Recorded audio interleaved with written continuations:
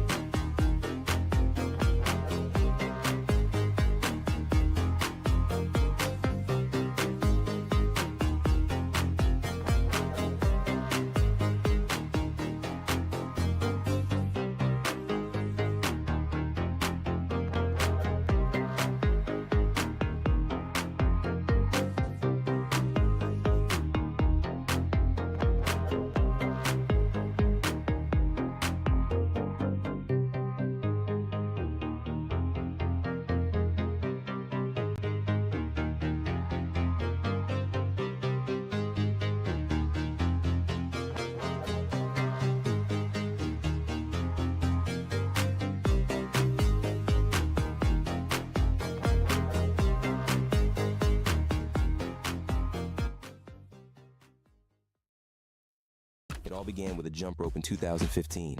It was tangled, plastic, and poorly adjusted. We knew we could do better, and so we did. We built our first prototype by hand. It worked. It made a difference. Our first double unders made a big impact. We felt the joy of success for the first time, and it felt magical. From there, our mission became clear: to facilitate the joy of success for athletes around the globe. Since then, we've focused on one thing: improving what others overlook. Engineering and innovation are our tools.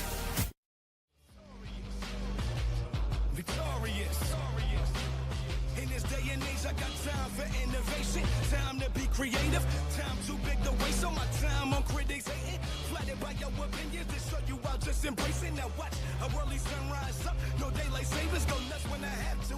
Glaze bet my sound in this beats on the house that we dreaming. Watch me way back up in the castle, my thoughts are distorted. Cause I recall guys were hating uncommonly, all of them became common denominators. Hold up.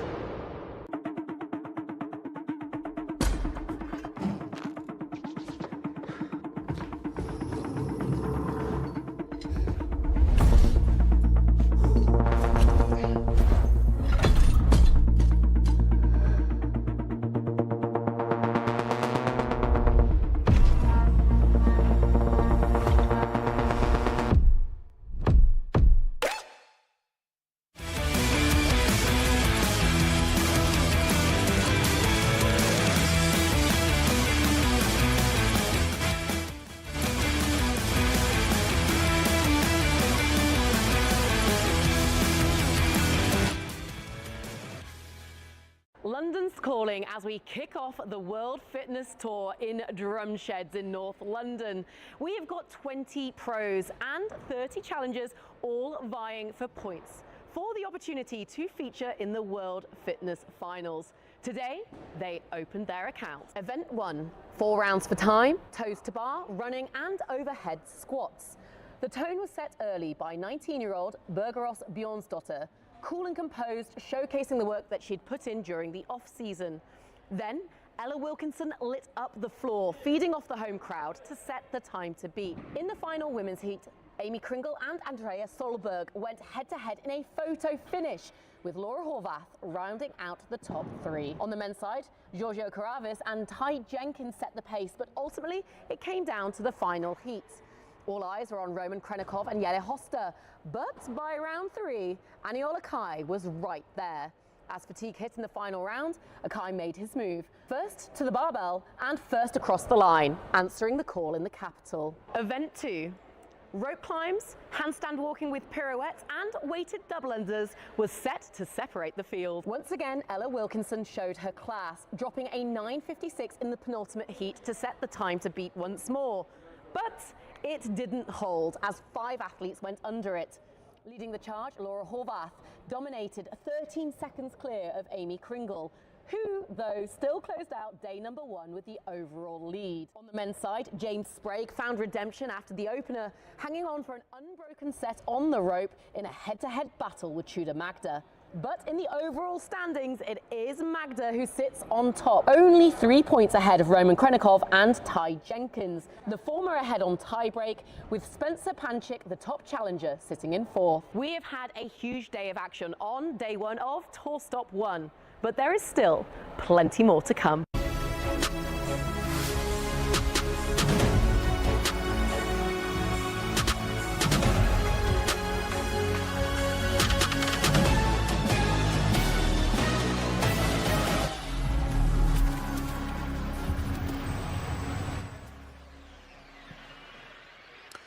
Welcome into On the Pulse Live. We are here in London, England, the site of Tour Stop 1 of Season 2. The first day is in the books. So we're going to wipe the slate clean, and we're going to have a different set of tests today on Saturday. I am Derek Forrest from left to right. Joining me, 2-time Games athlete Annie Thorisdottir. We've got former Games athlete and multi-sport athlete in Australia, Pip Malone. And of course, we've got the head coach of Coastal Fitness and the founder of the Process Programming, Ed Haynes, joining me on the show. Let's real quickly take a look back to last night, yesterday, Friday. Kind of recap that, but talk about how the programming from Friday, how that's going to affect Saturday. Well, yesterday we saw very heavily dominated upper body tests that were programmed, and that's going to sit in the athletes. However, I don't think it's going to affect a lot how they do today, because if we look at the events today, they're very much lower body dominant. I have to agree with you there. I think there was certainly some very sore forearms and shoulders, especially last night after that final workout, lots of ice packs on forearms. But I think the athletes that were stronger with their shoulder endurance, grip endurance, will thrive today, and it's not going to be a problem. Yeah, today we've got 3 scored workout opportunities. Yesterday we just had 2. And we're going to dig into these tests very soon, but a totally different set of tests today. And we could have some anomalies stepping in, racking up some big points, which could really shake up the leaderboard. One of the big things I see from yesterday, looking at the leaderboard, is in the men's division, we've got 20 points separating the top 8. So there's lots in contention there. On the female leaderboard, we've got 20 points separating the top 3. So a lot tighter on the women's side. And yeah, very excited to see how this plays out. It's going to be a lot of fun. How much do you expect the leaderboard to change today? I do think we're going to see some big shifts, especially around those like middle athletes maybe that just haven't gotten their event yet, because we're going to see, especially in the later tests, we have high power output and a heavy lift. So some of the athletes that might not have thrived yesterday on gymnastics and a long endurance event might do very well in those. And just getting those 100 points can get you so far up the leaderboard. Yeah, and we're going to talk about that more as the day progresses, but let's take a look at the schedule for the rest of the day. We talked about at the beginning of the weekend how we had 7 scored events. We're going to see 3 of them today because we've got a 4A and a 4B, which is 1 rep max deadlift and 100 calories on the bike.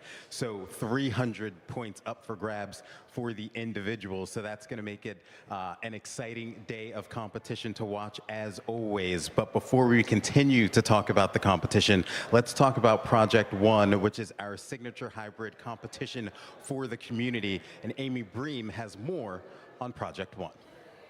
We saw Project One all season long last year, and it's not going anywhere for season 2. In case you're new here, Project One is World Fitness Project's hybrid race that serves also as a community initiative that connects people with all fitness levels. We saw all competing athletes perform this workout in December for the World Fitness Finals, including the pros. The setting for Project One at this London tour stop is so cool. This venue is typically set up for concerts, so the team here set up an underground rave-like vibe on the bottom floor. It's complete with lighting, pumping music through the speakers, and a full running course that surrounds the workout equipment. Matthew Bickle, who oversees Project One's community initiative, spoke with me about how much it's grown in the past year and what we have to look forward to in 2026. Where have you seen the most growth of Project One in World Fitness Project between season 1 and 2? Oh man, great question. We are really excited about the proof of concept from last year. Last year we were more trying to figure out the right layout, the right place, and didn't even have dedicated floor space for it. And so this year we have our own room with our own equipment at every single tour stop, and as well as we're going to deploy it all over by itself in different cities and different locations. And so we're just finding that we love the proof of concept from last year, and now this year we're trying to grow it into its own entity versus just our young child of the company. It's all about community. I love coming to these events and I love seeing these pro athletes work out, but to watch a 60-year-old woman finish this race and like do something that's almost like a Masogi, something that she's been training for, and to reach that accomplishment is so cool and so exciting. And I just get to high five people, I get to have fun. It's such a looser environment. I feel like the pros are awesome to watch, but the stress level is at like almost a tangible point. Down here, it's just all fun and games. So that's my favorite part. It has been so much fun seeing Project One grow and develop this much so far, and we are just getting started.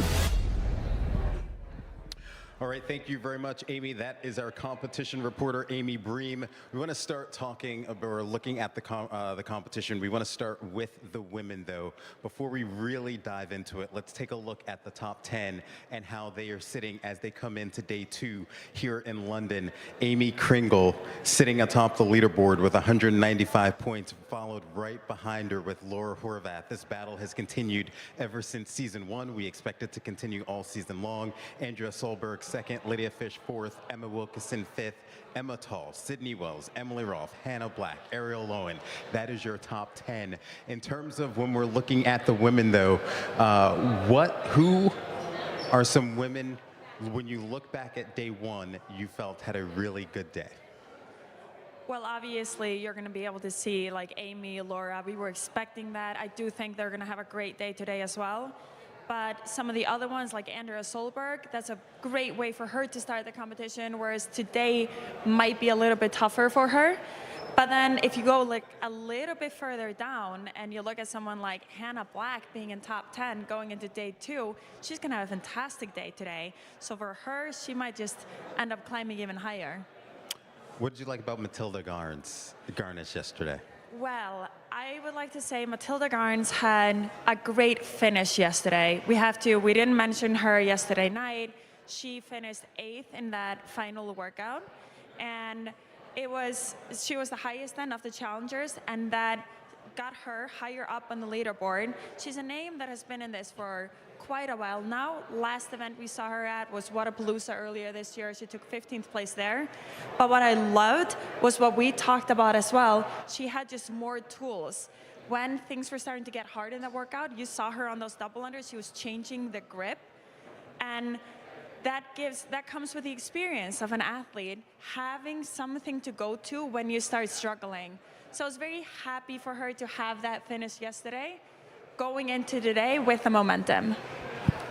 And I can see an athlete on that top 5 in the leaderboard, Lydia Fish, really, really consistent yesterday with a 4th and a 4th. And that's coming off the back of a season last year where really she was an unknown, and I thought she was fantastic last year, and I think she's doing the same this year. Great showing at the games, but also a 10th place finish at the finals last year in Copenhagen. And today might not be quite as much in her wheelhouse as yesterday was, but I'm seeing some improvements there as well. So we could see her name in that top 10 all weekend, in my opinion. I also love that you said like a little bit unknown, but she's becoming now just known. Like, I'm not surprised to see her up there, and I think she's gonna continue to just be high on that leaderboard. I love your 2 picks. The name that stood out for me was Ella Wilkinson, local hero here. She is currently sitting in 5th place. So she took 6th, took 5th. Really cool story with her. She took the very last pro card spot last year, finishing in 20th at the end of the season. And prior to this, the highest ever ranking she'd ever had in a workout was 6th, doing the Pro 1 at the finals last year.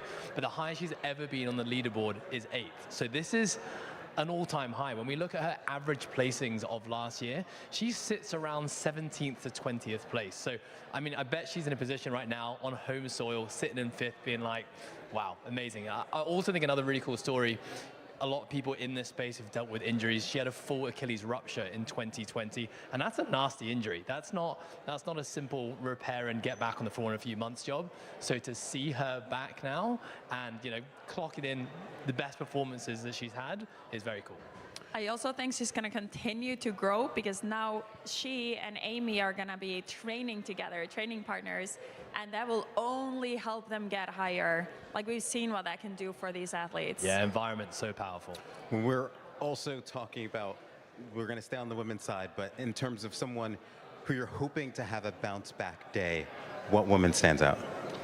Straight away, who stands out to me coming into today is Jen Muir, purely because of what we have coming up today. And Jen Muir had a pretty solid season last year, and she's on that upward trajectory, also a newer name out there. She had a 26th and a 24th place finish yesterday, which might not be quite where she wanted to be, but I've got my eyes on her for that deadlift. We've heard rumors, and I say rumors, so don't quote me on this, that she can deadlift close to 440 pounds, which for the metric system is 200 kilos. If she can even get close to that, 100 points on that workout could be massive for her. All right, let's transition to the men. We're going to take a look at the top 10 after day one as well. And we've got a couple of youngsters, especially in that top 5. We got Tuta Magda sitting atop the leaderboard with 155 points. Roman Krinikov in second. Ty Jenkins sitting in third. Spencer Panchik, Yellow Host to round out the top 5. Annual Akai, James Sprague, last year's champion. Nate Ackerman, Chris Ibarra, and Samuel Cornway sitting in 10th. So bigger picture now when we look at the men in terms of guys who had a nice little standout day on Friday. Who are we looking at? Annie? Oh. Yeah, let me jump in because I've been looking at this leaderboard very closely, and the name that jumps out to me, I mean, he was one to watch anyway for me because he's such a young competitor. Nate Ackerman, 22 years old, CrossFit Games champ in the teams division, in the 16 to 17, and now stepping into the big leagues. He, again, like Ella Wilkinson, this is just coincidence, I promise, took the very last pro spot again. And so now to be an 8th, this is the highest he's ever been on the leaderboard. Averages around about 11th to 12th place finish. So again, he must be licking his lips, in that top heat. Licking his lips. Top heat. Rubbing shoulders with the big dogs and doing really well. Pip, as for you, who are you looking at? I'm looking at Spencer Panchik. I think we can't get through the weekend without mentioning Spencer. Lots and lots of experience, been around. He's the Panchik family, a CrossFit royalty at this point. And I mean, currently sitting in 4th after not having like a massive year last year, missing out on the games. We haven't really seen him in an in-person event since NorCal Classic last year, where he also finished 4th. So I think over the weekend, looking at the workouts, we could really see consistency from him. There's a lot of stuff in his wheelhouse there, multi-modality workouts. He's also very strong on a barbell. So I'm excited to see if he can stick in that top 10. So after yesterday, I'm looking at Sam Y. Cornway because he wasn't really planning on competing again. And it's been a while since we've seen him on the competition floor. He's had more focus on just his family. He started an apparel company and is coaching. But he just loved the season and the structure, and he got really excited about jumping on the floor again and just seeing where he's at. So when I talked to him yesterday, he said he's feeling pretty good, but maybe not as prepared as he wanted to be. But with his kids watching from home, he wants to show them that when you are somewhere, you show up and you give it everything you've got and are not afraid of the results. And that's exactly what he's doing. As for a guy who we're looking to see rebound on day 2, who are we thinking? Travis Mayer. He's my boy. I've been very lucky to spend a lot of time with him over the years. He is the only guy in the field who's still out there from the 2013 games. I know Pip competed with him as well in that same year. And I think just, as you get a little older in life, it's just cool to see people with similar ages still out there and competing. He finished 20th on day 1. But when you look at the workouts we have coming up today, these are Travis Mayer workouts. We've got high power output. He's a strength power guy. He has this alter ego that the guys at Training Think Tank refer to as Trevor. And Trevor is, the second personality of Travis that only comes out in big time moments. And the workouts he often excels in is when he's right on the bubble and it's a high power output, high speed workout. And he pulls this crazy version of himself. And I spoke to him yesterday and said, I'm looking at these workouts, Travis, and I'm thinking this is your kind of thing. And he was like, this is fitness. This is the stuff that I love doing. And I'm ready to send some screws out my Echo bike. I would also say it's not surprising that the athletes that you pick to rebound should also have a good day-to-day, especially when it comes to workout 4, which we're going to get to in a little bit. But first up, the individuals, they're going to take on London Pro 3. So let's show you London Pro 3. London Pro 3 is presented by Adidas. London Pro 3 begins with a 50 or 40 calorie row, then a set of 25 burpee box jump overs.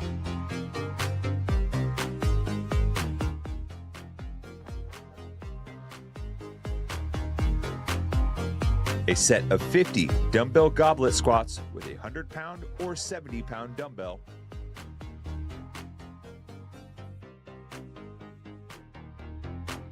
50 or 40 calories on the ski, a second set of 25 burpee box jump overs,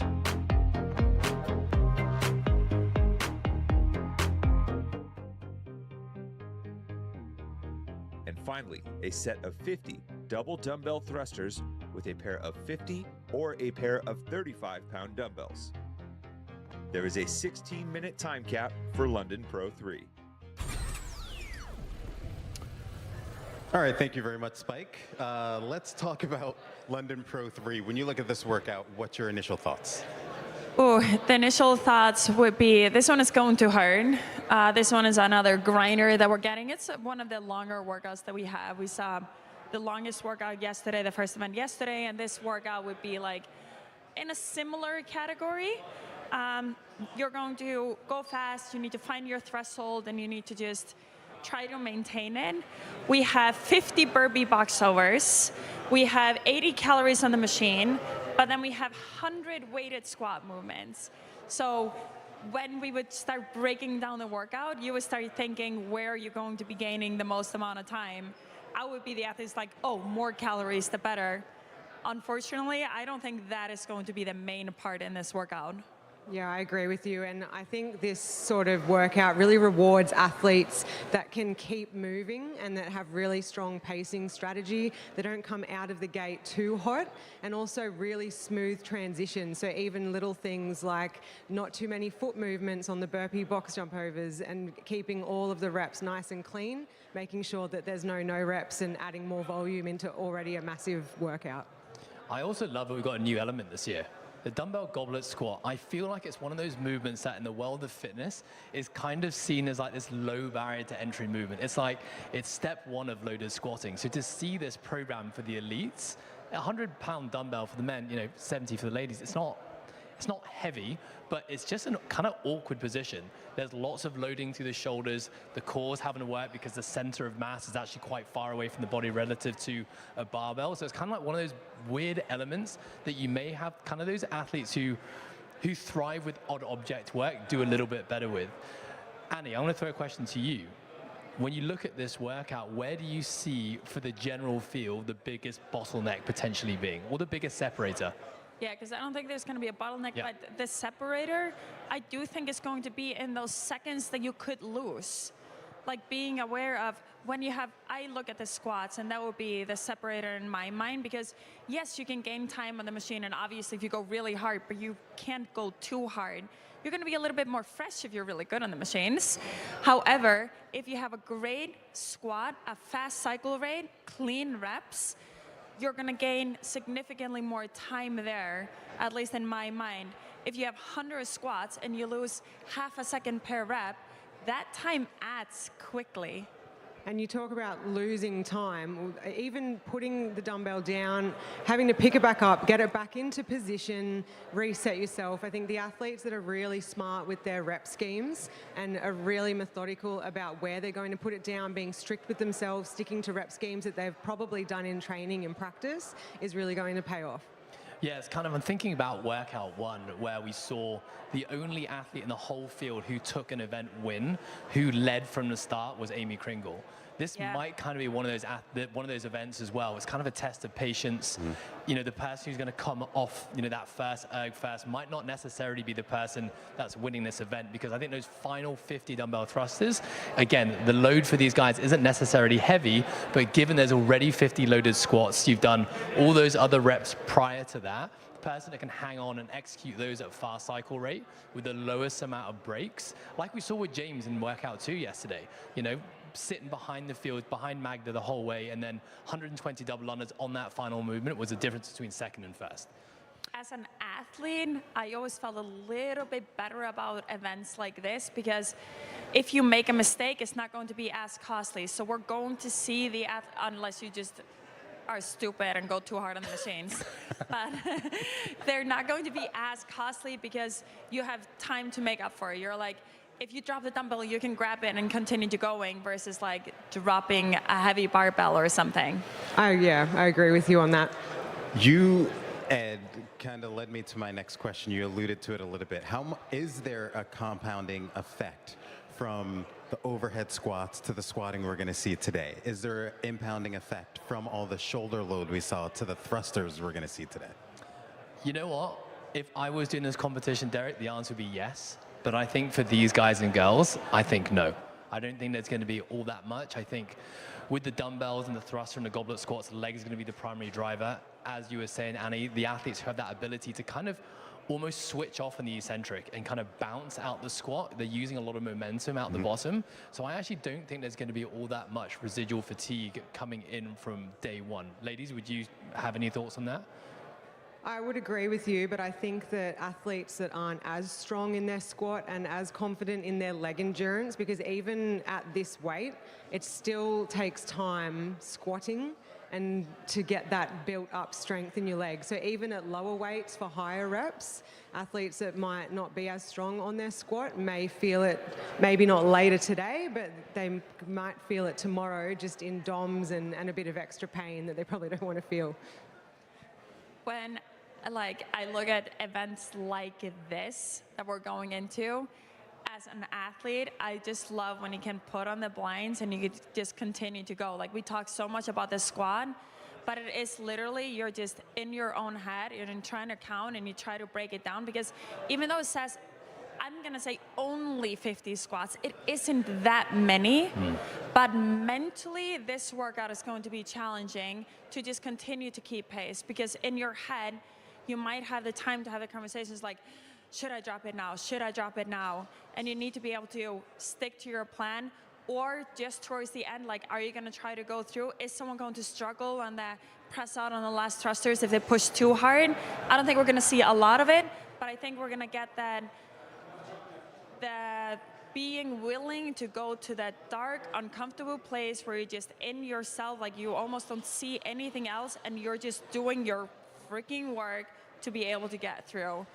That's where I see this workout finishing. And I think what's always unique about workouts like this, it's a chipper, right? So when we look at workout one yesterday, people think about, consistent pacing per round. It's a lot easier to break up in terms of how you want it to feel. Chippers are always tough because the movements are changing as you go along. So as you said, Annie, like, the best executed pacing strategy on this is going to be the people who leave just enough for that final set of thrusters to be able to fully empty the tank.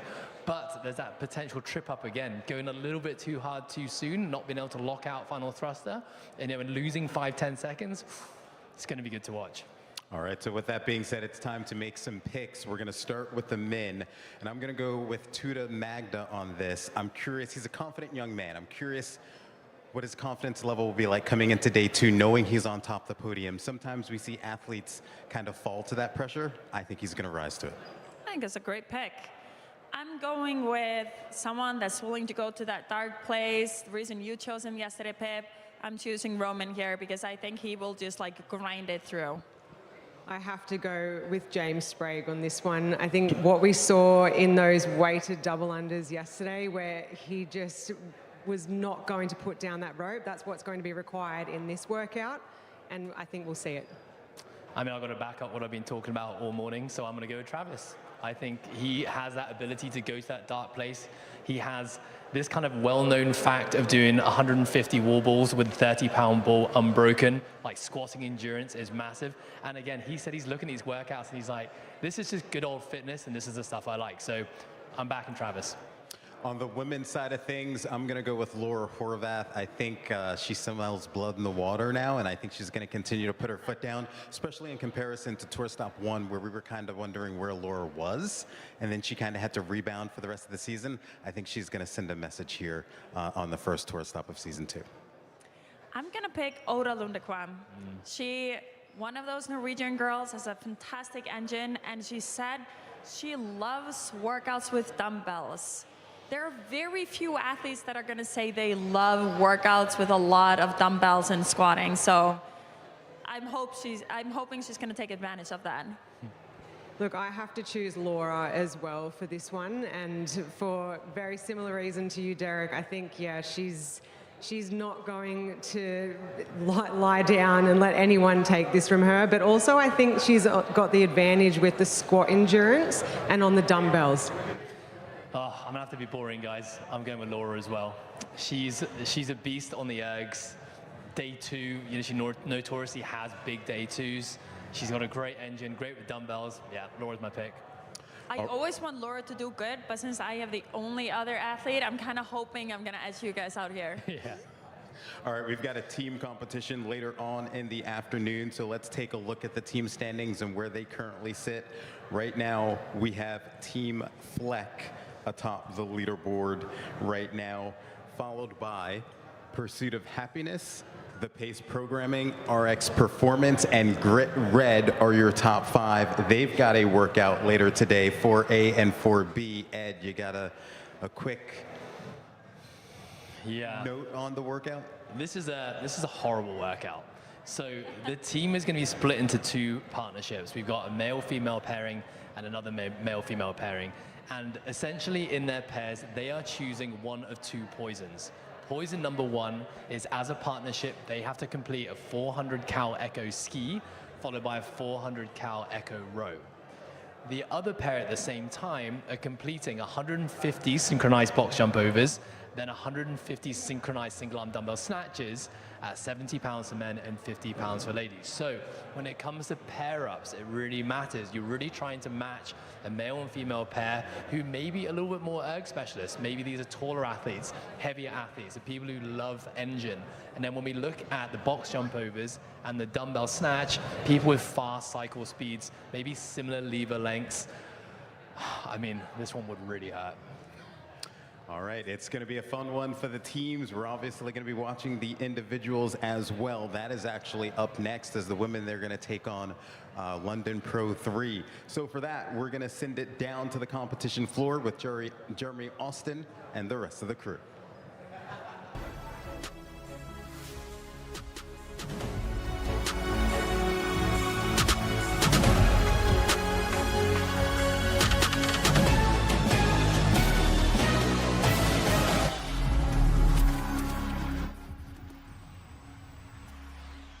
It all began with a jump rope in 2015. It was tangled, plastic, and poorly adjusted. We knew we could do better, and so we did. We built our first prototype by hand. It worked. It made a difference. Our first double unders made a big impact. We felt the joy of success for the first time, and it felt magical. From there, our mission became clear: to facilitate the joy of success for athletes around the globe. Since then, we've focused on one thing: improving what others overlook. Engineering and innovation are our tools. Victorious. In this day and age, I got time for innovation. Time to be creative. Time too big to waste on my time on critics hating. Flattered by your opinions to show you I'll just embrace it. Now watch a early sunrise up. No daylight savers, go nuts when I have to. Glaze bet my sound in this beats on the house that we dreaming. Watch me way back up in the gas so my thoughts are distorted. Cause I recall guys were hating uncommonly. All of them became common denominators. Hold up.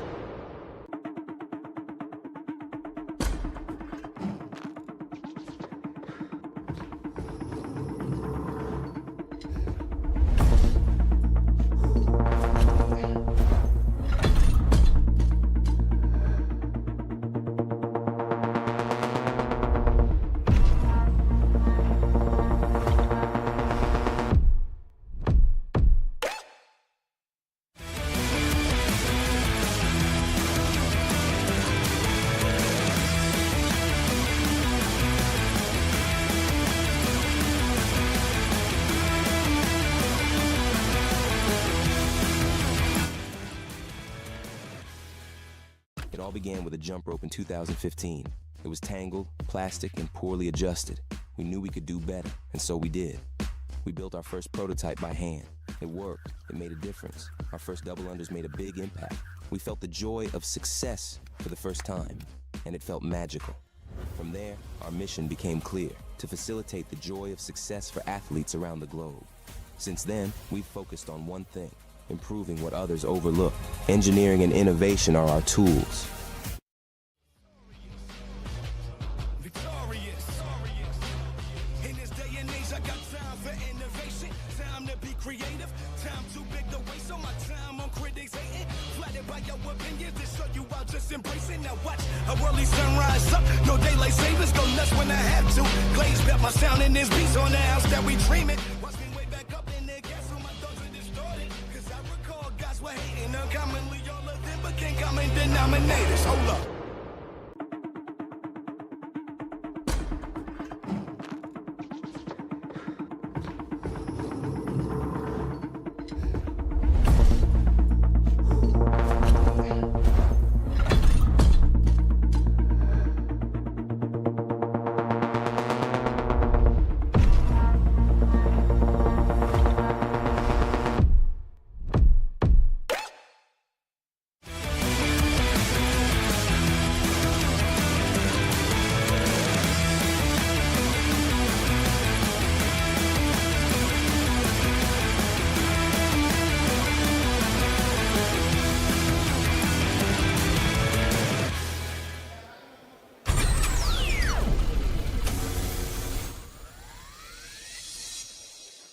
Season 2 of the World Fitness Project rolls on. We are live from the drum sheds in London to continue tour stop number 1. Some great performances yesterday by both our pro individuals and teams. Hello and welcome, Jeremy Austin, Katrin Davis-Sotter and Bailey Rail joining you, and a very exciting day yesterday for both our team and individual competitions. Kat, first, let's dig right into the females, because I think that is going to be an incredible competition right across our 3 days. Incredible. So I think Laura and Amy just picked up right where they left off last season. So tying for points in the overall standing, neither one of them backing down. Both had a phenomenal day, and it should be an amazing one today as well. So just excited to see them battle it out. Like their tiara is just being passed back and forth at the moment. Who's going to be the queen? Exactly, and we kind of talked about that. I don't think either one wants to win on a tie break. I think they're here to make a statement. Big time, Bailey Rail. Wonderful to have you in commentary with us. You had a really busy day yesterday. Some activation stuff happening just out the back here. Yeah, it was an awesome day. This is actually my first time at the WFP, and so getting to be part of the community and on all the other side of things has been so special, and just getting to have the spectators be able to have a workout themselves while they're being inspired by the people on the floor was really cool to be part of, and I'm just honored to be here and be part of the action.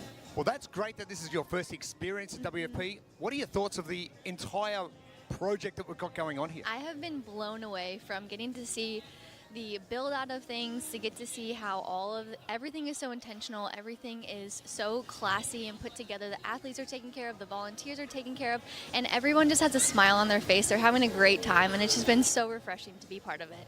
Big time, and all the interviews that happened yesterday with Amy and Lauren, and the biggest thing to come out of that was, oh, how are you feeling? And everyone's saying, I'm having fun. Yeah.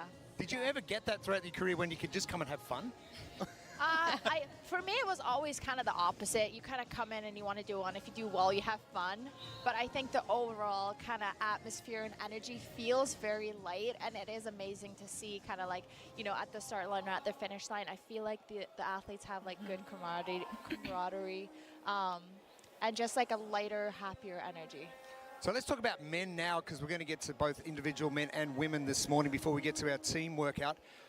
The men's competition, it is really shook up, and our champ from last year, James Sprague, not a great start, but wow, what a finish. What a finish. So he did not look like himself on the first workout yesterday, and we kind of talked about that going in. He's the king of pacing, and suddenly we were like, oh, he's not pacing like he's used to, but he showed up to the second workout. He blew everybody out of the water. He did what James does. And one of the greatest things that he does is his perspective. And he never backs down from a fight. And so I love seeing that. It's not like, oh, I had a rough start. He flips a page and he just shows up like he wants to show up for workout number 2. All right, I'm going to throw you right under the bus now. Expectations on today. Who's going to do well? Who's going to maybe fall off? In both men and women. So I think the obvious ones for women are going to be Laura and Amy, phenomenal bikers, both very strong. And then we throw somebody like Hannah Black, Danny Spiegel into the mix, they're more of the kind of the showstopper athletes who they can put on a show. And so I believe they can do very well today. On the men's side, of course, we have James Sprague, who's always in the battle for king of the Echo bike. We have Travis Mayer, we have Chandler Smith, we have throughout the years, we have very often had a 1-rep max deadlift, and I feel like there's 10 of them that can hit 600 plus, so everybody can get very excited about today and to see the numbers that are about to go up. But I'm going to throw this quickly to you. The Echo bike, 100 calories, 75 calories, That's going to be what do you brutal. think? I was talking to V a little bit earlier, and we were just thinking about playing mind games with ourselves just to distract from the pain. But that's going to be a really fun one to watch and see how the athletes approach that. I can't wait for the 50 feet run from the Echo Bike to the finish line to tick that You're up. going to see some crawls and front flips. And Aren't we what? Our schedule, a very busy one today as well, a busy schedule yesterday, but we're going to get to our Pro 3 workout first up. Then we'll welcome our teams back on for the first time, back to our OTP show. 4A and 4B for our individuals. The OTP guys will wrap things up with what they've seen right throughout the day, and then we'll finish just like we did last night with a two-parter, 5A and 5B.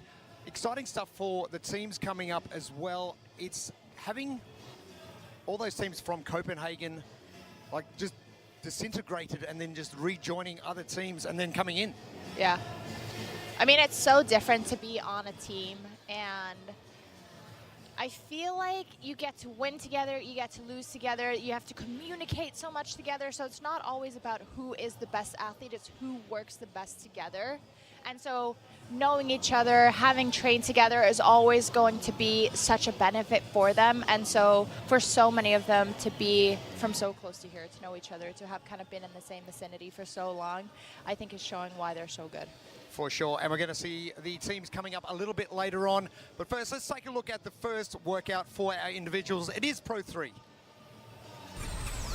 London Pro 3 is presented by Adidas. London Pro 3 begins with a 50 or 40 calorie row, then a set of 25 burpee box jump overs.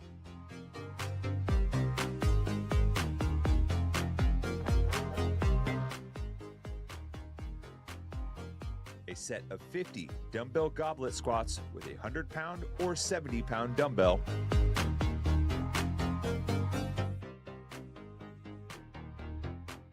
$50 or 40 calories on the ski.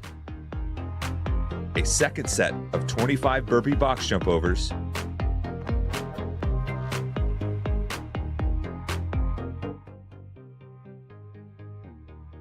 And finally, a set of 50 double dumbbell thrusters with a pair of 50 or a pair of 35-pound dumbbells. There is a 16-minute time cap for London Pro 3. Our third workout of our first tour stop and season 2026. Bailey, your initial thoughts on that? Spiky, he's had a good rest overnight, but he's back into action already. Oh, tough going I first bet up. Spiky's legs are a little bit sore today. Yeah, so I think that this workout is going to be a lot of leg endurance, and they're going to have to be careful with that front end of the workout because they've got to play the long game for both sets of squats, and so it's kind of how you're going to be able to manage those squats for the day. 100%. It's a 250 rep workout. You kind of just have to turn into a metronome. You just have to keep chipping away, not too fast, not burn yourself out, just keep going. Yeah. Keep going is the plan. Our athletes not too far away from coming onto the competition floor for the first time. Early start for our individuals. Okay, London, make And some heat noise. number one. Heat Here we go. one, Pro Women, workout 3. Lane 10, Ingrid Tondel, Norway. Lane 9, Hannah Hardy, United States. Lane 8, Donna Perron, United States. Lane 7, Vivian Marie Christian, Germany. Lane 6, Maribel Gallardo, Spain. Lane 5, Marika Seppele, Finland. Lane 4, M. De Gouge, United Kingdom. Lane 3, Anja Keller, Germany. Lane 2, Sara Sigmundsdottir, Iceland. Lane number 1, Linda Kiesman, Netherlands. Assignments for our first pro women's heats. And great to see Linda Casemon and Ingrid Tondel both not able to do much yesterday. Linda Casemon, spoke to her this morning at breakfast, and she said that she was going to do as much as she could for the first two, but she said she could do the Echo Bike, probably the worst workout there is. But London Pro 3, here it is. We have a fantastic mix of calories on a machine. We have row, we have burpee box jump overs into a goblet squat, back to the calories, and then back to the burpee box jump overs, and finishing up with thrusters. We have a phenomenal workout coming right up. Riikka Seppälä from Finland. Some good results yesterday. Vivian Marie Christian, one of our athletes who came to every tour stop. Anya Keller. Focus, the intent. We're on.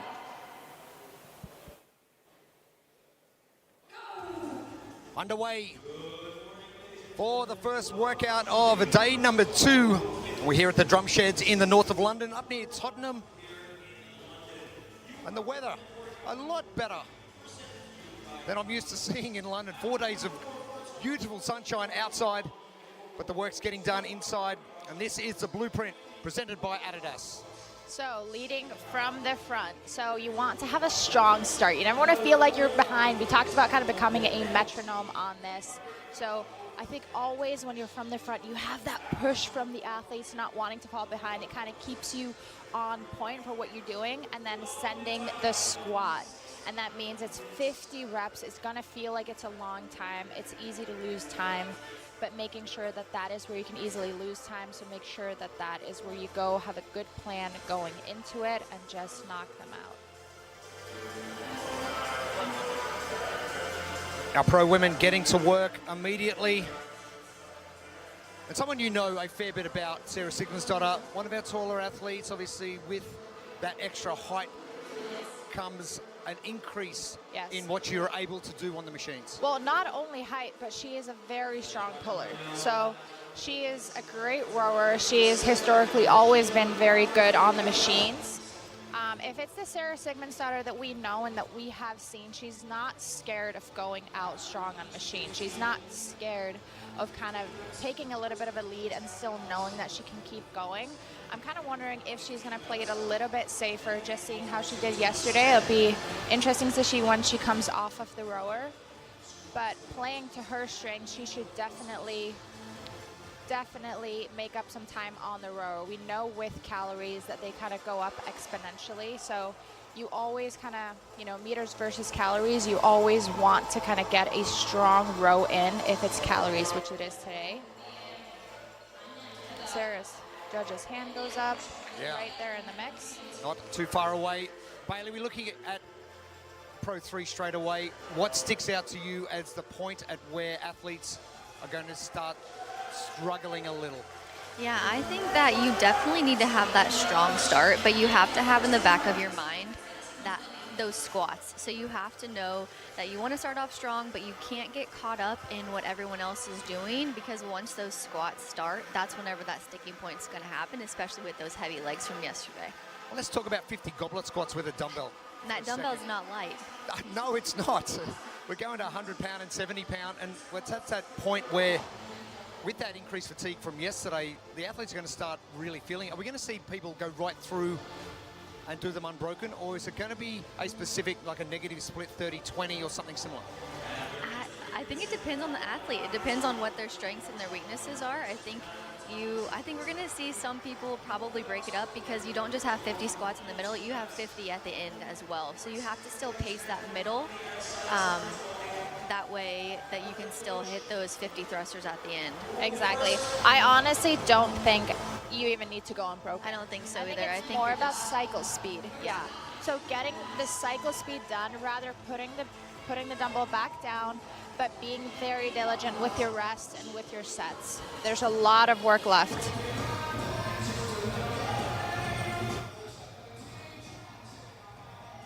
I also think that having to move up your dumbbell is also going to play into that with how they're going to break things up. And yeah, exactly. Kind of using that move forward as an intentional rest. Yes. Our burpee box jump overs, one of the toughest. Thankfully, it's only 25. Yeah. But Sarah, as you mentioned, Kat, doing pretty well early on. And and those legs have to feel heavy as they're jumping over that box as well. Interesting. Sarah Sigmund's daughter in lane number 2 and Hannah Hardy, lane number 9, your current leaders. And shop now, Adidas Drop Set 4. Scan the QR code, get yourself the latest Adidas Drop Set 4 trainer.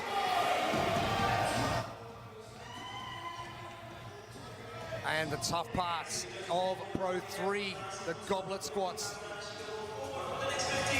Some athletes, Anya Keller, just to the right of our screen, seems to be working pretty well. Sarah, as we saw yesterday with that bounding and trying to get those dubs done with the heavy rope, it was just a bit of a struggle to get off the ground. Yeah, I think she has spoken about not being able to do a lot in training, so I think that was showing a little yesterday. Fourth member of our team, Lauren Smith, standing by on the competition floor. Good morning. Morning, guys.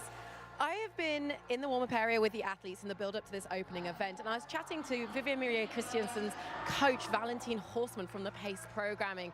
And look, she's feeling super disappointed by yesterday because that had some wheelhouse workouts for her. She has had a great prep running into this tour stop, so she hasn't quite lived up to her own expectations. But what was really interesting is we were talking about how to manage an athlete when they're going into something disappointed or just even remotely emotional.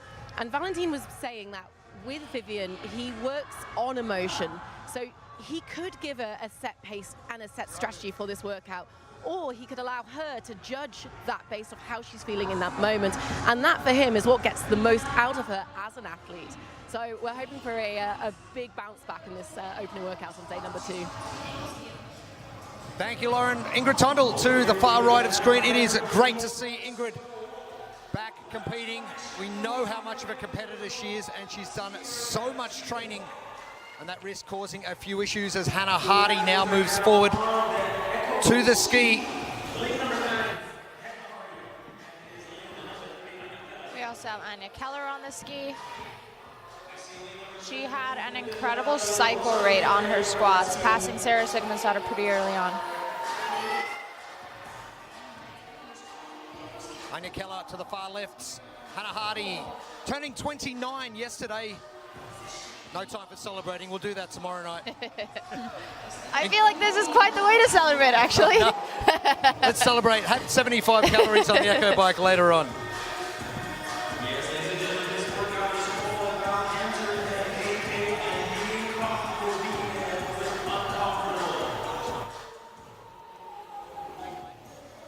Anya Keller to the left.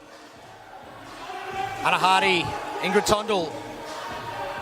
3 of your top 4. So I think looking at the ski, just knowing what they just did and what's coming up, these ladies really want to make sure that they're using their body weight to get the skier to move and using their arms a little better. Their legs are going to be heavy. Great to see Linda Keesman from the Netherlands. Tough going with injury. And it just must be so frustrating not to be able to do things. But she said this morning she was just going to do as much as she could for Pro 3 and Pro 4A. And then Pro 4B, it was, it's all off the reservation. We're just going to send it. I mean, at your best, it's not going to feel good. So, you know, not feeling your best, that's going to be a tough workout. But it's always hard as an athlete when you know what you're capable of, you know what you've put into training, and you can't perform to that. It's just very disappointing because of all the hard work. You just want to see that. You want to be able to kind of shine out on the floor and just show what you've been doing. So, but it kind of puts into perspective too, it isn't just this competition. She is accumulating as many points as she can for the season, and so even if she wasn't able to participate yesterday, and even if it's not her best, just getting any points, grabbing any points that she can is going to help her try and have that pro card for next year. Hannah Hardy, the chiropractor. What if you do any self-manipulation after a tough day in the office? It was a tough day in the office yesterday for our competitors. Anya Keller using that little bit of extra height and limb length to her advantage.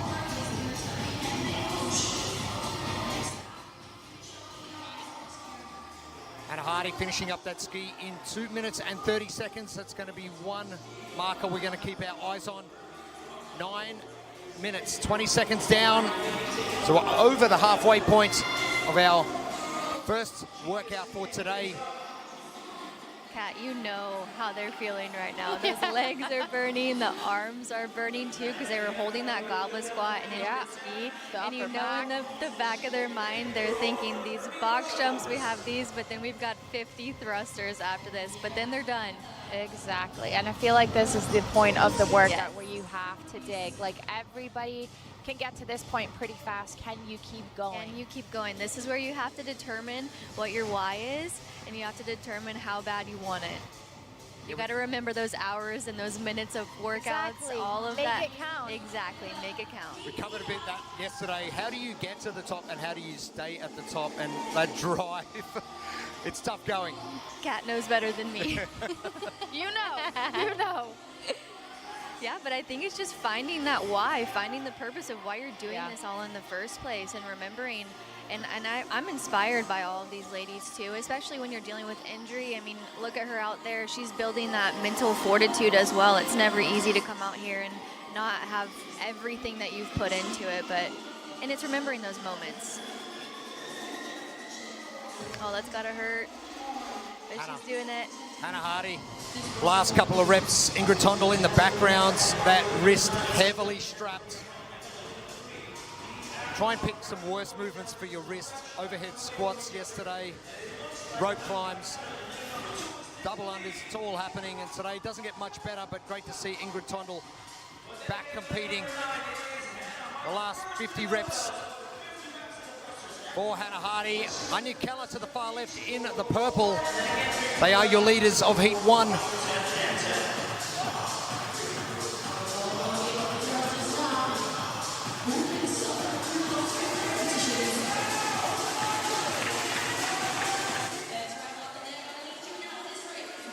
Even that first set of 10 is looking really tough, but they're looking great. You can just tell they're under fatigue. Yeah.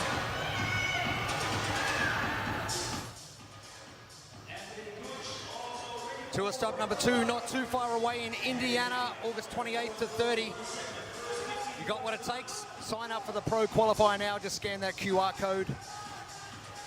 You could be out here on the floor with these amazing athletes like MD Gooch and Anya Keller.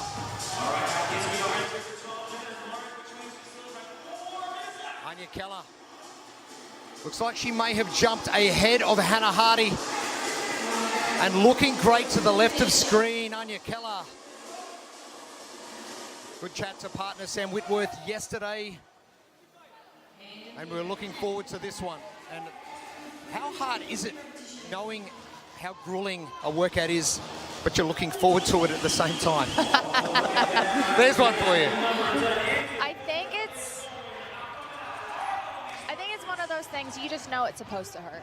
You know, if it doesn't, you're not doing it right. You didn't push to your limits. And I think, you know, everybody here, everybody that competes in this sport is so curious about what they can do and is so curious about what their abilities can be and how hard they can push themselves. So it does for sure make you nervous just knowing that you have to go there. But I think it's also a great reminder that when you get there, when it burns, when your lungs are bleeding, just knowing this is exactly where you want it to go. Do you find a little bit of solitude, I suppose? Hey, yes, it is hurting this much, and it should hurt this much, but I feel okay about it. Yeah, that's what you sort of comfortable. I would say I would rather walk off the floor knowing that I gave it what I had and not have any regrets than to run away from that pain. You know it's gonna hurt. That's what you signed up for. That's what you trained for. But you ultimately have to just go out there and do it, and then you're gonna feel so much better after. The last 5 reps for Anya Keller. This has been a great start to competition on day number 2. Tour stop number 1 here at the Drum Sheds in London. Wow. Anya That Keller. was so great. She made those thrusters look way easier than I thought they were going to be. Agreed. I feel like she paced it really, really well to have some gas in the tank at the end. Hannah Hardy, who has led pretty much start to finish, just dropping off at the back end. MD Gooch moving forward as well to the last segment, as is Ingrid Tondel to the far right. And this is wonderful for Ingrid Tondel to bounce back, and those thrusters look like they're going to be very easy to get through. The last couple for Hannah Hardy. Ingrid Tondel won't be too far behind either. The hand goes up. Ingrid Tondel is going to get second. Oh, what a comeback, Ingrid Tondel. What a comeback. Oh, amazing. From the Norwegian, and MD Gooch gets over for a third place finish. Not bad from the 41-year-olds. She's an old person. And you all said that yesterday, not me. Jeremy, you're live.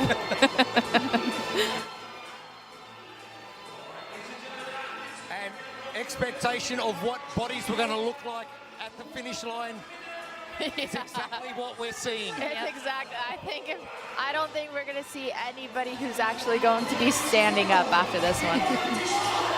Sarah tries to move those dumbbells. We have Sarah on the floor in the middle of the workout. Oh no, she thought it was 15 minutes. Oh no. I was surprised. But wait, there's more. You get an extra bonus minutes. Congratulations. Come on, Sarah. Thought I was safe, but that's got to be the worst thing ever. Yes. Yes, it is. And we spoke about that yesterday, about, we saw some people hop off the bar at 20 toes to bar, and it just speaks to the importance of knowing not only the reps, the workout, but also the time cap to know when you need to push and go. Vivian Marie Christian is going to be next done under that time cap of 16 minutes. And she's in. Good bounce back from her. Sarah Sigmundsdottir. Oh, yes, sir. She got a finish. Beautiful work, that. Sarah. She got it. that made it worth it, yes. Worse, yeah. And Marika Seppala not able to get there. Oh, Sarah. That's got to be the worst feeling ever. It really is, because when you have 1 minute left of the workout, you give it everything that you have, and then everything's gone, and there's a minute left. But she finished, though. She handled that well. She got Anya it. Keller, that was impressive. And Ingrid Tondel coming from nowhere to grab that second place. After yesterday, and just knowing what she's been going through, so impressive, and so happy that she was able to fight through that for such a strong finish. But Anya Keller really just, her thrusters, her cycle rate were better than anybody else's. And Keller, what a performance and a great finish.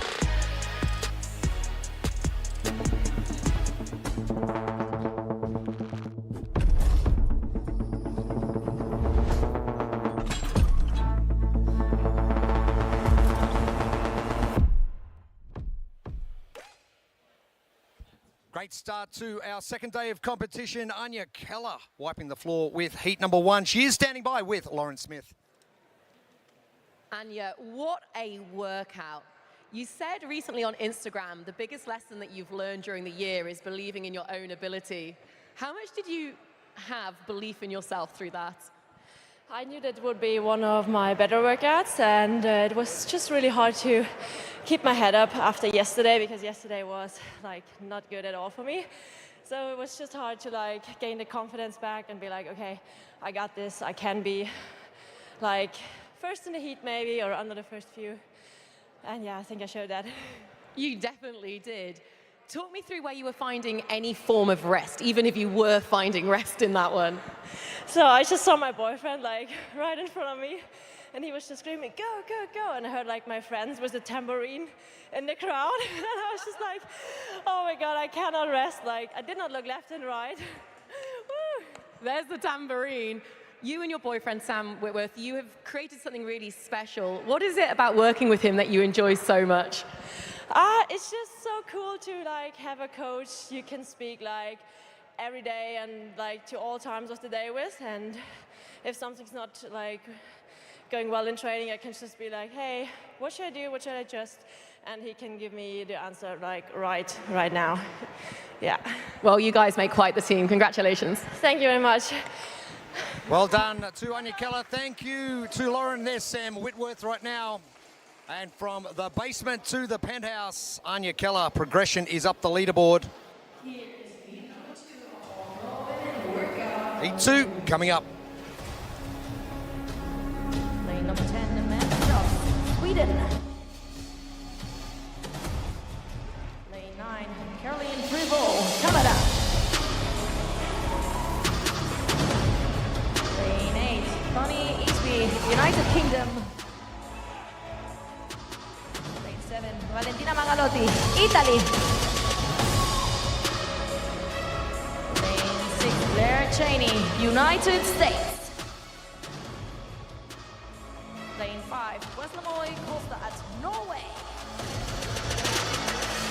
Lane number 4, Rike Givok, Norway. Lane number 3, Noortje Bleker, Netherlands. Lane 2, Julia Jacobsen, Germany. Lane number 1, Amanda Fisher, United States.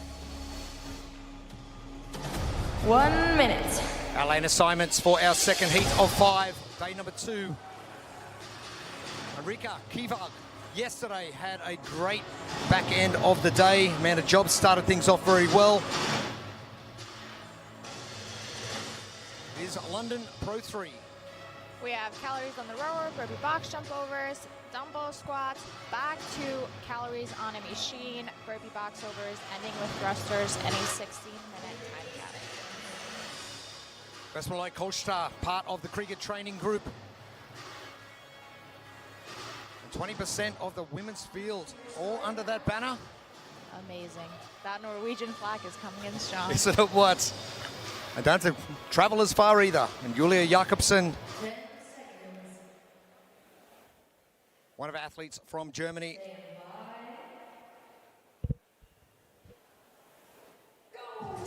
And a great country split across our second heat. The US, Germany, Netherlands, Norway, Italy, United Kingdom, Canada and Sweden. It is the World Fitness Project. Isn't it That's what? for sure.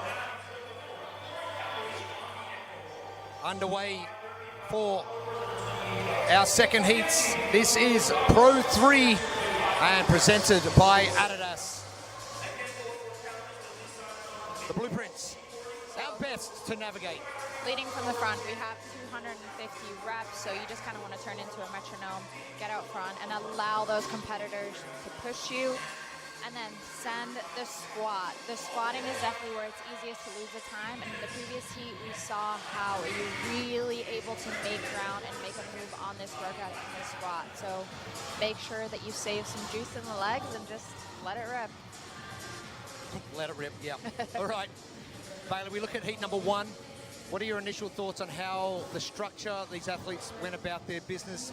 Could they do things better? Could they do things differently in order to get a better time? Yeah, I thought something that was interesting from the last heat that was mentioned was not looking left and right. So not getting lost in what everybody else is doing, but paying a lot of attention to what your body can do and making sure that you have enough gas at the tank for that final set of thrusters, because we saw some moves definitely being made there. We saw them coming up, and when they had a little extra energy there, they were able to keep repping out those thrusters, and that's ultimately what sent them over that finish line. It's funny you say that. We saw James Sprague and Tudor Magda yesterday just keep looking at each other all the way through that second workout, and James knew exactly where Tudor was and was able to make a move on that.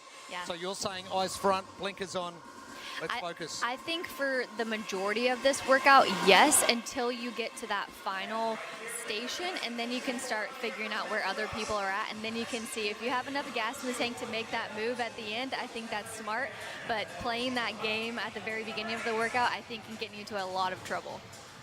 I'm going to ask both of you this one. We've got a very tough 16-minute capped workout this morning. As we get into the afternoon, a 1 RM deadlift, and then we've got potentially a 3.5 minute workout to finish the day. Talk about volume, it's pretty easy in terms of volume. That's not easy in terms of intensity. Intensity, exactly. But do you send this knowing you've got 4 to 5 hours recovery before you've got to go to a deadlift, have a bit of time of a break, and then you've just got to send it, then you get another 8 to 10 hours recovery overnight?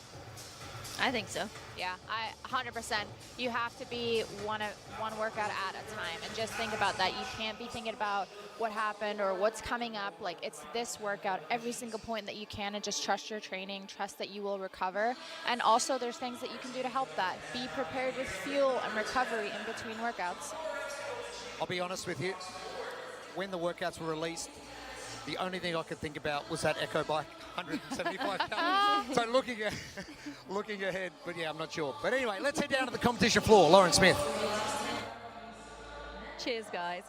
I'm just wondering how many of you guys know about Connie Easby's story. She's an incredible ambassador for young women. She spent a big portion of her young adult life on an eating disorder ward because, you know, it had got that bad. She's very open about it on her Instagram, but finding the sport of fitness completely changed her life.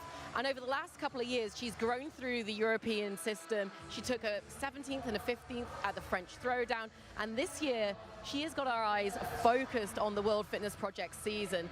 So qualifying for London was the first step. She hopes to be in Indianapolis and making her way through to take a pro card in the future. An incredible woman who's gone through some of the worst moments that life can offer and come out the other side, always fighting. Love to hear it, Lauren. And we just hear it so often with athletes going through a little bit of turmoil and turning to functional fitness and increasing their health, their fitness, their well-being, and their overall life. It's just so good. I mean, I think through this sport, and I can also just speak for myself of growing up a gymnast and coming into this sport, it was very helpful for myself as well, where instead of focusing on your appearance, instead of focusing on what sometimes you feel like society has told you to be smaller, here you're focusing on what your body can do. You're focusing on your abilities and you're trying to improve what you can do, and it becomes so powerful and empowering for yourself. And I'm so happy she found that for herself, and she's doing a tremendous job and an inspiration job in just sharing that with the world and others that might need it. Yeah, I agree. I think speaking from appearance to actual performance and what your body can do, and it becomes more of like, wow, this can be inspiring. I can actually be strong. It's not about that outer shell. It's about what you're actually capable of, and then being surrounded by so many other women who share in that struggle, and then you get to share that together and you get to just talk about that and be inspired by one another and just encourage each other to be strong. That strong is beautiful. It's very well said. I love how it's so much more accepted now, and people are appreciating that part of things. Yeah. Good way to be. Julia Jakobsen, just having a quick break. Let's talk about squats for a minute. Front, back, overhead, certain things we do. Goblet squat's one of those more difficult components because you're being pulled anteriorly forward the entire time, and if you're just a little bit out, that's going to hurt a whole lot more. Yeah, exactly. It's a lot more taxing on the core than you would think, and the upper back and arms. So it's something that you're expecting the legs to be burning, but you also know that these women, their arms are burning and their upper back is on fire. And that breath. Yeah. Adidas. Shop now for Adidas Drop Set 4. Just scan that QR code on your screen and get yourself the latest Adidas Drop Set 4 trainer. Amanda Jobs getting to work in the background. Carolyn Prevost getting a couple of no reps, not going deep enough on those goblet squats. And with all that experience from Carolyn, just trying to ride the line, see where she can get away with some stuff.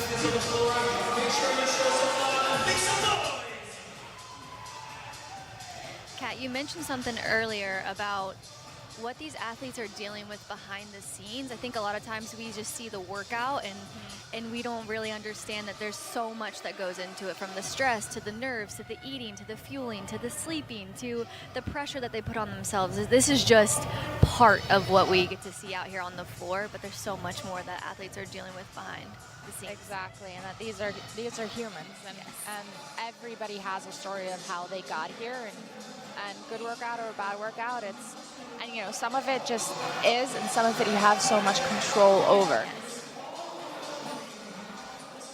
Norcha Blaker, the final athlete to the ski. Amanda Fisher. Expect some big numbers out of Amanda Fisher. Strength, power athletes. They are ready for that deadlift and echo bike this afternoon. something, sorry, I just want to point out Amanda Job. She's one of the smallest athletes. She's not very big, but really utilizing her body weight on the ski. So allowing her body weight to work for her on the ski rather than trying to use her muscles to do so. Very big hip hinge from Amanda Jobs. And I think moving forward and thinking about what's coming for the rest of the day, does the word daunting come into it at all? Because you know, hey, a deadlift's a deadlift. You can only lift what you can lift, obviously. But how hard can you push on that Echo bike? And we know with the point spread that we currently have. He's on the Echo bike. Yeah. I get a feeling you don't like the Echo bike, Jeremy. Yeah, because daunting is not coming to my mind. I would say, like, yes, I would be nervous about how hard I want to go. I'm not going to lie, it excites me. I am one that loves the Echo bike. I know it's going to hurt, but it's unfortunately one of my favorites. I mean, we're talking to the sled dog. Exactly right. Sled Dog had her workout yesterday. She did. Yes, she did. But the point spread, it's so tough if you're not finishing, say, in that top 10. You're going to be leaking a lot of points. Yeah. There's a potential. This one's obviously a lot harder because it is so long. Yesterday was tough because there were so many components involved in both workouts. Yeah. For a single modality, it's an opportunity to gain points and get yourself up that leaderboard at the end of day 2. Exactly. So what I do like about this workout, and the Echo will fall in that category too, is that there isn't really anything that like anybody needs to be bad at. Like, these are all just movements you can truly dig and hit the most on the Echo. But how bad you want it? How bad you need those points? And looking at the point spread, there's a field of 50 athletes, but if you finish in 14th place, so if you finish in 14th place, you beat 2/3 of the athletes. You are sitting at, you get 51 points. So you're already halfway down the point spread if you finish in the top third.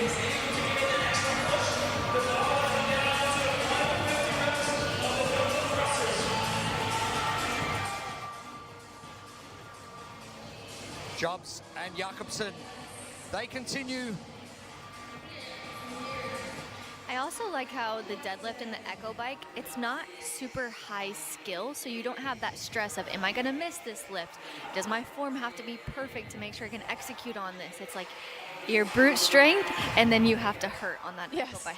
It's just, can you do it? Can you do it, and how bad do you want it? Yeah. Now I've got you thinking about the Echo bike. Yeah, now we're just thinking about Echo But bike. while we're thinking about Echo bikes, just scan that QR code on your screen. The WFP app is your all-in-one hub for everything World Fitness Project. Updates, schedules, and announcements all in one place. Download the WFP app now on the App Store. And the activation yesterday, Bailey, that was on the app as well. Yes. Good crowd out there yesterday, and the opportunity to just experience everything WFP to the people who are coming down, just to spectate. And today at 12:30, we're actually taking on this Pro 3 workout. It's going to be a partner workout, so it's a chance for the spectators and fans to be able to kind of get a little taste of what these athletes went through this morning. How fun. You've now piqued my interest. You coming at 12:30? No, just anything with a partner. Yeah. Work the rest, I love it. Yes, exactly.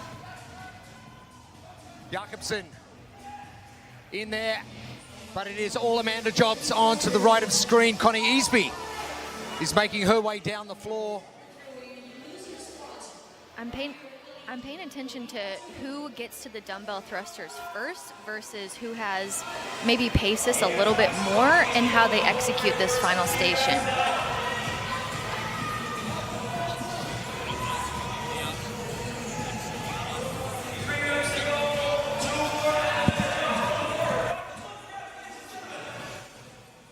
Jobs moving on to the last segments. Easby, this has been a comeback. We saw Ingrid Tondel in heat 1 from lane 10 sneak into that second position. Bagalotti now moving forwards. But it is all Amanda Jobs in lane number 10. Short ladies with blonde hair in lane 10. There's got to be something in that.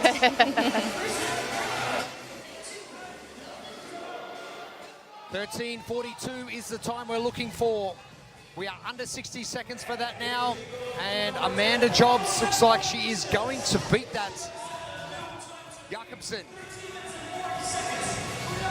Amanda Fisher on the outside. Amanda's got to stay on it, though. Trying to get that time to beat.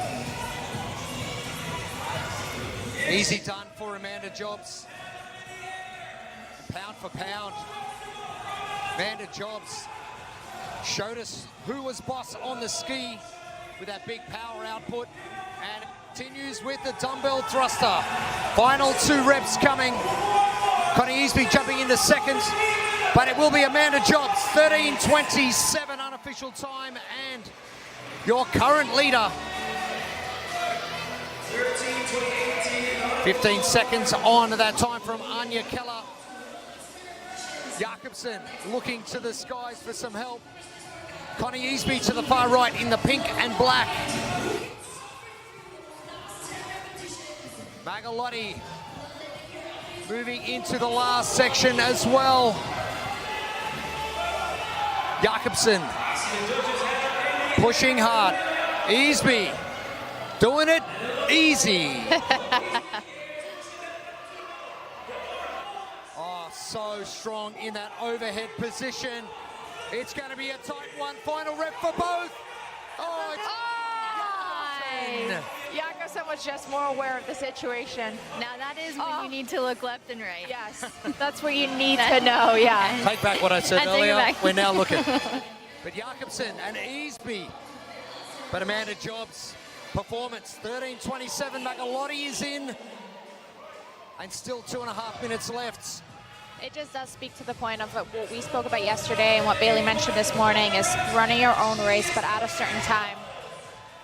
Colstar, she is done.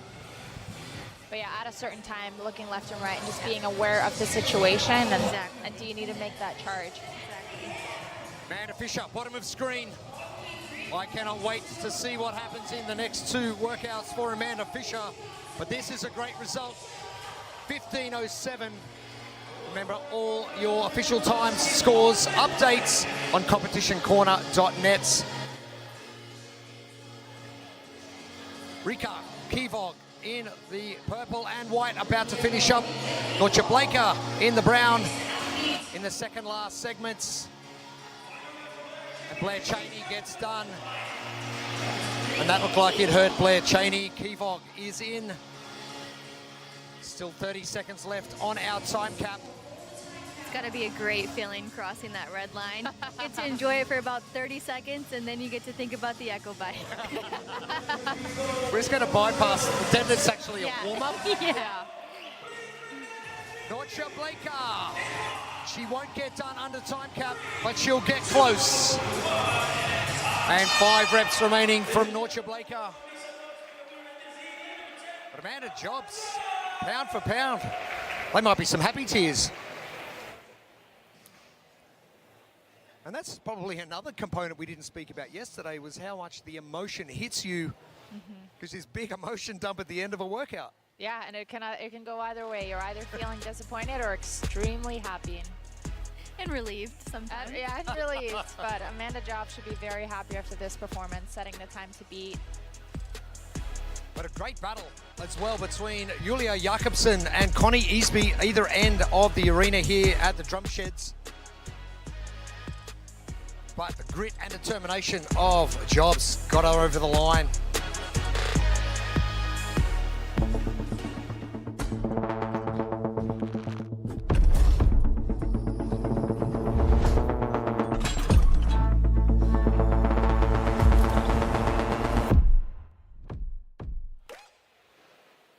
Our heat winner, Amanda Jobs, standing by with Lauren Smith. Amanda, I can see that that heat win means so much to you. Can you sum up your emotion? I can't describe it. I don't know why I am like this, but this means so much for me, and this is my first big competition. And thank you. And I know I have a team home, my family, and my mother turns 60 today. So I really think of them, and they have supported me, and I know, and congrats, Mom. I just want to say that, and I'm thinking about you.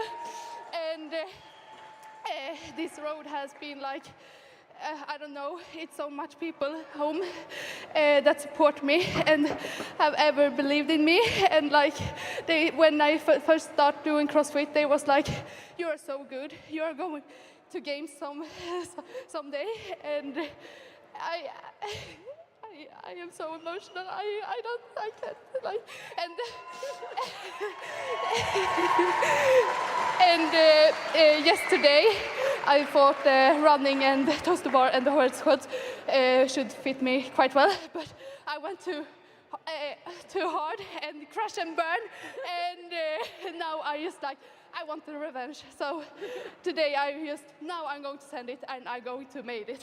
So yeah. And thanks to my coach also, Henrik Wilhammar, that also like believe in me a lot. So thanks to all that support me. Thank you. I'm hoping you're going to be believing in yourself as well after that. Congratulations. Thank you. Thank you. Thank you, Lauren. And that's how much it means to get a heat win here, WFP. And a big happy birthday to Amanda Jobs' mother as well. 60, good tick off. Bailey, what do we think of what we've just seen in the final 2 heats? Man, we saw some emotion, some really, really incredible moments, and just getting to see that hard work pay off is really special. We saw the athletes need to definitely run their own race on this one. Maybe not pay attention to where everyone's at the beginning of the workout, but definitely know where you're at the end. So save a little gas in the tank so you can send it and get over that finish line. For sure. Thank you so much for joining us. Thank you so much for having me. I'm off to Project 1. Giddy up. Get out there, get it done. We're going to move on to heat number 3 right now and welcome our athletes onto the floor. And ladies and gentlemen, make some noise for your pro women heat number 3. In lane number 10, Emily Refrell, United States. Lane number 9, Danny Spiegel, United States. Lane number 8, Morgan Tizan, Belgium. Lane number 7, Olivia Kerstetter, United States. In lane number 5, Visa Gaffey, United States. In lane number 4, Jennifer Muir, Scotland. Lane number 3, Jasmina Van Arnhem, Belgium. In lane number 2, Manon Angones, Belgium. And in lane number 1, Pernille Christensen, Denmark.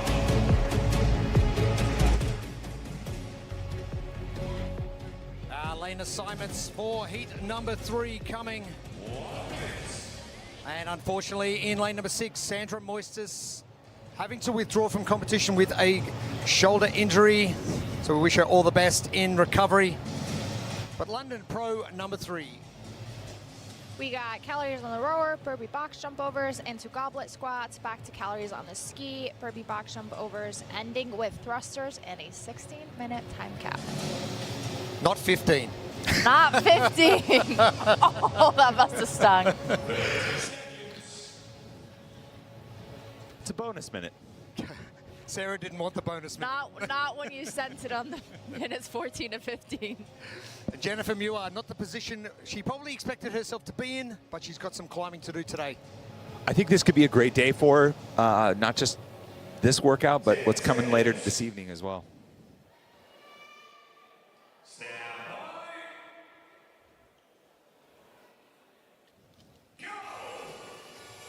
To work they go. It is the first workout of day number 2.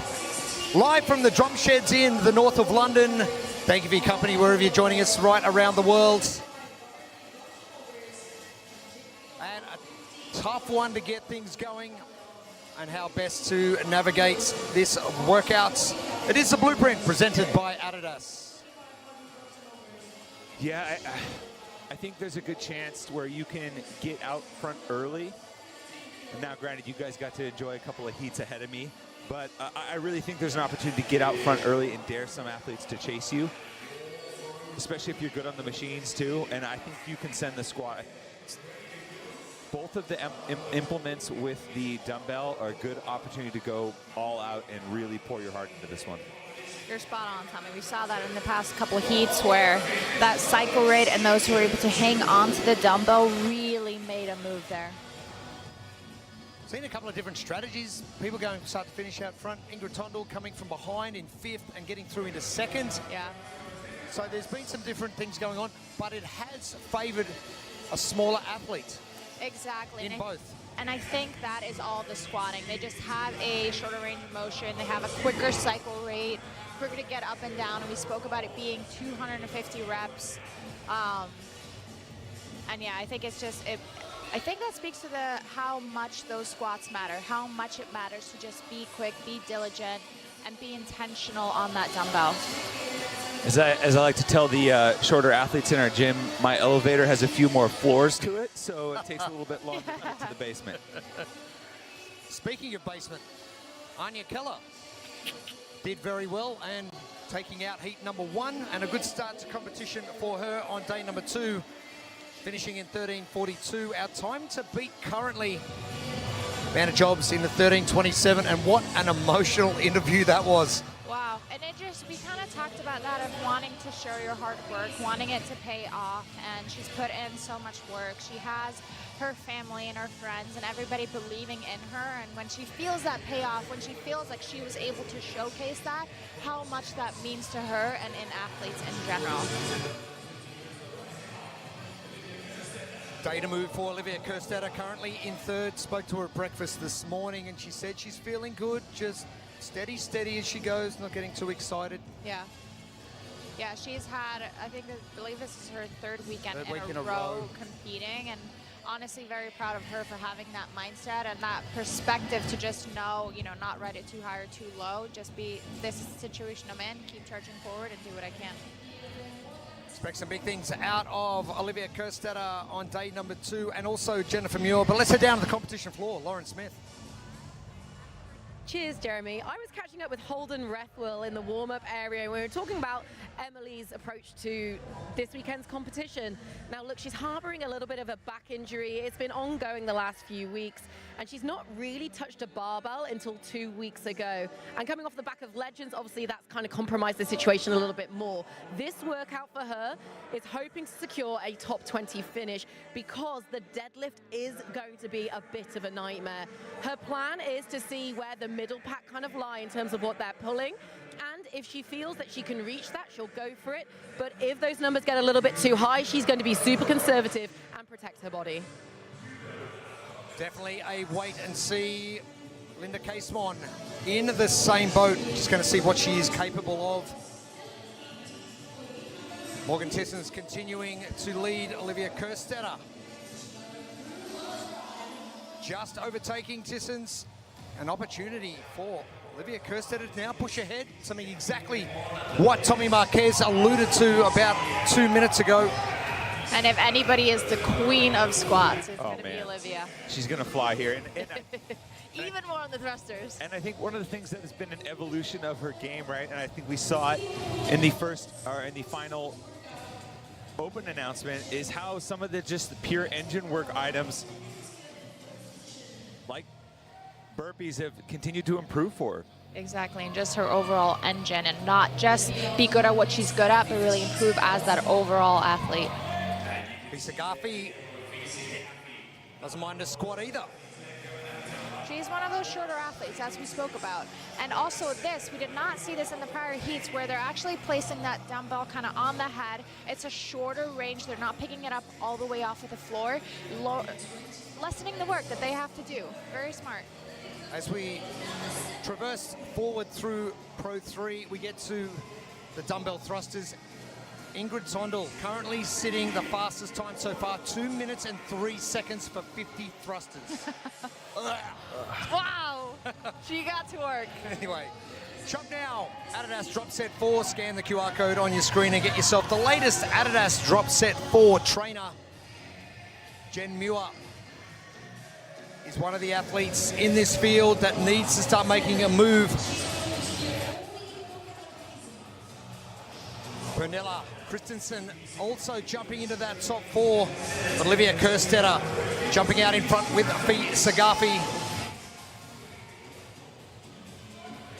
It's starting to just tilt forward a little with that extra load, but those final reps getting complete. Yeah. That's just posterior chain fatigue, right? You know, you're holding in that kind of weird goblet position where the upper back, the shoulders, they start to round forward just a little bit.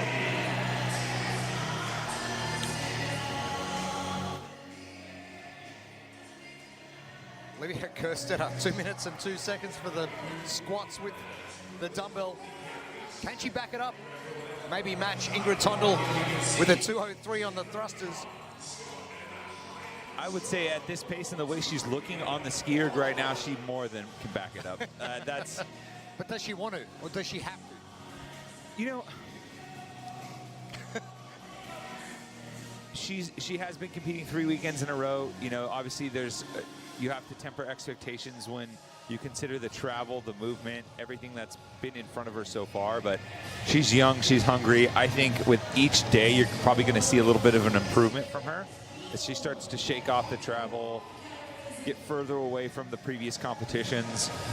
And she's just not someone that I think is going to shy away from the challenge in those moments. I'd agree with that, and I think she also has the perspective of this is not just this competition, but the full 3 tour stops, wanting to hold on to that pro card. And so even though I think she knows she's not having this weekend that she wants and not the podium contention she wants to be in, she has a phenomenal day ahead, and she's fighting for the season. Emily Rethwell going back to the conventional ski technique. We saw a bit of different technique last week. ENG+ESP-SUB trying to hold on to that top 3 position. As you mentioned, Kat, it's one of our smaller athletes, but the smaller athletes are doing well at the back end when it does come to the thrusters with that shorter range of movement. Exactly, and I think you just got to know what your strengths are and play to them. So some of the bigger athletes might go harder on the machines, and somebody like Fee is going to know that she needs to hammer the squats. One thing I saw that Connie Easby did in the previous heat was go a little bit wider with her lockout on her thrusters. Shortening that range of movement, still getting that arm lockout. Are we going wide? Are we going close to those ears for that lockout? As we saw yesterday, the different variations of that overhead squat, wide to narrow. Yeah, honestly, the thing that I would worry about, and she sustained it, so it did not affect her, but going a little bit wider, it's just when you're overhead, you're kind of just using that stacked motion to hold the dumbbells overhead. When you're going out a little bit wide, could start causing a little bit of instability and could just fatigue those arms a little bit more. You are right, though, it is a little bit shorter of a motion, but I think going directly overhead is always going to be best. Yeah, you're introducing more muscle fatigue into that movement than you would normally get just relying on the structure of being stacked on top of each other. Olivia Kerstetter still leading, Jen Muir into second, Fee Sagafi into third. Fee moving extremely well and fast in lane number 5, just in the center of your screen in all red. Morgan Tissons and Emily Rethwell in lanes 8 and 10. And the final rep for Olivia Kerstetter. The box now moving forward into the next segments. And one of those movements that does not definitely get easier as you progress through. How do you mentally just keep churning and keeping your body moving over that box? For me, I think about footwork. I think about footwork. You think about one burpee at a time. You think about stepping up, jumping over, getting that foot down, getting back to the ground. And I think we've talked a lot about it becoming a metronome on this workout. Just keep moving. And I like focusing on the task at hand. So if that's footwork, if that's getting my chest back down, and then besides that, it's hard to say, like, you're so hyper-focused, yeah, but also kind of zoning out. So you break the movement down specifically and go, okay, I'm going to lie on the floor. Then I'm going to get to my feet. Then I'm going to jump and put my feet in a certain position. Then I'm going to step down. And I know exactly where I'm going to breathe to. Okay. Yeah, I mean, because distraction brings the negative thoughts in, right? Like, the movement takes long enough where there's enough going on when you stand up, you're stepping over, you're looking at, you know, the athlete next to you, where you know, losing focus could mean you start to pay attention to how tired you are, to how much slower you're going relative to the person next to you, but focusing on those little details, making sure you hit your step, you hit your jump, you step down. It's almost a way of distracting you from the pain and from any of the potential negativity. First 10 reps done for Olivia Kerstetter. Fee is on fire, still 5 to go in that first segment. Really impressive. Olivia, one of the few athletes that was still jumping out of the, popping out of the bottom of the burpee box jump. So a lot of athletes choosing to step up, gather step, jump over. Olivia, even towards the end of this, was popping up with both feet. Yes. I guess one of those things that on the front end, we saw a lot of them step up, step down to keep that heart rate down, and looking at Olivia jump up and over and feed, knowing that they're putting the hammer down and they're already going.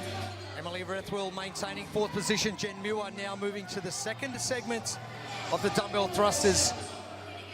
2 minutes and 3 seconds from Ingrid Tondel for 50 dumbbell thrusters is exceptional. Oh, no doubt. Especially where they are in this workout, right?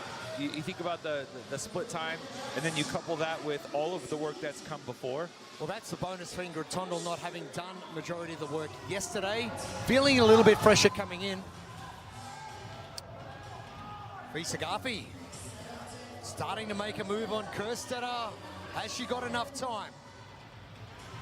And for Fee, this is the opportunity to send it, right? Like, she's not going to win the bike later. She's not going to have the biggest deadlift. This is your opportunity today to put your stamp on the competition in a way that's really meaningful for you on the leaderboard. Last couple of reps for Fee Sagafi. Kerstetter in the last segment, which means we have got 10. And she's got a minute to get these reps done to take on the fastest time for Pro 3 so far. Still 2 heats to come. But Kerstetter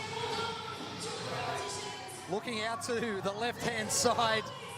Oh, doing it easy, Olivia Kerstetter. Her speed coming down with the dumbbells, impressive throughout. You're seeing a lot of athletes try to kind of catch the dumbbell, control it down to the bottom. Olivia was just diving down quick.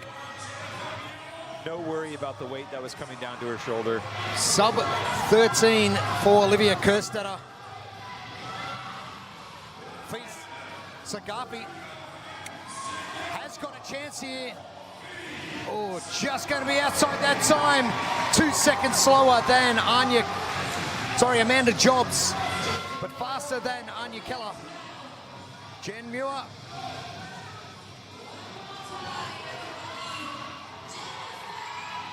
And I was expecting more breakdown of muscle fatigue at this point. The athletes are moving through pretty well. Yeah, I mean, even just hearing some of the feedback from some of the athletes yesterday about how much muscle fatigue was involved in the workouts yesterday, you expect maybe that to kind of pile up quickly here with some of them feeling the effects. But I mean, that's why they're the pros, right? They're able to recover and take care of their body and dial it back up when needed. And the movement quality and the ability to fight through that has been superb. Rethwell, not too far to go. A little bit wider on that squat stance, maybe to negate that lower back injury. Gives you more space for your hips to drop down without having to hinge forward on the squat. Rethwell, that'll do. I think 10 out of 10 times, every single athlete that has come through has flopped over the finish line. Just speaking to how grueling this workout is. Pernilla Christensen from Denmark. All done as we hit the 15-minute mark, which means that is 1 minute to go.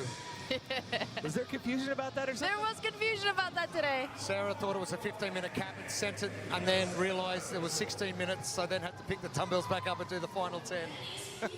And we're just saying, at that moment, yes, in that moment when you spent that last minute, knowing it's your final minute, you try and finish it out, it is such a shock when your judge goes, no, there's a minute left. And to have to reel that back in and keep going. She handled it well. Classic Sarah, though. It was cruel, but anyway, if in doubt, read the instructions. Danny Spiegel. Last couple of reps for her. She'll get done under the time cap.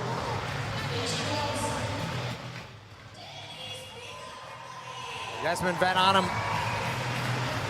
won't get done under that time cap.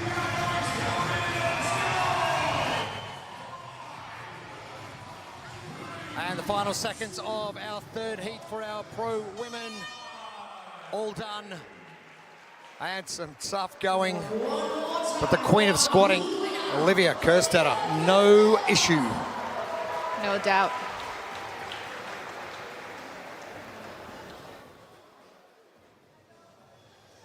Maybe that fuel from breakfast just gave her that little bit of a kick on. I think you gave her the booster. No, it was nothing to do with me, I can tell you. I mean, you should take credit because this was an excellent performance from Olivia Kerstetter. Out front early, really kind of daring everyone to keep up with her. Smooth through the burpee box jump overs. Strong with the dumbbell in her hands. By the time she got to the ski erg, it was really her and Fee Sagafi, but Olivia just able to maintain that consistent pace with the thrusters, and a performance worth smiling about on day 2.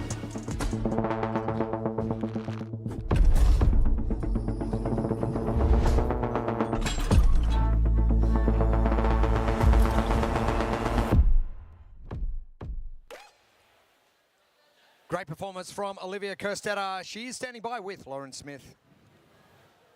Olivia, congratulations. We're on week number 3 of high-level competition. How are you holding up? Oh gosh, this is a lot harder than I thought it was going to be. And I think it's kind of showing with my performance. I feel like it's kind of dull, and I just feel like tired and not like mentally in it. But I think that I just have to get a couple workouts that I like under the belt, and a few heat wins like that help a lot in getting me a little more motivated to keep competing. Do you know what gets us motivated? Knowing there's you, a deadlift, and a Rogue Echo bike coming up. How much are you looking forward to showing us what you can do out there again? Yeah, I was really excited for today. I didn't think that this one would go as well as it did for me. So, but I knew that those next 2 I'm really looking forward to. So hopefully I can put up a good enough time that the heats after me don't go and crush it. We have no doubt that you will. Congratulations, great work. Thank you. Got a feeling that not too many people are going to crush Pro 3. Heat number 4, not too far away from hitting the competition floor here at the Drum Sheds. And some shorter athletes to come, including Leah Storen, who had a great day 1 yesterday. Nicole Hayer with a little bit of an ankle injury coming in as well, so let's keep our eyes on that as well. Heat 4 on their way. Ladies and gentlemen, let's bring out the athletes for heat number 4. In lane number 10, Oda Lundfam, Norway. Lane 9, Nicole Hare, Switzerland. Lane 8, Bergros Björnsdottir, Iceland. Lane 7, Jani Cheveri, Canada. Lane 6, Vartormen Mo, Norway. Lane 5, Leia Storen, Norway. Lane number 4, Matilda Oyengarnes, Norway. Lane 3, Elena Caratala, Spain. Lane 2, Astrid Tint, Denmark. And lane 1, Sydney Michalician, Canada.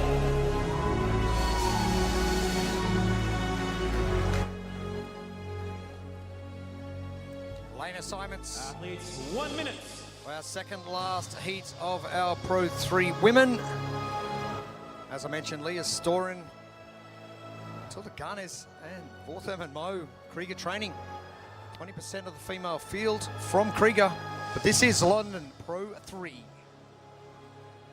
We're going to have a nice little chipper of some calories on the rower, some burpee box jump overs, some dumbbell goblet squats. This move over to the skier, more burpees, and finish with some dumbbell thrusters. And Leah Storen had herself a strong day one, finishing in 12th, coming into this morning.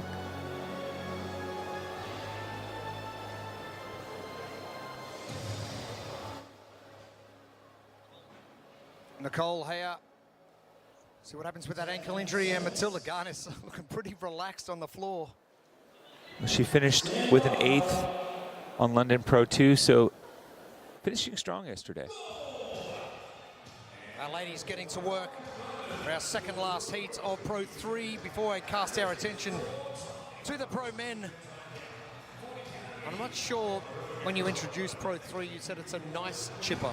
I don't know if nice really comes into it. It may not be the operative word, but, you know. Nice for us. It's nice to watch. Absolutely, but not nice at the finish line. Uda Ludekvam, another of the Krieger training group.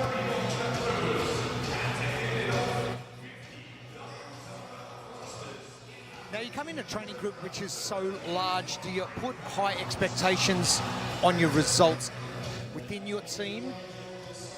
I mean, yeah, I think given their successes, that they want to set expectations and goals that are fitting for their performances that have already come before them, right? Like, you know, last season they came in probably just trying to make a little bit of a name for themselves and prove to some of those athletes that they belong in these individual elite divisions, and they did that, and now it's time to adjust and maybe set the goal a little bit higher and give you something to realistically chase.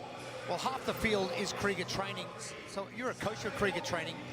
What are you telling your 5 athletes that are in the same heat? Like, beat each other, or what are we doing here? Hey, it's just like any other day that ends in Y, right? Like, it's just like being back home. Yeah, we're going to show up, we're going to compete, and we're going to get after it. I was going to say, it's just like in training. Like, there's not like the coaches are going to hide something from one athlete or the other. Yeah. You know, they're used to talking to each other in training. They know what each other is capable of. They might not even have the same strategy, so the same strategy might not apply. They have different strengths and different weaknesses, so I think being in the same athlete group, the same training group, is going to pose as much more as a comfort and a benefit for each other rather than a threat to one another. Athletes on the move already. Botham and Mo.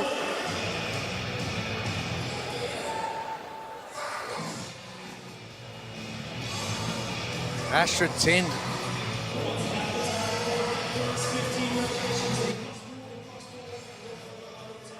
And Astrid jumping to the far edges of that box and just dropping that foot down every single time. We've seen that a lot in competition, where they're just going to graze their foot as they go down, just to limit the amount of time they're doing exactly the upright movement. You kind of want to land on that first leg, and then you just want to graze that other one over. And the reason they do that, A, is speed, and it's also efficiency, and not having to jump off of that box really helps keep your heart rate low, which is going to be their main goal right now. They just want to get through these at a consistent, but not a super fast speed. It's the second box that we can see some of the athletes, if they still have gas in the tank, they'll increase that speed and kind of allow their heart rate to jump up, knowing that they're about to finish. But right now, being smooth, keeping the heart rate low, is going to benefit them in the long run. Botham and Mo 4 reps ahead of Astrid Tind and Uda Ludekvam. They are your top 3 moving their box into the second segment. Keep an eye on Uda once they get to the dumbbell.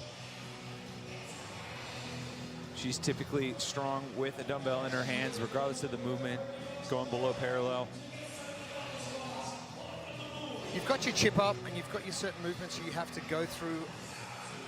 Are you attacking your favored movements and sort of just trying to defend the weaker ones, or you're attacking your weaker ones and just cruising on your good ones? I think this is one of those workouts where you're not going to win or lose anywhere. You're kind of going to have to keep chipping away, but I think you have to be aware of your strengths and your weaknesses. If you are a squatter, have a little bit more in that tank and really make your move there. If you're very strong on the machines, you can definitely make up those 10 to 20 seconds there. Yeah, it also depends like where you're weak at, right? Like Katrin said, if you know that you're going to struggle on the skier and you really pour in on this first set of squats, and it costs you way more than you put in and way more than you gained on the squats. That's why you practice these. That's why you go through these and feel kind of where are the touch points that I really need to focus on. Botham and Mo, I have seen a massive change in just her focus and her application this season already, and we're only a day and a half in. Well, we heard yesterday how she was really kind of at a low point come Copenhagen last season and didn't feel like that was representative of the athlete that she wanted to be and the athlete she'd been working on becoming. And I mean, yesterday, right out of the gates, she finished 7th in Pro 1 and really was out front on that runner early, kind of challenging other athletes to keep pace. And I think that was more of what we had expected in Copenhagen, and you can tell that from a confidence factor and a belief factor that she's back more in line with what she expects from herself.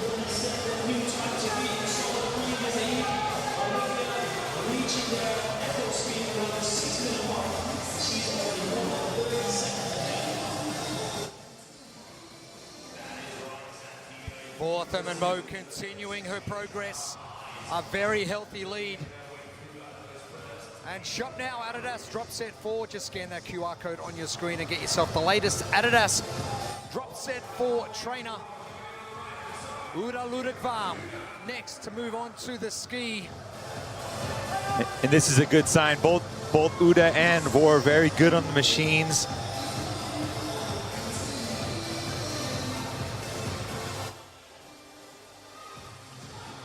Vor is on fire currently, and those squats were very quick. Kerstetter with a 2:02 for the squat component. And you do so much training together. Do you sort of chip away and try and beat your training buddy more often than not? It's always more playful, and you just you kind of, especially the ones that you always know should you win, should you not, like where you should place, and you're always it's fun when you're not really goofing around with all the other competitors, but the ones that you know you can kind of have that playful competition with and kind of be like, you know, I got you on that one. So I know they want to do that to each other. I know they know each other so well. Both of them have quite a lead going into the ski. Vartha and Mo ahead of Uda. And it's also just, we kind of spoke about her a little bit earlier, but her determination, you can just see it on her face. She's here for business. And I imagine that's probably something they probably joked about too, like, hey, let's go out in front and win this together, or hey, it's just you and me, let's go do this. Now, they've obviously got that experience of going through each of the tour stops last year.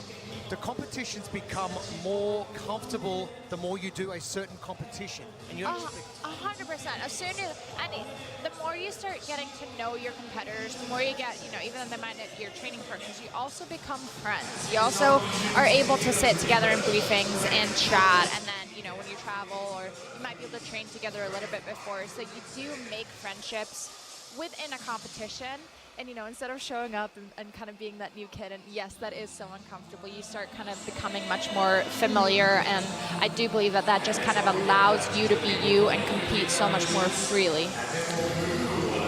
For Herman Mo, 8 reps ahead now of Uda Ludekvam. She's in full attack mode. Her transitions in and out of every implement. She got done with the skier, no hesitation, didn't really look left or right, immediately dove down into that first burpee.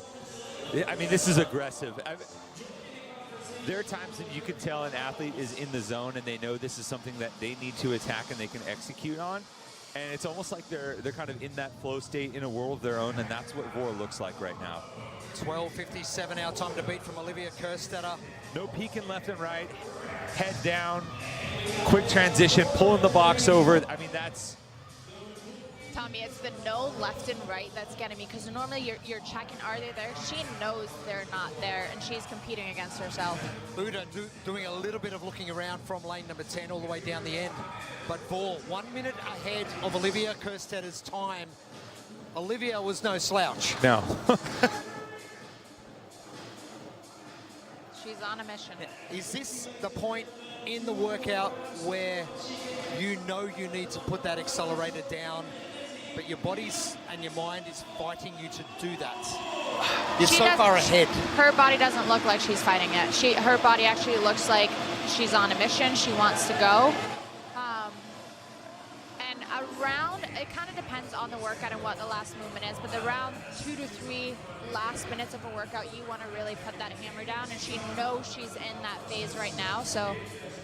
I would argue that she's had the hammer down the entire time, and she's basically adjusted her strategy where like, I'm gonna pin this early and fight to keep it down versus making that adjustment and trying to speed up. She's been at full speed the entire time, no looking left or right, and now it's just a matter of holding on to that. Olivia going through sets of 10 with her thrusters, Vor going through 5s. So the first set done, but the walk forward. So maybe a 5 and then going into a 10. Or maybe she just was getting adjusted. I don't know, we'll see what happens here. Now hip extension is going to be the crucial factor here in getting these dumbbells moving. We saw Emily Rethwell at the back end of the 50 and there wasn't too many left in Emily's gas tank. Yeah, you can see a little bit of fatigue there with the disjointed nature of the thruster, right? There's almost a pause before the final hip pop and firing of the hips to get the dumbbells over. Normally used to seeing that smooth, continuous motion. When you get tired, getting to that little hip extension gets rough, and so you're almost kind of heaving a little bit more just to get that dumbbell overhead. Leah Storen is going bananas. Oh! And Vor, just what you were talking about, Tommy, that's extension. Leah Storen playing catch up on Vor Thurman Mo and Uda Ludekvam, 3 Krieger training athletes. So now is the time for Vor to take stock, right? She hasn't been looking left or right. She just actually took a peek at where is everybody else. Use that time wisely, get yourself back to square. Has she gone out a little bit too hot? Yes, I think so. I think she was looking very strong, very good, but the fact that she failed having about half of her thrusters left tells me that she just miscalculated a little bit. But honestly, as an athlete, sometimes you have to ride that line, and I don't think it's like a mistake or a failure. It's just a learning lesson. And honestly, I think she's adjusted to just doing 5s, taking an extra break. I think she's built enough of a lead where she can get away with that. You have 10 reps left to the finish line. And it's well under that time from Olivia Kerstetter as well.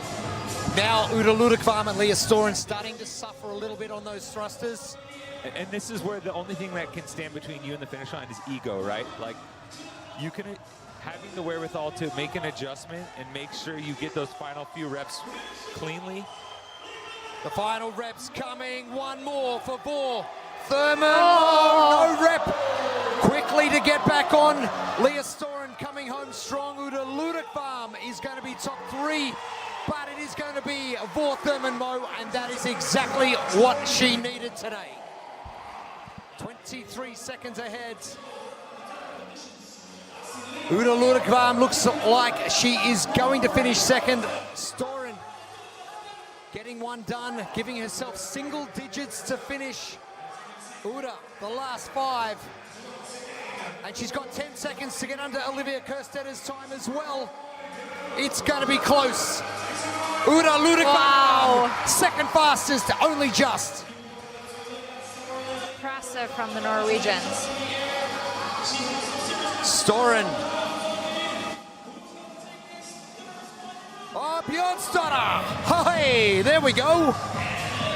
Storen is in.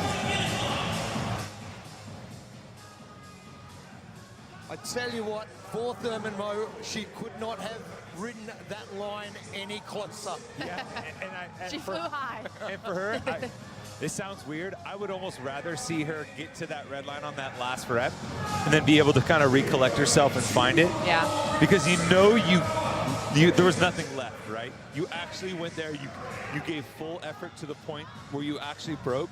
And if there's only one left and it wasn't a costly no rep, she was able to kind of get herself right back in, and she still sets the time to beat. That's something to be proud of. Yes, as an athlete, you know that's when you can be proud. Janie Chevrolet getting finished up. Astrid Tind is in.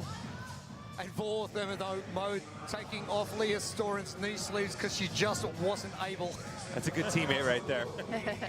Garnes will be next up. Karathala just to the back left of our screen. Tilda Garnes, 2 more to go, and a larger range of movement to get through with the squats and the thrusters.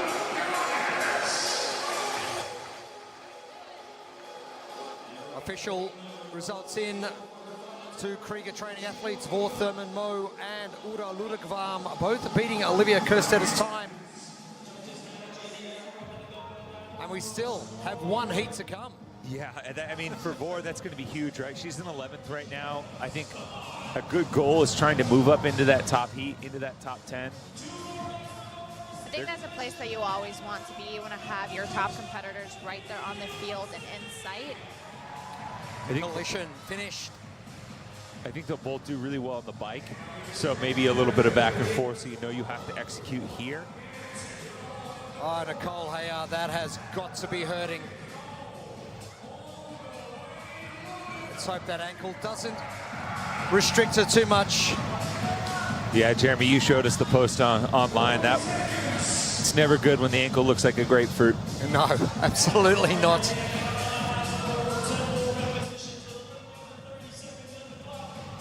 Sparkles in the hair for the Krieger training team. Working some magic on day number 2. Elena Karathala with a little bit of a interesting squatting technique. It must be a hip flexor or a she's protecting something at that point. Final 10 seconds. Karathala, she is going to be riding the line, as did Vor Thurman Mo. Oh, just. I'm going to say just. But all your official results, make sure you head to competitioncorner.net. Very impressed with the way Vor Thurman Mo went out in attack mode, as you mentioned, and just stayed there. Full attack mode, really kind of leaving nothing to question. Basically, from the start of this heat, she was out in front, challenging other athletes to stay with her. The only athletes that were even close were her fellow Krieger training partners, and even though it was close, she was really riding the red line during those final few reps. She was able to shake off that final no rep at the finish line, and the end result was arguably her best performance of the weekend so far. Great effort from Vor.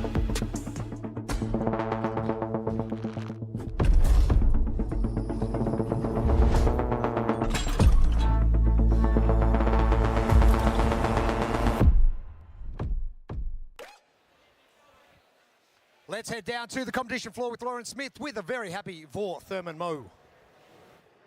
Vor, you looked amazing, but you had a plan. Did you stick to it? Not at all. Not at all. I was like supposed to break up the goblet squat a little bit more, but it felt so light, so I just went with it. And I was supposed to go a little bit bigger sets on the thrusters, but obviously that wasn't possible. So I failed a couple of reps. My shoulder was like fried.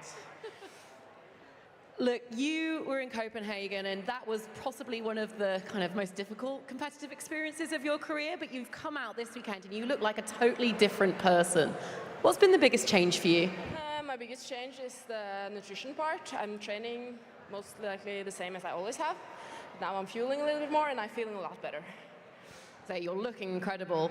In that workout, half of that field were Krieger athletes, and obviously you know them so well, that proximity when you're all on floor together. What's that like? I felt like it was a little bit like a Monday second session upstairs at CrossFit Oslo, where no one sticks to the plans, or at least I don't stick to the plan, some do, and just go out hot. So it was always like being at home. I love that. Look, great job. Let's put you right up in the thick of things coming into the final or the second day, and we'll see you for some deadlifting later. Yes, I'm looking forward to that. I have no doubt. Good job. Thank you, Lauren. And see, no one listens to their coach. Sometimes you just gotta go. Oh, just man. gotta do it. Mondays at Oslo. Just go upstairs and throw the plan out the window. That's it. Final heats coming up. Make some noise for your final pro women's heats. Lane number 10, Hannah Black, United States. Lane number 9, Sydney Wells, United States. Lane number 8, Ella Wilkinson, United Kingdom. Lane number 7, Andrea Solberg, Norway. Lane number 6, an overall winner, leader after day 1, Amy Kringle, United Kingdom. Lane number 5, Laura Horvath, Hungary. Lane number 4, Lydia Fish, United States. Lane number 3, Emma Toll, Sweden. Lane number 2, Emily Rolfe, Canada. Lane number 1, Ariel Lowen, United States. 1 minute, athletes. Our fifth and final heats make their way onto the competition floor. The last out, Ariel Lowen, pretty much under the radar so far in competition here. Tour stop number 1. But a number of athletes looking to push their case to finish on top of the leaderboard at the end of day number 2. But it is our third workout of the weekend, London Pro 3. 40 calories on the rower, some burpee box jump overs. They're going to go to the dumbbell for the first time for some goblet squats.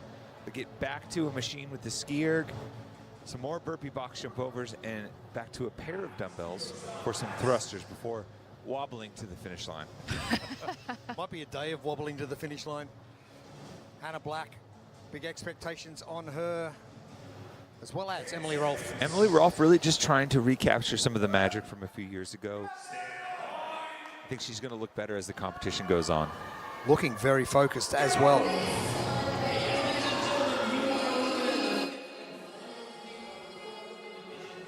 Another one of those athletes just sneaking away, quietly going about her business. And the blueprint presented by Adidas. Yeah, I think we've seen this in earlier heats as well. You really want to lead from the front. The top performers have gotten out front early, really dared the rest of the heat to chase them. Given that there's no real technical movements here, just a lot of shut up and suffer, and leading from the front is always going to help you. And then send the squats. I think it's the one opportunity for you to really pour in and increase cycle rate to give yourself a shot. The other movements, kind of long, drawn out, steady. The dumbbell is where you make your move. Athlete that really impressed me yesterday was Ella Wilkinson. We know she can run, so we're expecting her to do well, but the handstands really came home to roost. And today, a very different set of workouts. So, you come off the high of day number 1, reset, focus. All right, how do I apply what I took home yesterday evening? Use it here, harness it. Well, I saw her yesterday afternoon after she had finished the day, and she said she was so surprised that she's 5th on the leaderboard. So, hey, something's working for her. I think also she's had a lot of proximity to Amy, for example, somebody who has been at the top of the women's field, and I think being so close to that training to her, I think it naturally pulls in more competitors, pulls her faster, shows her what she's capable of, and I think she might not have known it coming into this weekend, but I think it's going to show her leaving that she's right there. When you're doing competitions, yeah, you can probably over-compete, and I know Roman Krennikov does that and competes a lot, and that does him wonders. Can you compete too much, or can you compete too little? Both, and I think it also very much depends on what type of athlete you are and where you are in your career. I think as a younger athlete, I think it does help you. You learn so much in competition. You need to get comfortable with competition and know what works for you. But as your career goes on, and also when you're trying to improve, you also want to get time to train, time to adapt. And competition, as much as it teaches you, it doesn't allow you that progression as much. And Sydney Wells continues her burpee box jump overs. We had a chance to catch up with her during the week. Here's what she had to say.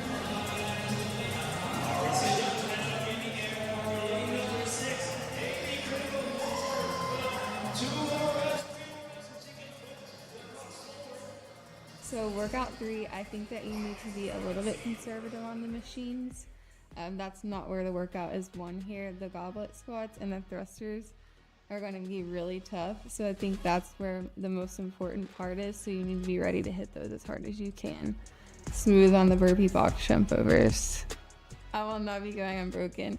I believe my plan is to do 10, 10, 10, 8, 7, 5. I think the ski is going to be really hard coming off the goblet squat, so I think you just kind of start at a pace and know it's going to be really hard, but then you can settle into a better pace once you recover a little bit. Interesting strategy, and she's broken that down pretty well. And you go to that level every single time for every single workout. Like a strategy. Is it that precise? Well, yes. So we saw plans can go out the window, but it's nice to have a rough plan. But the best athletes always have an adjustment strategy of, hey, do they, if it's at the end of the workout, it's the thrusters, is she in a competition? Does she just need to see if there's more there? You always want to have a rough plan, and you're going to be close to that in most times. So it'll be interesting to see what she does at the end. Amy Kringle currently leading, Laura Horvath not too far behind. For more on Laura, let's head down to Lauren Smith. Thanks, guys. I'm in the coach's box with Christoph Horvath, her brother come coach. Certainly a huge part of her support system. And training's looked a little bit differently this season, Christoph. Can you give us a little bit of insight?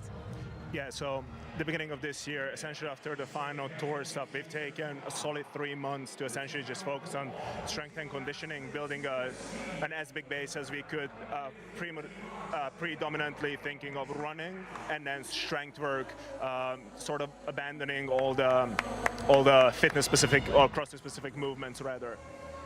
I mean, you just told me that her running mileage kilometers have gone from 15 to 50 per week.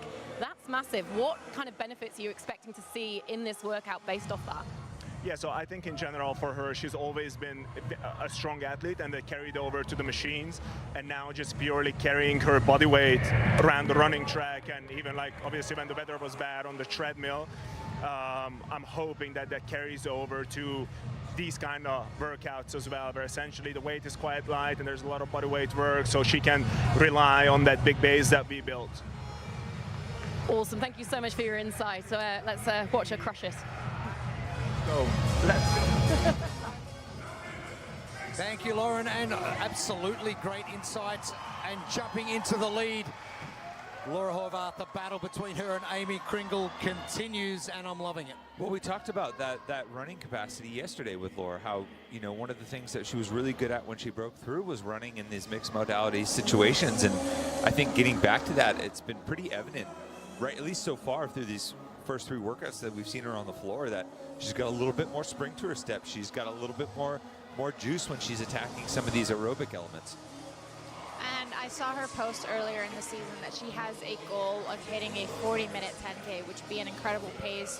And it would put her, I'm guessing, at the top of the women's field in our sport in running for that time. So I'd be very interested. And even if she doesn't reach that, she's still going to improve her running so much. And Jeremy, you asked me a couple times this weekend, there's one thing to get to the top, and it's another thing to stay there. And you can either do what you've always done, or what they're now doing. They're trying something new. They're trying to improvise. They're trying to see, can they make her an even? She's already good. How can they make her even better? And when you're at the top, you're leading from the front. You kind of have to try out for yourself and see if it works. And one thing you guys touched on when it comes to competing is a lot of times athletes are able to break through new benchmarks and thresholds on the competition floor specifically. So, if you're an athlete that is able to elevate your performance on the competition floor with that adrenaline, that can kind of help you reset your training once you get home. You're like, hey, I've hit this weight that I've never hit before in training. I've hit this particular pacing that I've never done before in training.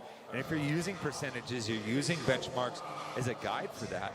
And for you, that kind of resets the training board and allows you to kind of make that progression and maybe shift things up a little bit. Yeah, I think you're absolutely right. I think if you're doing your training right, you're able to surprise yourself in competition and kind of hit those new standards and knowing, oh, I'm capable of this. I can hit this weight. Just been watching Laura Horvath and Amy Kringle's hip extension as they go through the ski, and Laura is being so much more dynamic with that hip hinge. Amy just increasing that a little bit now, but with a 3-calorie lead. Amy Kringle's going to have to work hard. And the squatting component, that is coming up for Laura Horvath. I think that's going to set herself up for a very good finish.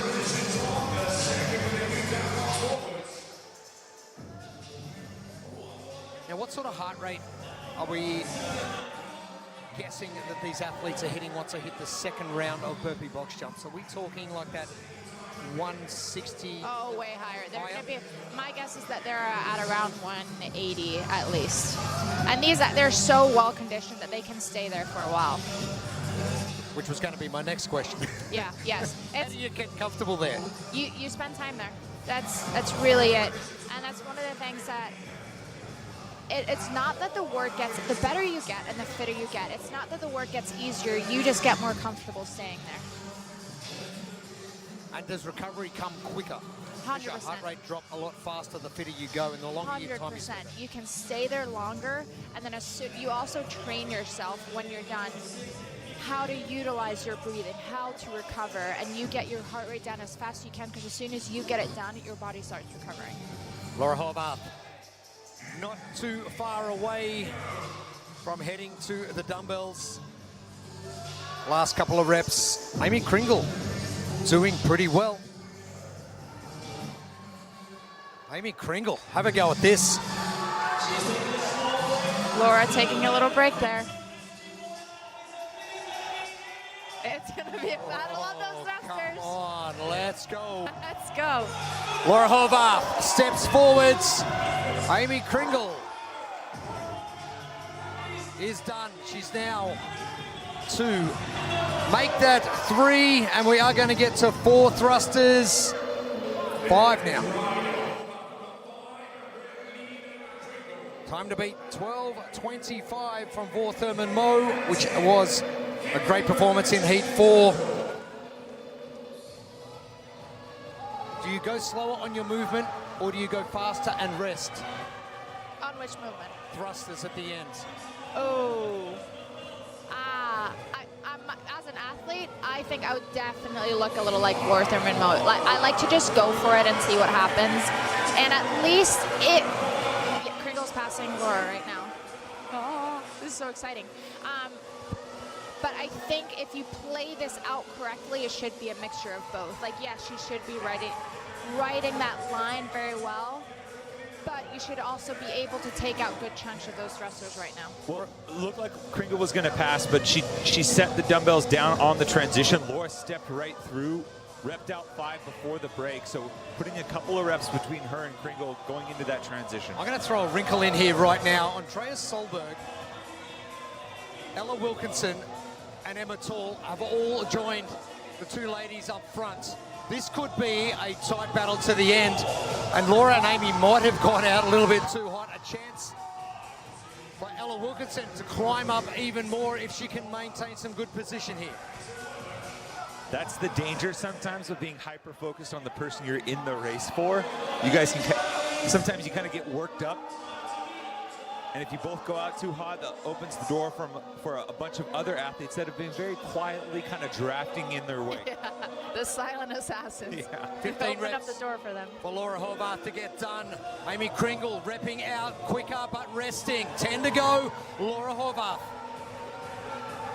12:25, our time to beat Vortherman Mo. Could you imagine a workout win for Vortherman Mo? 100 points. It is going to be tight. Horvath. Kringle moves forward for the final 10. We've got 5 for Horvath.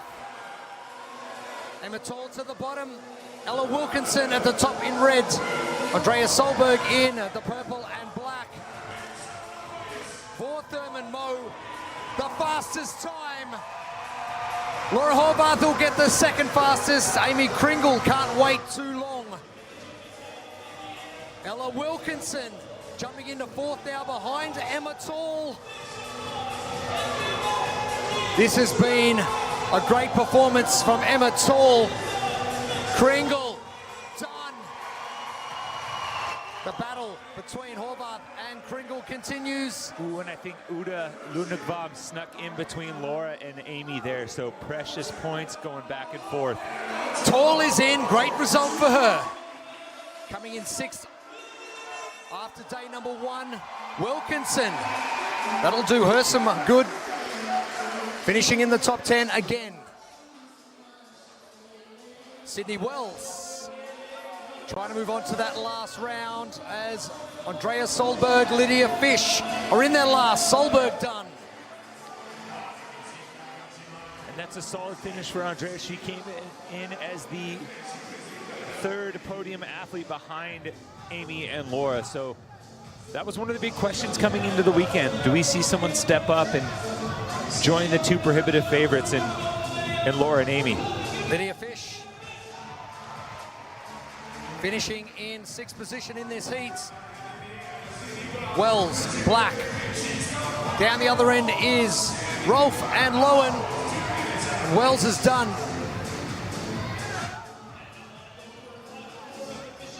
Ariel Lowen looking pretty good as Rolfe finishes up. Ariel, she is pushing hard. Hannah Black done. With 90 seconds to spare, Ariel Lowen, the final 10. The way she's moving, I don't think she should put the dumbbells down for long.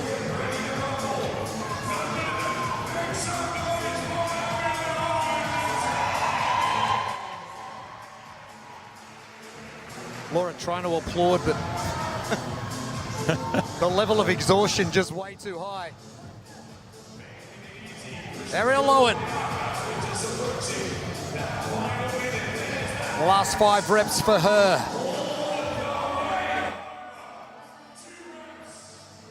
Probably looked the best at the back ends of all 5 heats, Ariel Lowen. Kind of question, did she go hard enough then? And she looks good crossing the finish line too, She's so the maybe... only one that's walking away.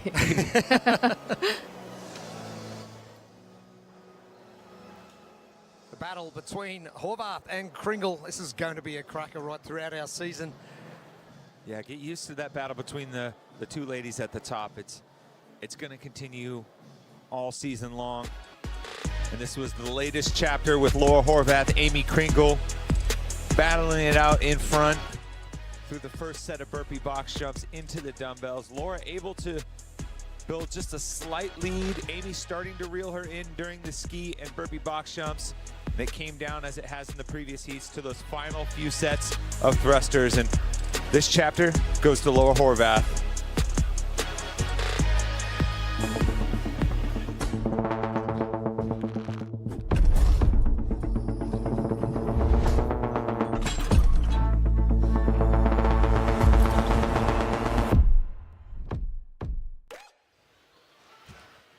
Great performance from Laura Horvath again. That's going to propel her into 1st place. She is standing by with Lauren Smith.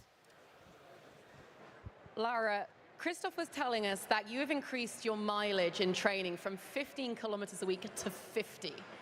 That's a little bit pushing it, more like 40.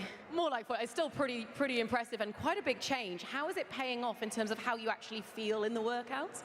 I feel like running is a very good indicator because you just have to keep moving. And here, in particular this workout, you just have to keep moving and you can't stop because you lose so many seconds by like resting on your knees. So you just have a pace in your mind, another rep always. So similar with running, you just pick up your feet, another step, another step. When you're already the best in the world, what are you trying to improve on and how much time is spent trying to find those little 1%? You know, you're just trying to always push the needle by a little bit. Every once in a while you go over it and then you redline and like you learn from those things. So it's a balancing act. You just have to know yourself or learn to know yourself in a competition especially because it's hard to push that hard in a training environment. So these events are great for me because I know my time, what I did at home in these workouts, and I know how much I improved here just being supported by a crowd, surrounded by these athletes. So I think it's amazing. When was the last time you tested your 1-rep max deadlift? At the Rogue Invitational 3 years ago in Texas, so a while back. We look forward to seeing what you've got. Thank you, me too. Great job out there. The champ jumping back into 1st place. on the leaderboard. An exciting afternoon ahead for our pro women. Our women now can take a break and have a rest. Our men coming up next.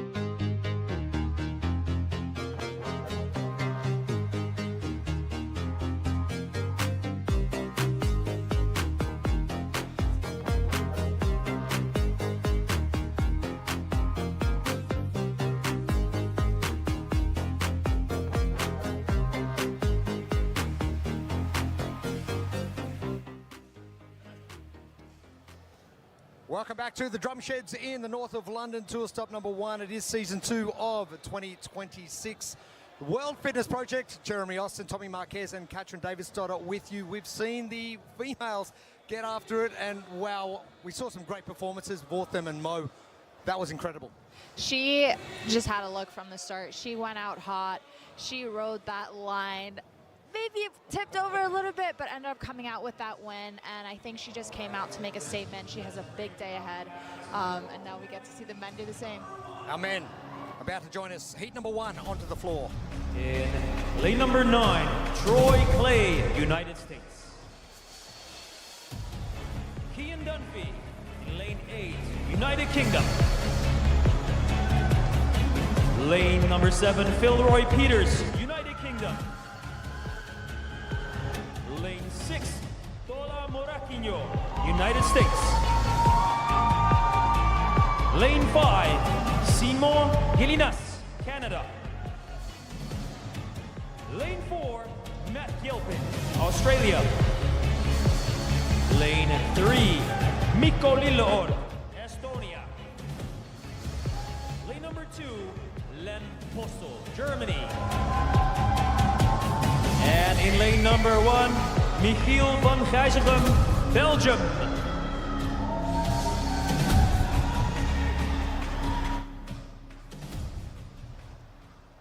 Our lane assignments for our first of our pro men. Tola Moraquinho, one athlete who is destined to make a move later today in the deadlift and the echo bike. But it is London Pro 3, the first of our workouts for today. But this stands between them and the deadlift later. 50 calories on the row, burpee box jump overs, dumbbell goblet squats. And back to the ski erg, some more burpee box jump overs, and finishing with some thrusters. Gilpin, the lone Aussie in the field, male and female. Kian Dunphy, good exposure to high-level competition for him. Len Postel, 21st in the qualifier to get here, able to get into the field through some of the backfills. Hoping to maybe make a move up the leaderboard, sitting in 45th right now. Our men getting to work immediately.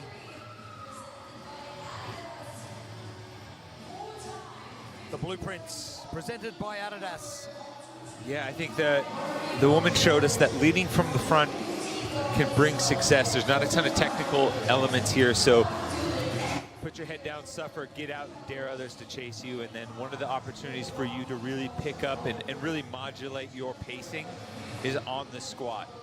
With the dumbbell goblet squats and the thrusters, that's where you can throttle up or throttle down. I think you better throttle down and send it. Now, are the gentlemen going to sort of replicate what the females have done and the way they've strategized? People go, okay, Vore did this, I'm just going to do this and hope for the same result. Is that something that happens when you're warming up? You need some guts to do what Vore did, so I don't think anybody really goes out with that plan of, maybe you do sometimes. I feel like if you put yourself in a hole, sometimes all your plan is just to go. It's just to go and see what you can do, but most of these men probably will have a plan. They'll have a set pace that they want to follow, and I think for the majority of athletes, it does look a lot more steady, and I think for sure we'll see some of the men just dare and go and see what they're capable of.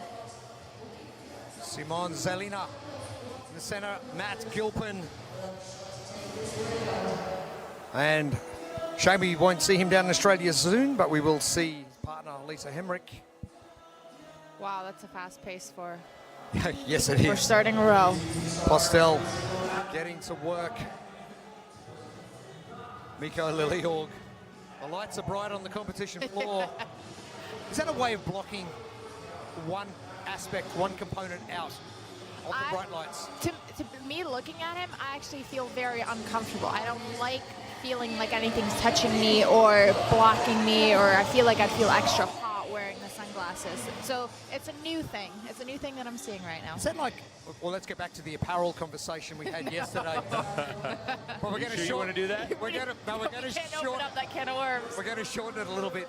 Is that like men wearing shirts that maybe might annoy them, or extra clothing that might annoy you while you're working out? That's what I would think. You want the least amount of distractions possible. You want what's going to help you, and then you don't want anything else. Troy Clay getting to work quickly. Here is a new strategy we're seeing. None of the women or very few of the women are standing up so tall. I wonder if they're trying to save their legs by... Well, even Simone in lane 5 is jumping up and landing on one foot very clearly and letting the other leg drag behind him. We saw that last year with Jay Crouch doing exactly the same thing. And as you mentioned, Kat, Troy Clay very upright. Okay, something to note is that I think the box height is the same for the men and the women. Yes, now. So this is very low for the men. Very, and the drop down for Troy Clay just then, he's getting upright, yes, but he's just falling. He's doing I'm still no so extra work. surprised. Wouldn't you just want to like barely jump and just sneak over? It's not often they get to do the same height box jump as the women, so maybe just a little bit of an adjustment in technique. Exactly. Philroy Peters jumping ahead. Troy Clay in lane 10. Going pretty well, one of our shorter athletes in the male field. But there's a wrinkle that maybe the males haven't actually practiced this height before. Yeah, They're so used to doing a certain they height. haven't taught their body how to do this, but so either it just feels very light, they're just used to jumping to that height and they're sticking with it. And I'm curious to see in later heats, is anybody going to take advantage of how low the height is and just kind of skim over and stay low the whole way? Troy Clay leading the way into the goblet squats. And I like this approach from Troy. It came into today 49th. That's the lowest ranked athlete currently in the field. Got to change something up, got to mix it up somehow. Why not come out hot? Throw caution to the wind. Olivia Kerstetter for the females. Getting the goblets done in 2:02. So fast. Which was, yeah, a crazy time. We're going to see something similar from our men. Something that we noticed Olivia do on the squats too, she kind of, instead of laying the dumbbell flat down, she laid the dumbbell up on his head so it was standing. So instead of having to pick it up off of the floor, she kind of just picks that head that's kind of already up in the air and having to do less work to get it back up.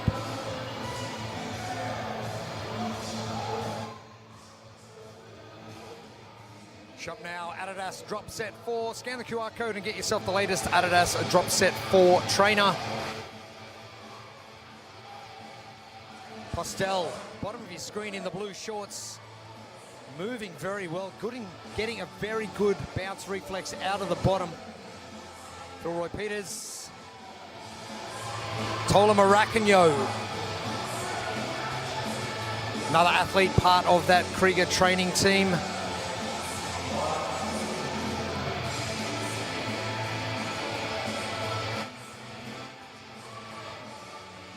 Hill, Guzaham starting to make some moves in lane number 1. Troy Clay a little bit behind now. Almost doing like a one-handed dumbbell squat, clean, pulling it off the ground right into that goblet. Hey, use whatever works. Let's not give the programmers any more ideas.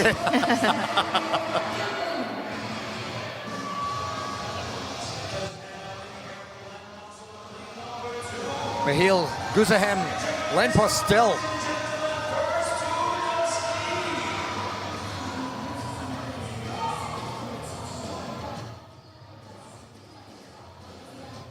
Kian Dunphy as well, your top 3. Gilpin makes his way to the ski. Doing a little stiff-legged ski right there. We're Aussies, we're lazy. I was to say, is that like, you know, down in Australia where the toilets spin the other way? Is that something unique? Did you not know that? Ah. I think something that we'd actually want to see is to see him utilize his body weight a little more, which would actually be the lazy way to do it. So you need to do less work. You're actually just kind of leaning down and allowing your weight to kind of pull those handles down. What he's doing, he's warming up for his deadlift later on. Being so proficient. Proficiency, that's what we're after. But is it a way, hey, maybe your quads are a little bit taxed, bit of lactate in there from the burpee box jumps. Do you then negate that by doing sort of a stiff-legged deadlift position just to get into it and then incorporate a little bit later on? Honestly, I think you'd want to get some movement in there.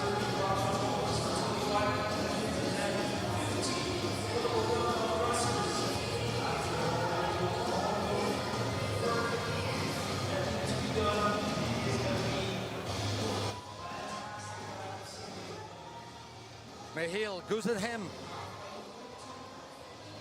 from Belgium, down there in lane number 1 to the left.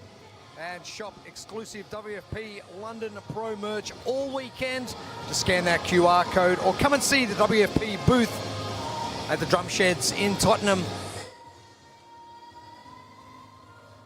Simon Zalina to the right, just having a bit of a look, see what Matty Gilpin's after. Maybe he's looking at his stiff leg as well and go, what's he doing? It's possible Matty's just trying to save the quads a little bit after those dumbbell squats. Hard to say. It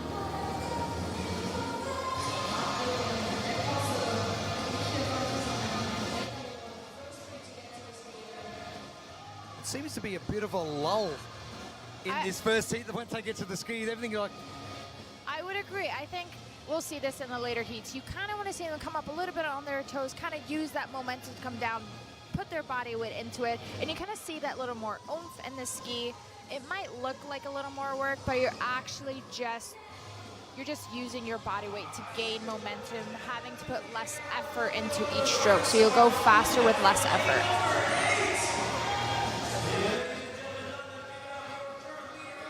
Michiel Guzerhem, only 2 calories away. Oh, and there's an official stumble at the top end. That is Cian Dunphy. Just sent that first burpee box shove a little bit too hot. It happens to the best of us.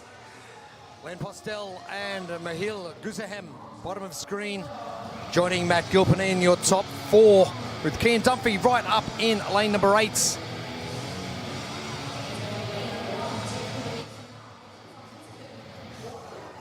And not a bad spring from Dunphy. Yeah, we're starting to see some of them go a little bit lower over the box. Some of that pop from the first round starting to go away. What's a good number to hit without that increased fatigue hitting you for burpee box jump overs? Is it like a 30? Is it a 40? Is it?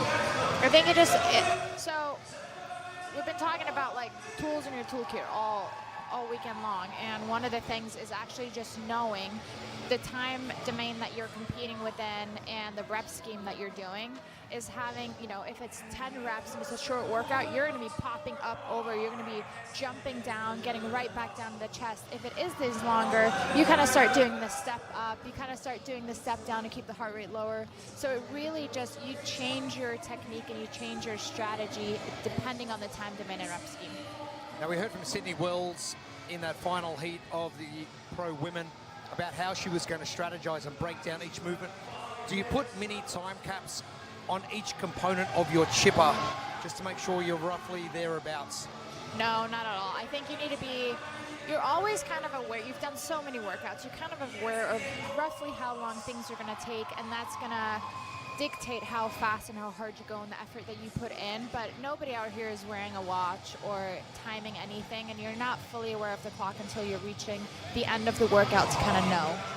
Matt Gilpin, skip, hop, step. Yeah, I think he just... It's an Aussie dance move. Ah, okay, I was going to say, that's... The old Aussie skip, hop, step. You guys just have to be rebels. You just have to do everything different. We got the rules and we just bend them. Michiel Guzerhem on the left, Len Postel on the right. Belgium v Germany on the competition floor in lanes 1 and 2. And two athletes we didn't really see a lot of yesterday, but aren't we seeing some work from them now? Oh, Dunphy, have a go at those thrusters. Yeah, he is moving quickly. Let's I was go. going to say, he was jumping over the box, landing in that bottom of the squat position. You know, for most athletes that are trying to avoid that, to avoid the fatigue, but clearly the squatting strength, not an issue for him. But it also seems that he's getting to that full extension and just doing a strict press, which personally I love. But there's no activation from those hips to get the dumbbells moving. But that was damn good. That's just pure strength in that movement. Grisaham, Postel in the background is Liliorg in those sunglasses. Kian Dunphy on the right-hand side of your screen. In the background is Troy Clay. And Kian's hand placement too, he's a little bit wider. He's not like biceps tucked up to the ears in that overhead position, super narrow. Now I'm going to probably state the obvious here. Kian Dunphy's probably going to come home very quickly the way he's doing these thrusters. Yeah, he's got a very upright torso and a very fast reflex to get out of the bottom position. He's also taking longer breaks between each set, so he ripped those big chunks, and he is probably taking 15 seconds or so between picking up the dumbbells. Yeah, he's getting past. Dunphy at the top of your screen. He's into the second last segment alongside Philroy Peters, Len Postel and Mahil Guzaham. Matt Gilpin's in there as well. Final segment for Len Postel and Dunphy. Those legs look like they're gone to water. A bit of blood coming from Kian Dunphy's right leg as well. Len Postel was the athlete to watch. And he has responded in kind.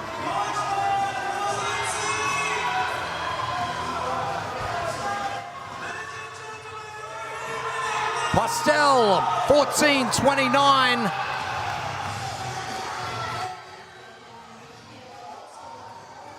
Dunphy getting to work for the final 10, as is Mahil Guzaham in the bottom left.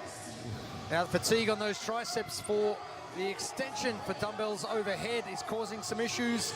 Guzaham, a little bit taller athlete, longer athlete, really fighting to get to extension on that last rep, riding the line ever so closely. Gilpin, Peters, and Dunphy. It's going to be a race to the finish. It is going to be Dunphy first. Gilpin will be next, and Peters. Guzaham is in. Simon Salina.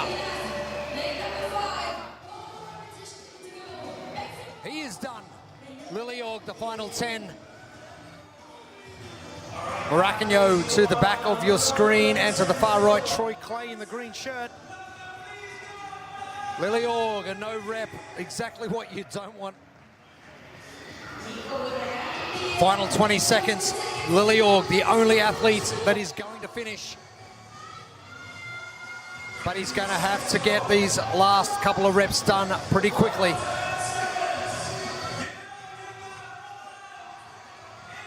Liliorg, just under that 16-minute time cap. Postel, impressive.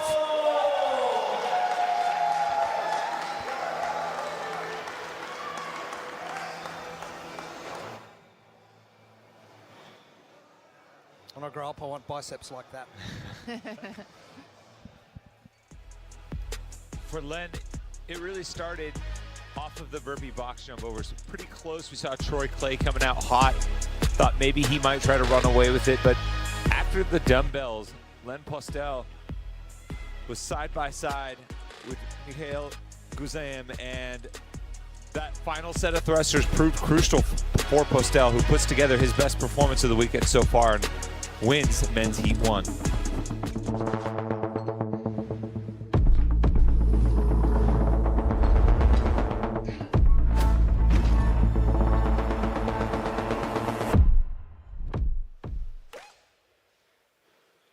Earmarked as one to watch for our heat coming up, and Len Postel doing exactly what he needed to, standing by with Lauren Smith.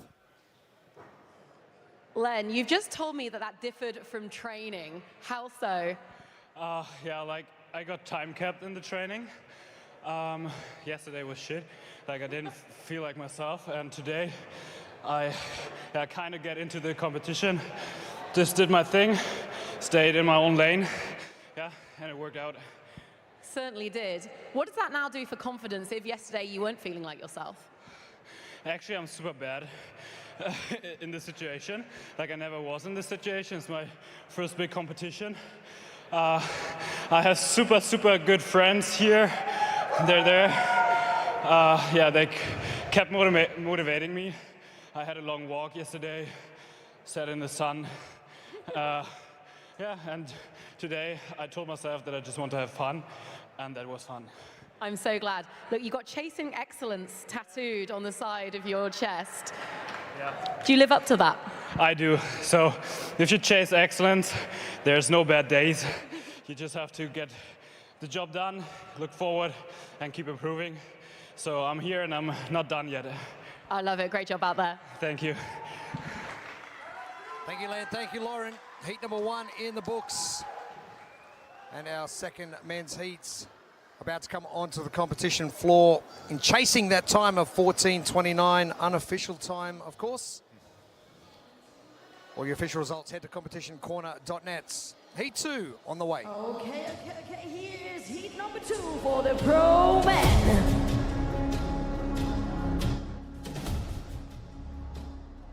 Lane 10, Pietro Anderloni, Italy.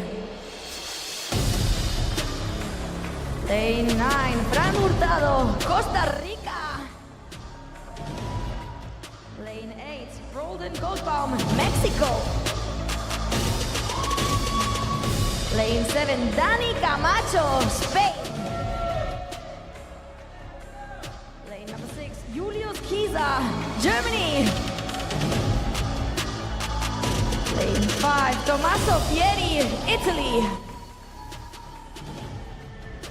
Lane number 4, Andreas Jimenez, Norway. Lane 3, Ryan Jeplin, United States. Lane 2, Toby Buckland, United Kingdom. Lane number 1, Tom Kingdon, United Kingdom. 1 minute. Our second of 5 heats onto the floor. Some good performances yesterday. Masso Pieri doing extremely well.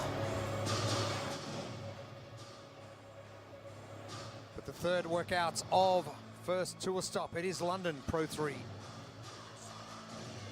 They're going to start on the rower, move to the burpee box jumps, spend some time doing some goblet squats, over to the ski erg, back on the box again, and finish with more dumbbells in their hands for some dumbbell thrusters. Dani Camacho, a fixture of World Fitness Project Season 1. Tom Kingdon, a 19-place improvement from Pro 1 to Pro 2, so hoping that momentum continues and can carry it over here to start Pro 3.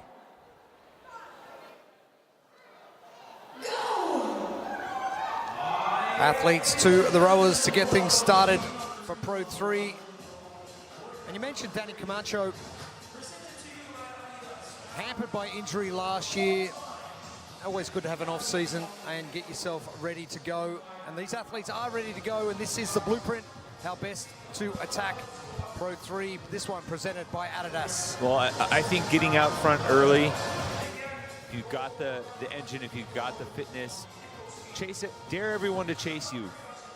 Put an aggressive pace out there and fight to hold on. And if there's a place to make your move, you can send the squat. We saw Len in the previous heat kind of establish himself back out in front after the first dumbbell squat. I think that's the place where you'll see athletes really start to drop the hammer. Kingdon, as you did mention, jumping up from 1 to 2 yesterday. Is that something you look forward to in competition, to try and progress and get better each workout as you go across each day? I mean, the workout's going to be so different, and you're kind of going to know if they're going to play to your strengths or weaknesses. So it's really just getting everything that you can out of each workout. But something that's always on your mind is, yes, you want to be in that final heat, and you want to be in the highest heat possible. It's just a different energy out there on the field, and you'll see that between, you know, heat 1 to heat 5. The intention of which the athletes come out and the effort that they put in, and when one goes fast, it naturally pulls the other, so there's just going to be more competition. So if you are looking to win events, if you are looking to be one of the top times or scores, you really do want to be in those later heats. Okay, you drop out of that top heat. How hard is it to fight to get back into that top heat? You really got to put those blinders on, and that's where we talked about yesterday of you gotta have a good imagination. If you're not in that last heat, you have to know that most likely the top scores are coming out of there.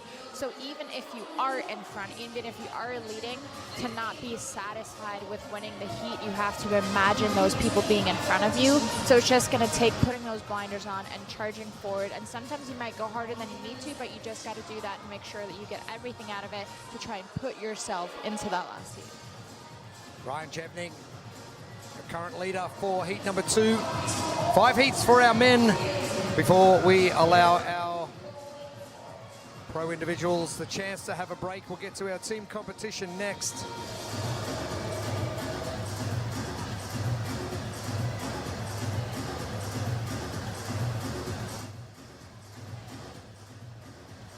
Shop now, Adidas Drop Set 4. Scan the QR code, get yourself the latest Adidas Drop Set 4 trainer.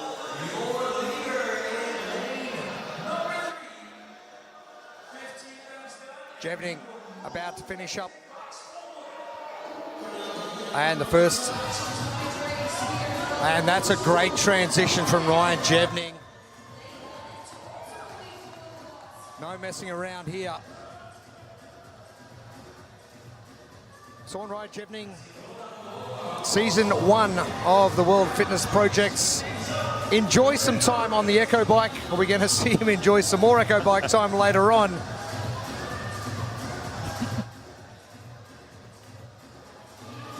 Now, what's your preference when you go into a competition day? Is it like we've got today, we've got a chipper where it's a little bit grueling and grindy, and then you've got a heavy lift, and then you've got a nervous system dump at the back end. What sort of format do you prefer going into a day? Exactly how it is. You want to start off with this mixed modality, kind of like a longer workout where you can make some mistakes. If you go a little bit too fast or too slow, you can make adjustments, and you kind of have that ability to, not everything has to go perfect. It can still go well, if that makes sense. You can kind of get your groove on and get into the day.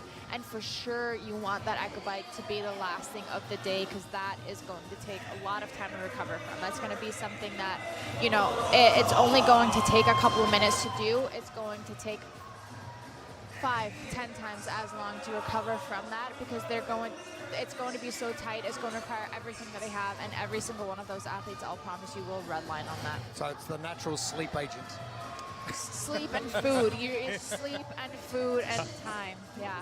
So they programmed this perfectly. Very similar to your 130 Echo Bike calories you do every week. Yep, it's a weekly test with. We try to knock it out with my father-in-law. I don't know if it's always the best sleep agent for me, but... Jevning continues to move forwards. Roland Goldbaum. Oh, hello. We saw Roldan yesterday with that rope, and he had 10 seconds to do as many double unders, and the computer said no. Nah, play, I'm good. They're looking a bit fresher this morning. I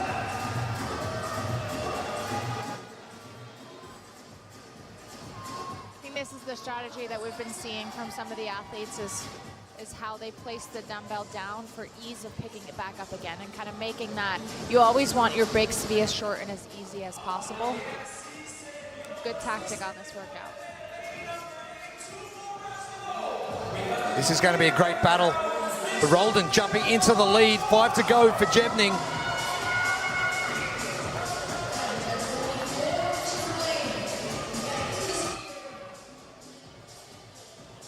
Roldan getting an opportunity at Wodapalooza as well.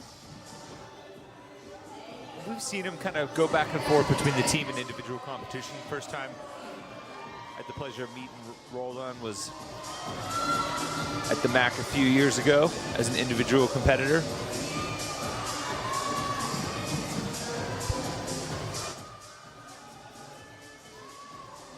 A very straight leg movement from Ryan Jevning on the left. You're also seeing less hinge at the torso from Roldan too, a little bit more upright throughout the pull.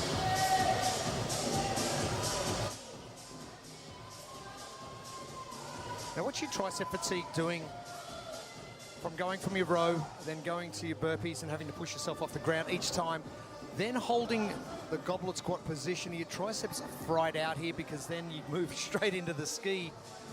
Yeah, I think it's mostly going to be your shoulders. Yeah, you're going to feel it in your triceps, but it's going to be squeezing that dumbbell together as your shoulder. It's going to be pushing off of the ground on the burpees and then pressing that dumbbell on the thrusters. So something that we have talked about, yes, is the leg fatigue and the acid in the legs on the squats. But something, yeah, we maybe haven't talked about as much as how much your arms are also going to be fatigued just with that interference. Just noticed Fran Hurtado got to the ski, grabbed the handles, then put them back and dropped his knee sleeves, which was a bit strange. Maybe needed a little recovery time getting to the ski, but he's sitting down there to the far right in lane number 9. Back to the gear conversation. Oh, here we go. You don't want it in your way. So you've seen a lot of athletes now put their knee sleeves up and down, so it does take time, but at the same time it helps them on the squats, and it does interfere with the burpees and anything else in the workout because you don't want to restrict that blood flow. Yeah, it was just strange that he grabbed the handles first. Maybe just forgot to put them down and then went, oh, I better put these down. Most people probably just would have kept going. Yeah.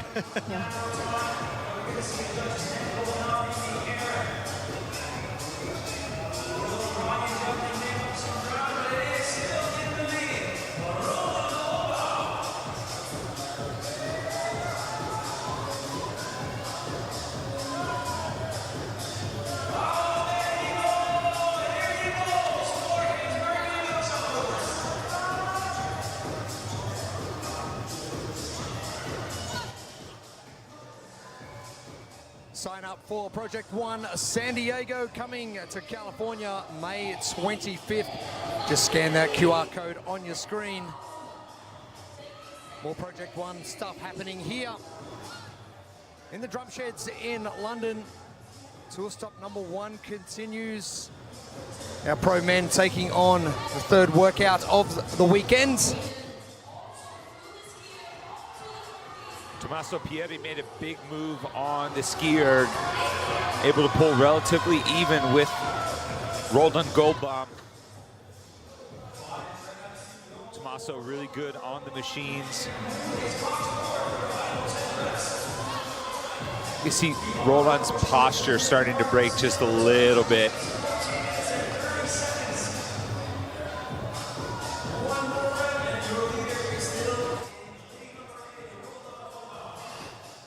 Ryan Jevning continuing very well. And for more on that, let's head down to Lauren. Cheers, gang. I've just been catching up with his wife, and look, Ryan's one of these athletes that is having to manage a full-time job alongside trying to become the best version of athlete that he can be. He has been focused very much on this event. He's peaked for it. Luckily, his work's flexible enough that he can get the training hours in. Plus, he also has a young son, Roman, and he's been super present dad to Roman as well. So as a family, they're all making it work for Ryan to realize his dream of competing across all the tours in the World Fitness Project. Something we haven't talked about at all is how do people juggle work, children, family, anything else they're doing, and increase your ability to train and the time you are able to train. Yeah, it's a balancing act for sure. And I think if you rewind 15 years and most professional athletes had a full-time job, and then, you know, they were fit because they trained. And you fast forward to today, and the people at the top of the leaderboard, they do this as a profession. And it requires so much time. It requires, I never liked using the word sacrifices. It's a choice. It's a choice that you're making, but you are sacrificing other things. And our sport just requires you to be good at so many things, time domains, movements, that it's a lot of time for sure. It's a fun journey, but it can for sure be a lonely, strict, and a very disciplined one. I like that. Disciplined, yes, very much so. I also like the transition from Ryan Jepning here. A lot of other athletes, Julius Kieser, Tommaso Piatti, got off the box first. Jepning got off the box, saw the other guys resting, walked right to the dumbbells, hopped up, started letting it rip. At this stage of the workout, that's what you got to do. Your leader, Roldan Goldbaum, at the 12-minute mark, 4 to go. Pietro Andoloni, don't forget about him in lane number 10, Jevning. Andreas Tamanis and Toby Buckland to the far left of your screen, still battling.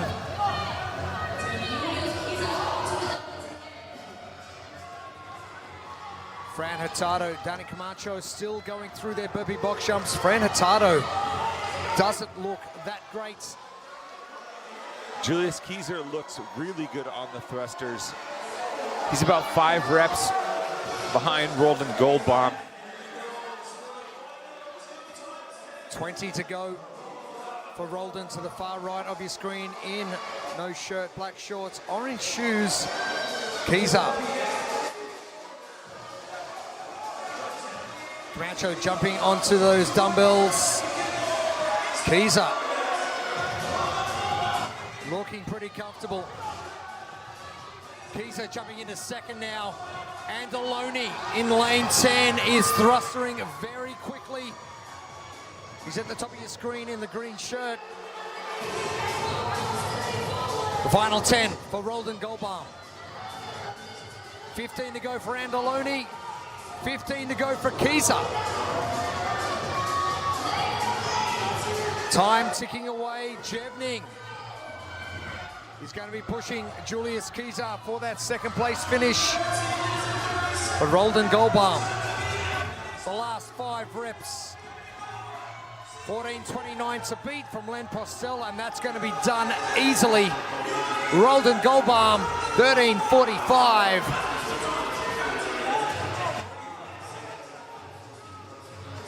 Kieser looking to take second position. Jevning now with 10 to go.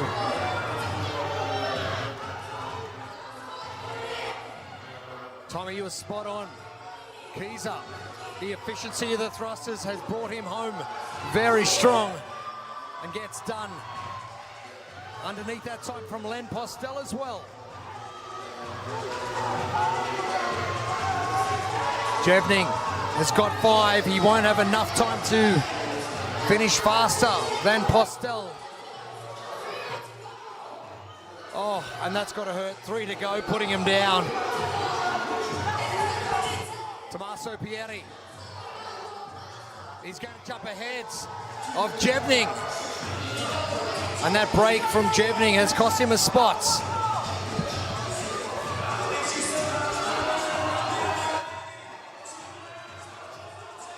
Kingdon, top placing coming out of the remaining athletes on the field, or is Andoloni going to get it? The bookends. Kingdon on the left, on the far right, it is going to be Andoloni just ahead. Kingdon all done. Tamanis will be next, finished. Fran Hurtado. Toby Buckland.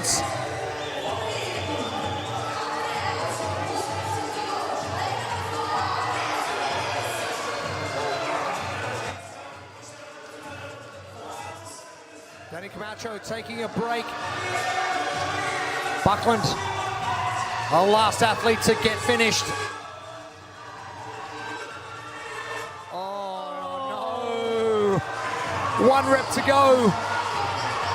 5 seconds. Can Buckland get finished? Yes, he can. Good work getting those done. That's probably where you want to get to, and the extent of exactly what your body is capable of, and I think Toby Buckland found it. He was right there, and it's supposed to either not or right at the last rep. So He can walk away knowing that he didn't leave anything out there on the floor. exactly. Same goes for a handful of men at the top of this heat that really attacked it. Roldan Goldbaum out in front after that first set of dumbbell squats. Started to see his pace dip just a little bit on the second burpee box jumps. Introduced a few athletes into the mix. Julius Kieser, Ryan Jevning trying to make a push to catch him, but Roldan able to hold off of the both of them and put up the top time through 2 heats so far.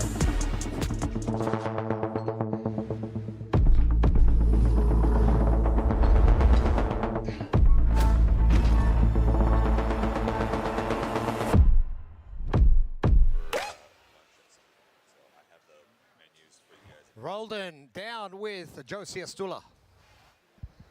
Roldan, congratulations. The dumbbell is definitely one of the defining moments in this workout. How did that feel? Sabemos que la mancuerna es una de las partes más importantes de este workout. ¿Cómo lo llevaste? Mantuve una estrategia de principio a fin. Respeté mi paso en las máquinas y sabía que las mancuernas, como tú dices, iban a pesar, iba a ser el separador y solamente seguí mi plan. Roldan says that he had a plan going in from the start. He knew that those dumbbells were going to be heavy, but he went in and left some energy for the dumbbell to be able to go off with that win. Roldan, tienes aquí los fans de México. Te están dando ese ruido. They're giving you that noise, Mexico. Sí, amo a toda mi gente de México, a todos los latinos, firmeza siempre. ¡Woo! Roldan saying a big hey to Mexico. Congratulations. Muchas gracias. Thank you, Roldan, and thank you, Joe. A big change from coming from Mexico. You also give a shout out to all Latinos, so oh, exactly. I'll take a little bit of that. Yeah. So take all of it. At least as far as this booth is concerned. We couldn't get much further away, I don't think. 2 heats down, 3 remaining of our pro men 3 workout. 13:45, our unofficial time to beat for our last 30 athletes to hit the competition floor. And let's welcome them out. Heat number 3. Ladies and gentlemen, let's bring out the athletes for heat number 3. In lane number 10, Patrick Vellner, Canada. Lane number 9, Luka Jukic, Serbia. Lane 8, Tatuero Naimo, Finland. Lane number 7, Victor Helsingov, Norway. Lane 6, Jack Barlow, Canada. Lane number 5, Bobby Benito, Spain. Lane number 4, Noah Wilson, United States. Lane number 3, BKG, Iceland. Lane number 2, Leonardo Grottino, Italy. And lane 1, Adastis Artemis, Greece. Third heat onto the floor. Pat, a massive roar for Pat Vellner, probably something you never want to disappear. You just soak that up. Every Yes. time you hit, like you would have hit the floor and had that as well. He's just the greatest, and I feel like the fans know that. The fans feel that. He's just the best energy, and we need to take that in for the last tour. That's it. Pro 3 coming your way. Yep. They'll hop onto the rower, move over to some burpee box jumps, start with a single dumbbell for some goblet squats, over to the skier, more burpee box jumps, and add another dumbbell to the mix for some thrusters. Aaron Hamo hoping to shake off a 44th place finish to close yesterday in London Pro 2. And BKG, anytime there's a good mix of everything, he just seems to always find a way to do well. But gee, he looks sharp 100% of the time. Look good, play good. Underway. 13 minutes and 45 seconds. But interesting what Roldan said in his interview. He knew the dumbbells were going to be heavy. Save a little bit of energy to make sure you go and attack it. Yeah, and I think there's some athletes who can do just that. I mean, if you look as far as people that are strong below parallel, Fabian Benito-Celis is excellent with squatting. The question is, how well can he manage his energy on the other movements to be able to really take advantage of that strength there? Across his history, Pat Vellner's been really good at some of the burpee, box jump overs, bar facing burpees, kind of throwing those into the mix in big chunks. Luke has always had some good aerobic capacity, but how well does he handle the heavy dumbbells below parallel? We spoke about it yesterday, Kat, with BKG. Pretty much the best mover we have seen over 15 years. Does that come into experience along with Pat Vellner? They've done this so often, they know how to move, and they know how to move quickly and efficiently and save some energy for when they need it. Exactly. Like, they have so much experience. It's kind of becomes strategy becomes second nature almost, because you don't have to think so much about it. You just know. So you rarely ever see them redline or go over. It's actually quite the opposite. I think they're a little bit too strategic and sometimes hold back a little bit. I'd like to see them, you know, still have that kind of youthful, naive approach where you just go and you just see, because they still have that. They can still do that. So I'm curious to see if they're kind of willing to try it with this workout, the bike later today, if they're still willing to go to that place and just see what they are capable of. Fabian Benito in the center in all black. Judge's hand still not up. Anestis Artemis moving already.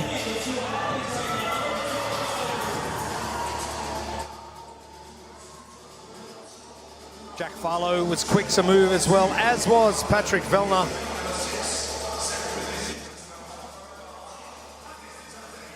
And Pat Vellner, one of those experienced athletes who we've enjoyed watching for so many years. And hopefully we get to see more of it, but we'll wait and see what happens at the end of this year. And we caught up with him earlier in the week. This is what he had to say.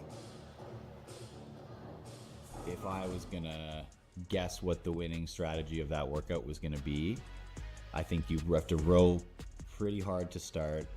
Your burpees in general on both sides of the chipper need to be like just kind of steady. You should try to move through the goblet squats fast in spite of how bad it's going to feel, and then ski slow. Interesting.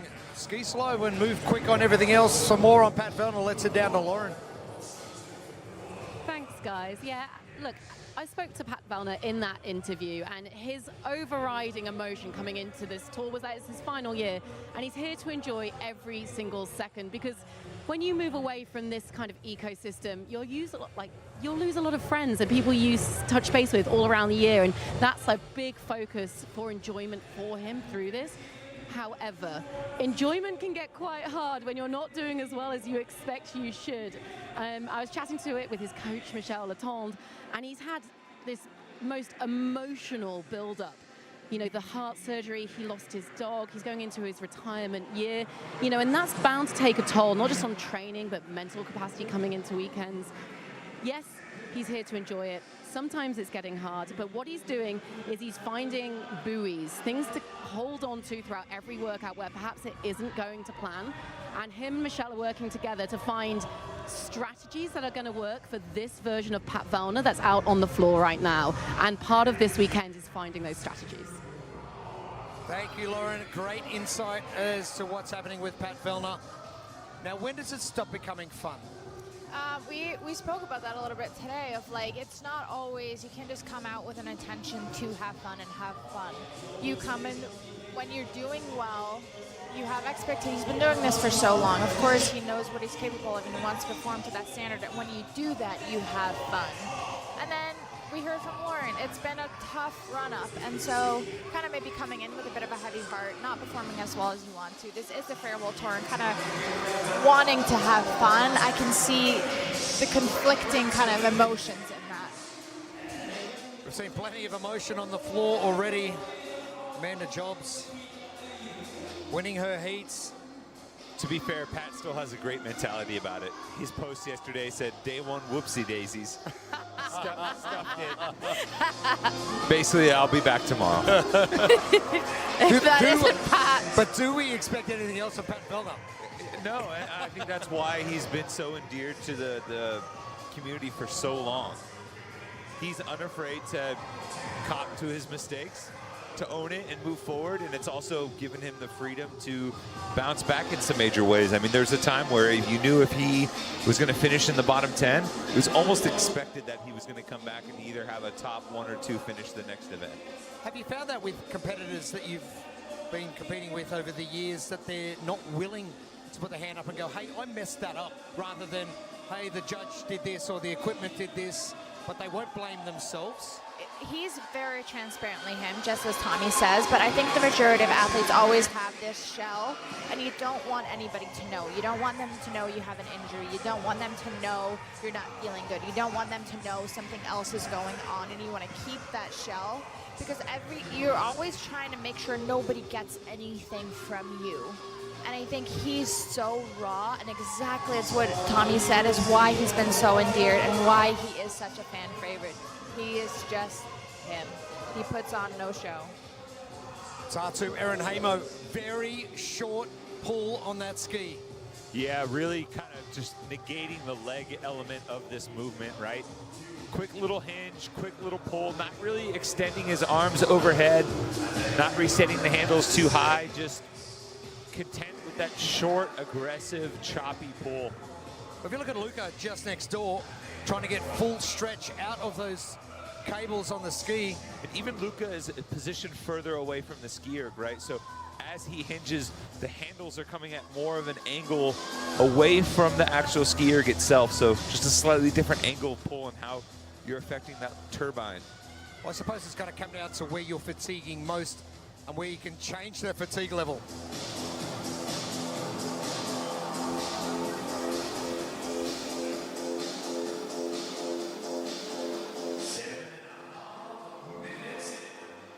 Shop now, Adidas Drop Set 4. Scan the QR code and get yourself the latest Adidas Drop Set 4 trainer.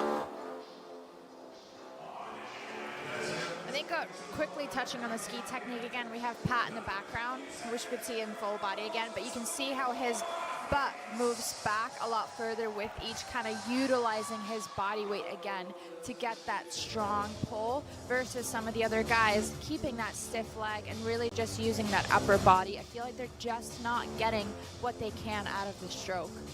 There we go, scooching that butt back and really utilizing his body weight to really hammer that pull down. Seems more in sync with the entirety of his body too, right? It doesn't seem disjointed.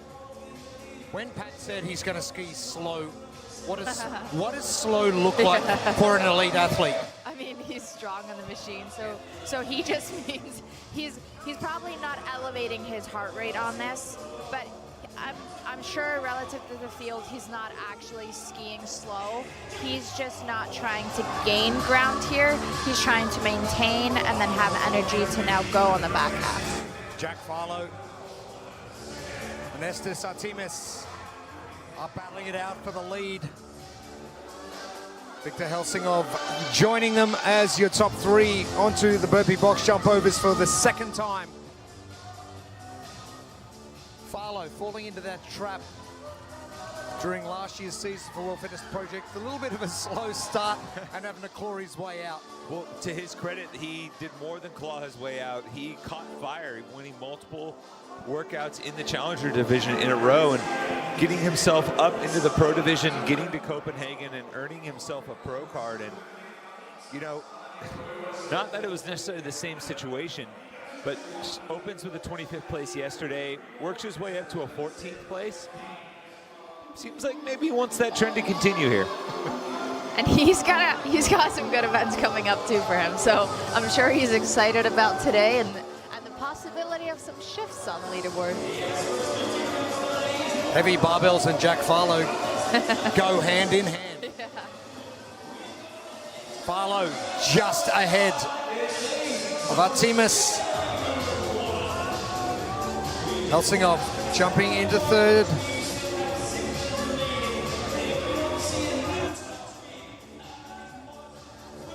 And your live scoring to the right-hand side. The numbers reflecting how many left to finish workout number 3.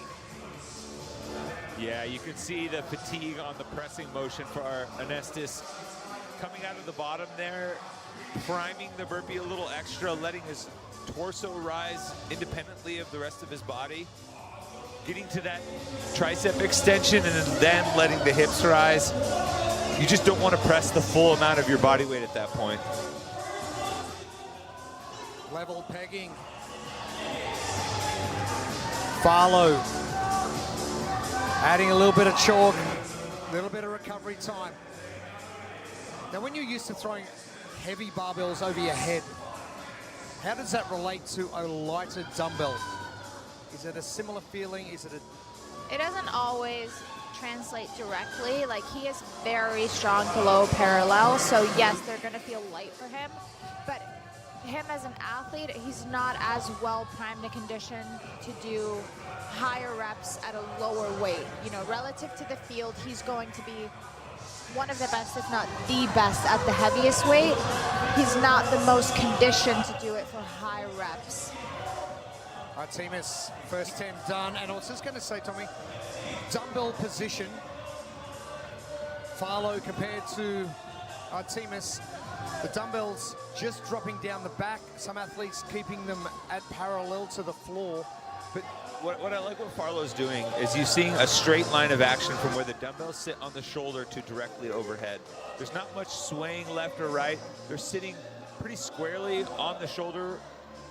That's going to keep them close to the center line. Make sure you're going to make the most out of the dry face from the bottom of the thruster, whereas you saw Helsinghoff, you're seeing the dumbbells kind of slide off to the sides. And it should be noted, like, these dumbbells are going to feel lighter for Farlow. He's not just strong. He was the first individual athlete to clean and jerk 400 pounds at the games. Hold on to your hats. Here comes Noah Wilson, your new leader. Noah Wilson. Talk about leaving something in the tank. He's only got 20 to go. The numbers replicating. 1 rep to finish over the finish line as well. That's why the numbers were at 21. Noah made a strong statement in Pro 1 yesterday, coming out and winning that early heat behind his strong running. Helsingov, last segment coming. Oh, and now jumping into the lead, Victor Helsingov. Can he stay ahead? Has he strategized perfectly? Oh, I love the move, and he's picking up his cadence too. His cycle rate increased on those first 5 of that last 10. It is going to be Helsingov to get the heat win, 13:34. Strong finish. And the fastest time overall, Wilson. Farlow continuing to battle for seconds. Wilson will be done next. Farlow with a couple to go. And Victor Helsingov, the transition into that last segment and not resting. He sent the squat. Artemis finishing 4th. Grazzino in next. BKG not far away from getting done either. Last one done.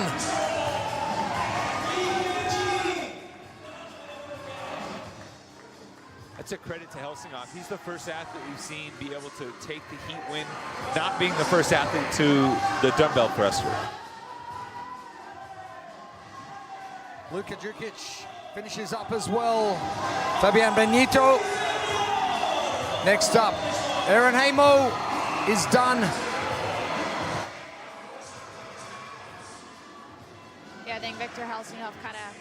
showcased the disciplined pacing.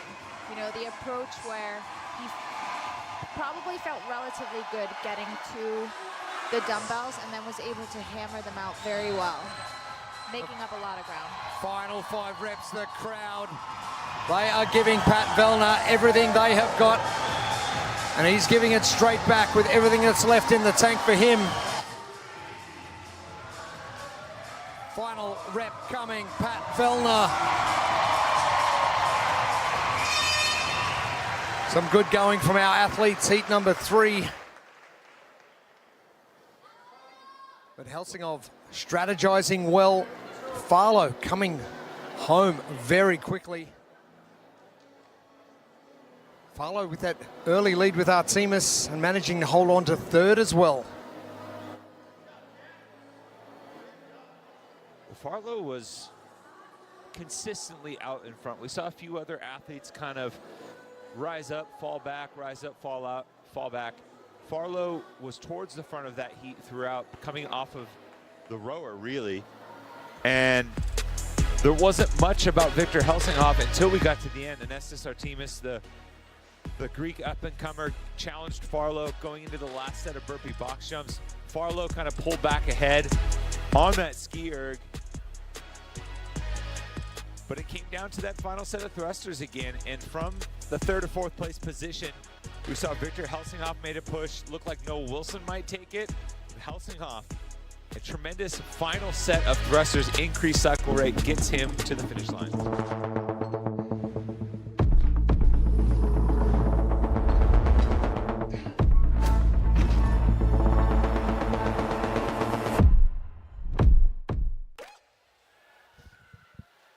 The Norwegian dominance continues. Victor Helsingov standing by with Lauren Smith.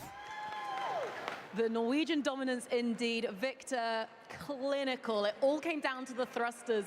Again, talk me through your pacing to get there and then execute in the way you did. I was relaxed a little bit on the ski and then pushed the burpees and squats both ways, and then when you have 10 left, you know you just have to push through and hold on. That was the plan. Just hold on the last 10. You came into this workout 23rd. This will probably do enough to push you up into the top 20 going into the close of the day. What's the overall ambition for Tall Stop 1? To just see where I stack up and get some motivation to work on towards the rest of the season, and hopefully top 20 or higher. That's the goal. I know you're not a part of the Krieger training crew, but you do train at CrossFit Oslo. What benefit do you get out of being around all of those top-level athletes when it comes to your training?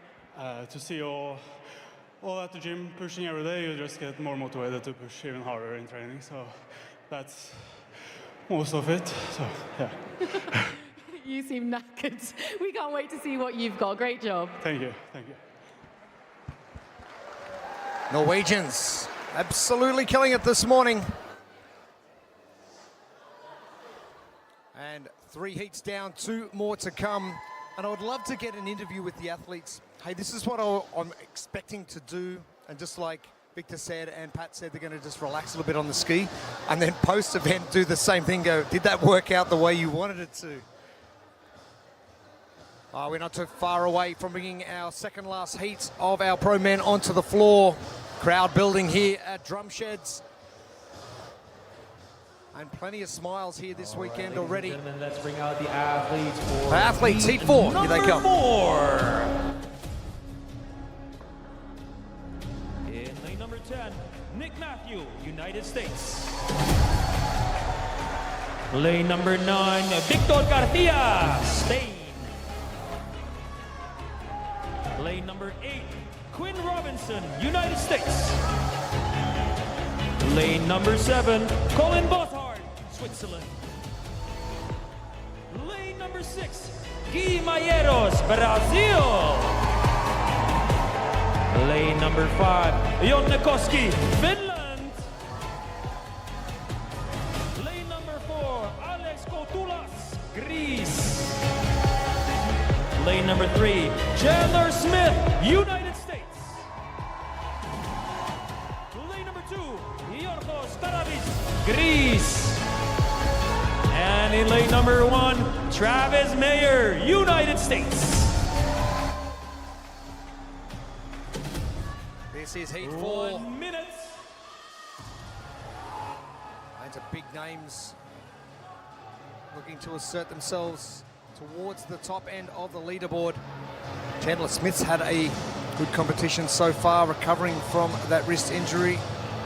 And London Pro 3, a tough one. You're gonna have some work on the rower. You're gonna do 2 different sets of burpee box jump overs.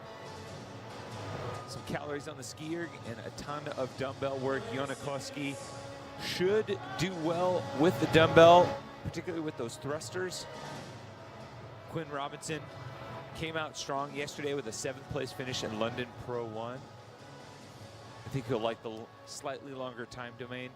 Travis Mayer spoke with him at breakfast this morning. He was stoked to have day 1 in the rear view, said those were his damage control workouts. He's ready to attack today.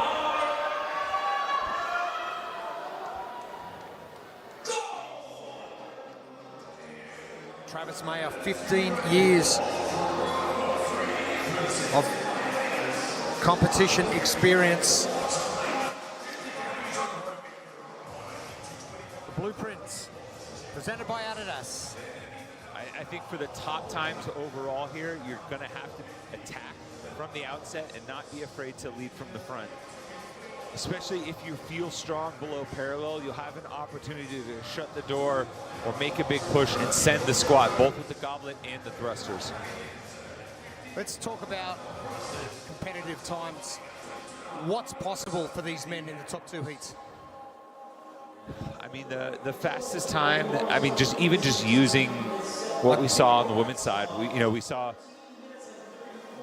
12s, I would say mid 12s. I wouldn't be surprised to see that here, mid to low 12s. 13:34, our current time to beat from Victor Helsingov out of CrossFit Oslo in Norway. The Norwegians have done very well so far this morning. Does that happen sometimes, that workouts fall into the lap pretty much of the way the training program or the camp is designing? Oh, 100%. I just think, different training camps have different kind of approaches to training and different things that they prioritize and think are the most important things for an athlete to have. So some training camps definitely put more emphasis on conditioning. Some training camps put more on running. Some training camps think it's the most important to be very explosive and a strong athlete. So I think those type of athletes will always do the most of that type of training, and when that comes up, they're going to have, a little bit of a leg up and feel more confident when that comes up. And I think the Norwegians for sure have been showing that they do put a lot of effort on the conditioning side of the sport. Maya, hey. This is an athlete that has never been afraid to hurt. Oh, never, ever. I try and replicate what he does with his lawn at home. Oh. With my lawn and my edges. You and me both. It's also a testament to what stage of life we're in, A decade plus ago, we were talking about, pacing strategies and how he attacks the bike. And this morning at breakfast, after talking about day 1 for a little bit, we immediately moved to, all right, what kind of seed did you use for your lawn? I went it with was this. lawns of parenthood. A lot of dad talk, a lot of parenthood lawn management. Funny how things change. Oh, yeah. And some things don't, because he's still out here not afraid to go hard on workouts. Agreed. It's really impressive, the longevity. And really, he's, I would say, drastically underappreciated across his career and what he's been able to do. I would 100% agree with that. And I was watching some stuff that he was doing on social media and snatching plates out of his hands and getting them overhead and just trying different weight plates. And I went, you can have all that.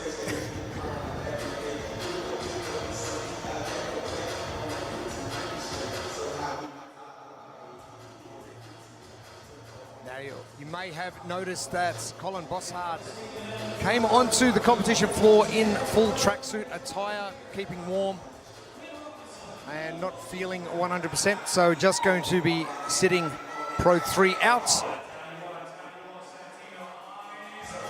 Maya starting the burpee box jumps first. Getting to work. Chandler Smith has been all over the place. London, England, Abu Dhabi. And for more on Chandler, let's head down to Lauren Smith. Thanks, team. I'm in the coach's box with Chandler's better half, Jessie Smith. Jessie, Chandler has been managing a pretty serious wrist injury. What's his training looked like over the past few weeks? Yeah, so the wrist injury happened about 8 weeks ago. It was the week right before Wodapalooza started. He just this past week before the competition did his first ring muscle-ups, first handstand walk, which is not ideal before a competition when you're trying to prep, but he's pain-free now. He did end up with a little bit of a stomach bug a few days ago, so when we thought we were in the clear, we kind of backed up just a minute, but as of right now, wrist is all good, so fingers crossed that everything else stays that way as well. Thanks so much for your insight. And we're going to be hearing you on the live stream in a few times over the weekend as well? I think so, probably in about 20 minutes when the teams start. I love it. Real soon. There's going to be a lot of smiles in the broadcast booth in about half an hour from now when Jessie Smith gets in here. There's Bossard just watching on. Seen the female side of competition. Linda Casemon, Ingrid Sondel just having to do what their bodies will allow them to, but not wanting to miss out. Jona Koski had a busy year last year. Don't worry about competing, but had a busy year. He also became a dad. Joining the club. What a club to join. Oh, the best. Koski is one of those shorter stature athletes, very quick and good below parallel. So he made up a good amount of ground there on the goblet squats, and I'm kind of expecting him to do the same on the back half of this workout. Isn't it funny that someone with such shorter stature than other athletes is so good in the pool as well? Incredible. I mean, he has a swimming background. He is so good, but yes, we saw that last year. And he's also done well, you know, on the skier because there are some components from that swim technique, right? Strong lat endurance and strength, yeah.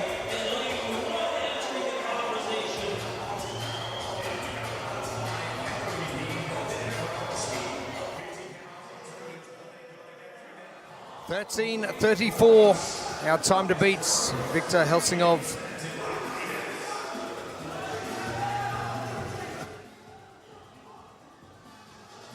Quinn Robinson has hit a little bit of a purple patch of late, getting some good results on the board. Mayhem Classic finishing 7th.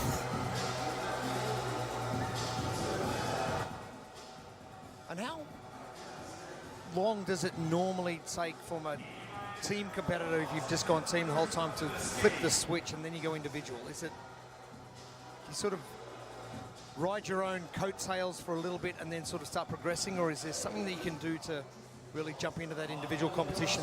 I don't know. I've never done the jump between the two. So, but I'm assuming it's a mindset shift, and you're probably going to have to be a little bit more well-rounded overall. It's just I'm kind of speaking from the outside looking in right now, but.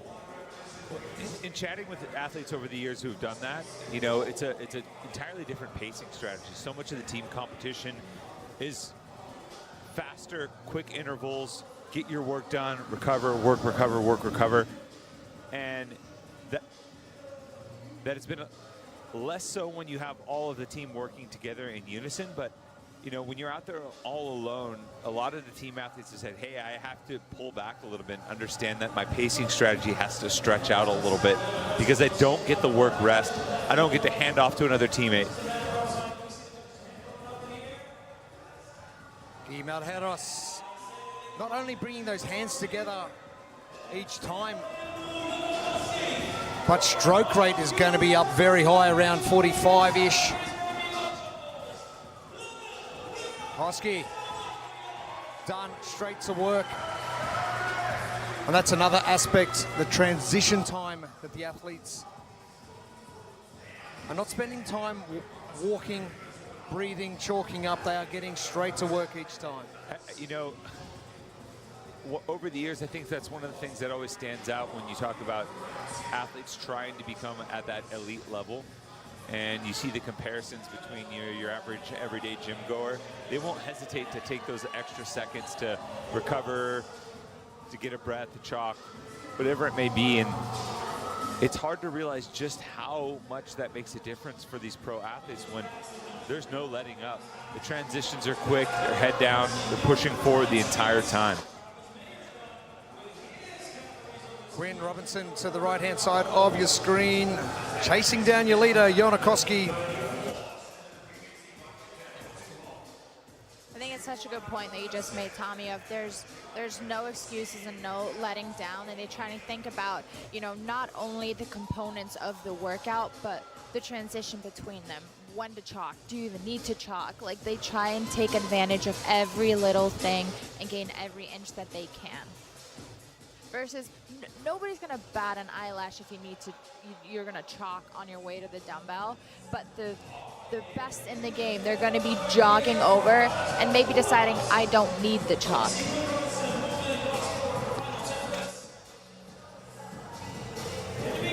Travis Mayer.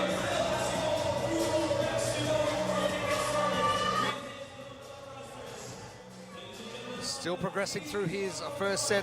Box yet to be moved. Jonakowski about to finish up. Shop now. Adidas Drop Set 4. Scan that QR code on your screen and get yourself the latest Adidas Drop Set 4 trainer. This is where Jonakowski in set number 1 for the goblets started to separate himself from the rest of the pack with that faster squatting technique. Looking comfortable, and we spoke about that gaze, where do you look? And Jonas has got that exactly, just looking out into space, picking something to focus on. He's picked something that he's looking at, and then you stay focused and keep going. And it's very much, it's a nice touch point and a nice grounding thing for you to have. Just have a focus point to look at, and then only think about your movement. Katoulis making a move. Koski in the lead. Katoulis on the left of your screen, currently in third. Quinn Robinson. Jona ripping off big chunks here. He didn't set the dumbbells down on the transition. Started walking over with the dumbbells extended overhead, dropped right into the next rep. That's an athlete that's in full attack mode. Quinn Robinson. 45 seconds faster, Jonakowski, than Victor Helsingov's time of 13:34. Your time to beat. And you see the difference in cycle rate, right? Jona much faster than Quinn. Quinn a little bit more control, but I like the drop that Jona's doing with the dumbbells. Once they're getting overhead, he's actually dropping straight away, so the dumbbells aren't actually hitting his shoulders till he's at the bottom of the squat. Yeah, that a lot of times you'll see that. Traditional barbell thrusters, athletes pulling the bar down actively, or, you know, taking a portion of the squat in the thruster and making it non-weighted by dropping down before the dumbbells hit the shoulder. Jona's moving exceptionally well. Such an impressive praise from Jona. It's like he hasn't done the front half of the workout. Don't you hate that? Travis Mayer starting to make a move on the outside, lane number 1. He's at the bottom left of your screen. Quinn Robinson. Looks like he has got second place sewn up. But Koski on the charge. He's going to have the fastest time leading into our final heat coming up. And Jonakowski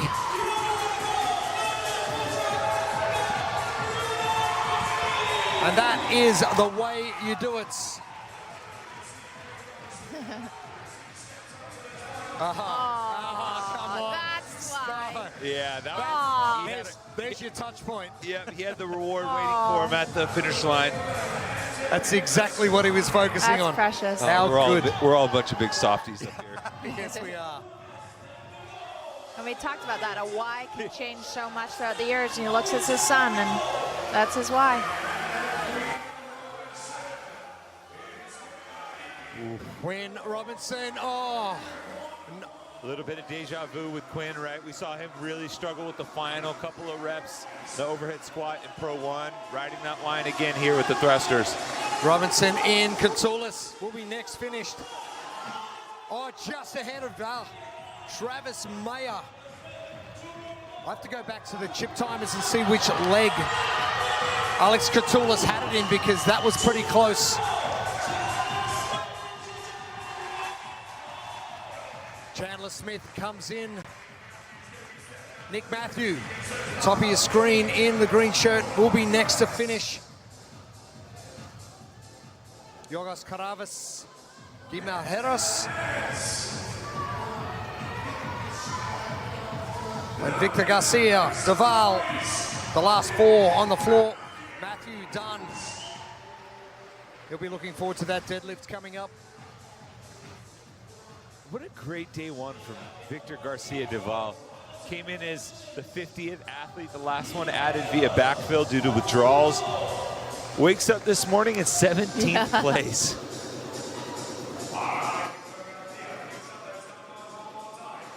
Yorgos Karavas, Victor Garcia Duval, the last couple of reps.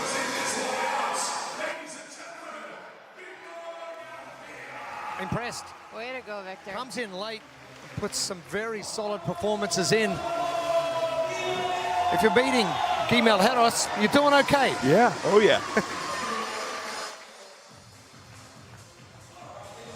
I'd say the same with Yorgos too. Yorgos Karavas, 30 seconds to get the job done.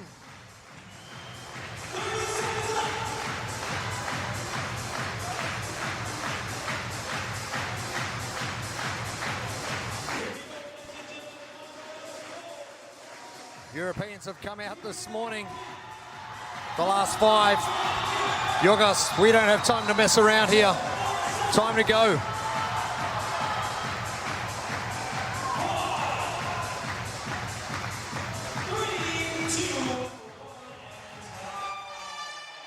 And a few reps short of finishing. Bojana Koski. 12:57 unofficial time. For all your official results, head over to competitioncorner.net. All of our schedules, everything you're going to need over at Competition Corner. Well, it all makes sense now that Jona's son and wife were waiting at the finish line, because he came out hot. Once he got to the dumbbells, made quick work of the squats, attacked the ski erg, got a little bit of a push from Quinn Robinson coming into the final set of thrusters, but man, just textbook thrusters from Jona Koski, the 10-plus year veteran of the sport, and a big smile and some love waiting for him at the finish line.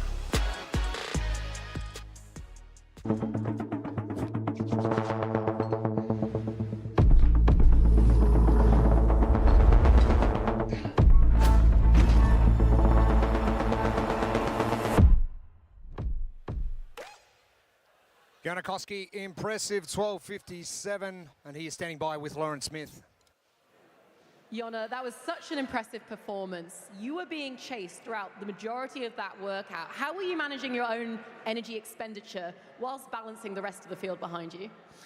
Well, yeah, I knew in my heat there's a couple very good burpee and thruster guys, so I knew I would get a good push from the guys, but still I had practiced this, and I knew with the scoring, it makes sense to take some risks, and I was already hurting pretty bad on the second burpees, but I just trusted my capacity that I can rep out the last thrusters, and yeah, it paid off. You just told me it's your jam. It's the thruster and burpee combo. Like, look, you just seem to have found a whole new level to your game recently. It's the Jona Koski of old. Where is this coming from? Yeah, I don't know. Maybe it's the dad strength slowly kicking on, or I still think I'm lacking some consistency. Like yesterday wasn't the best, and today I felt like I could, gain or perform better than my normal practice effort. So it's kind of a roller coaster every now and then, but yeah, I'm happy, and thanks for the crowd as well. It always helps on the last thrusters to, rep it out and go a little bit faster than you want to. I know deadlifts probably aren't exactly going to be the favorites. How are you going to manage this next workout? Yeah, for sure. No, it's pretty strong guys on the field here. So, you know, all I can do is give it my best effort. And, you know, it's been a while, probably like 8 years since I went to 100 max deadlift. So hopefully I can get a couple more pounds or kilos than back then. So we'll just try to do our best and, you know, maybe give Chandler a little challenge.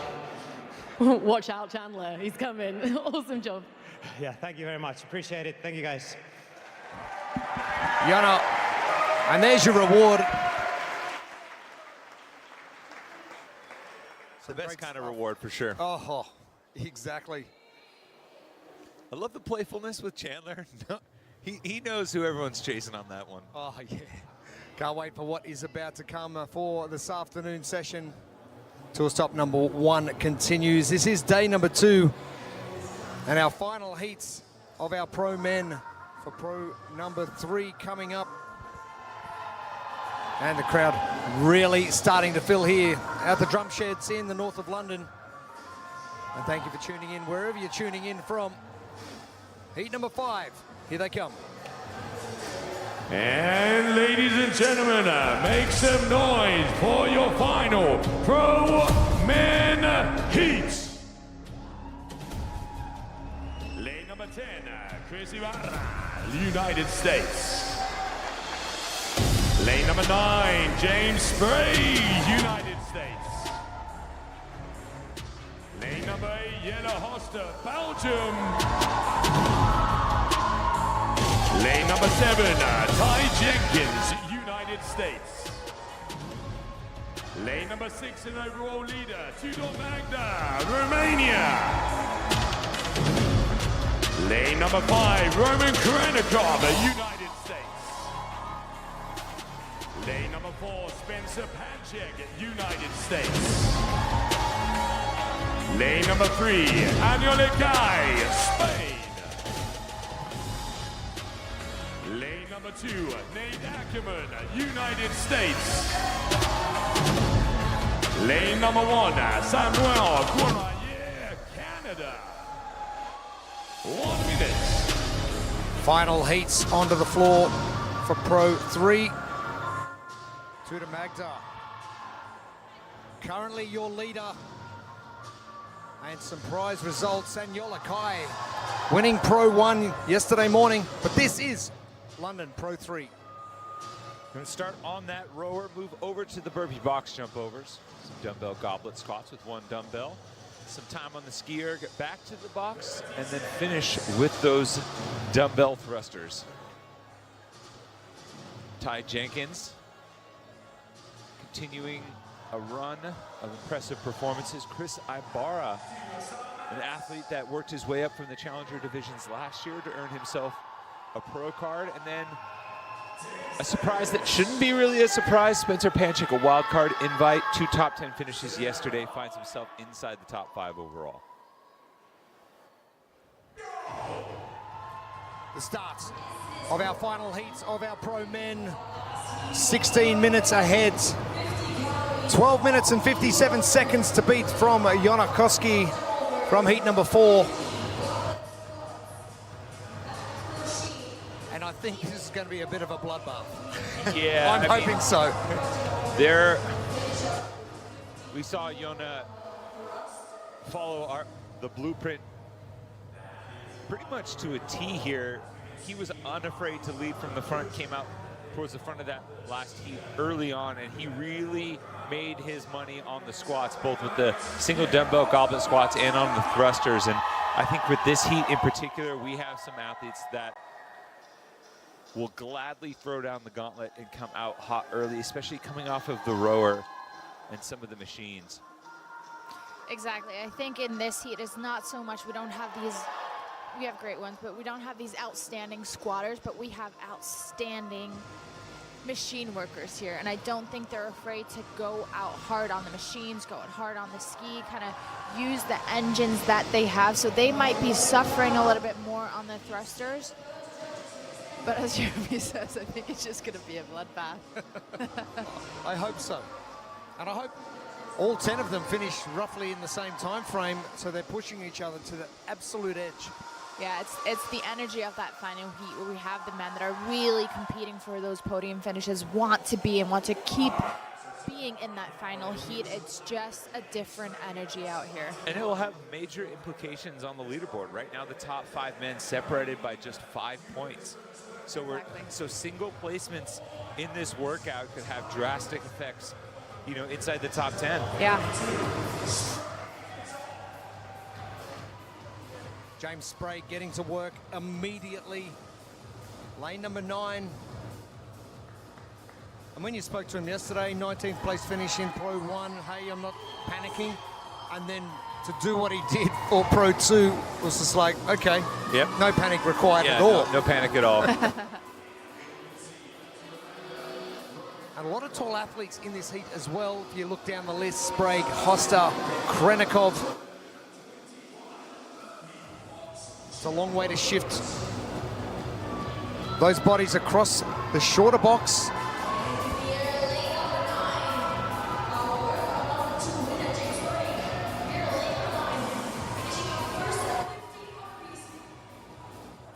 Sub 2 minutes on the road for James Sprague. Oh, hello. Yeah.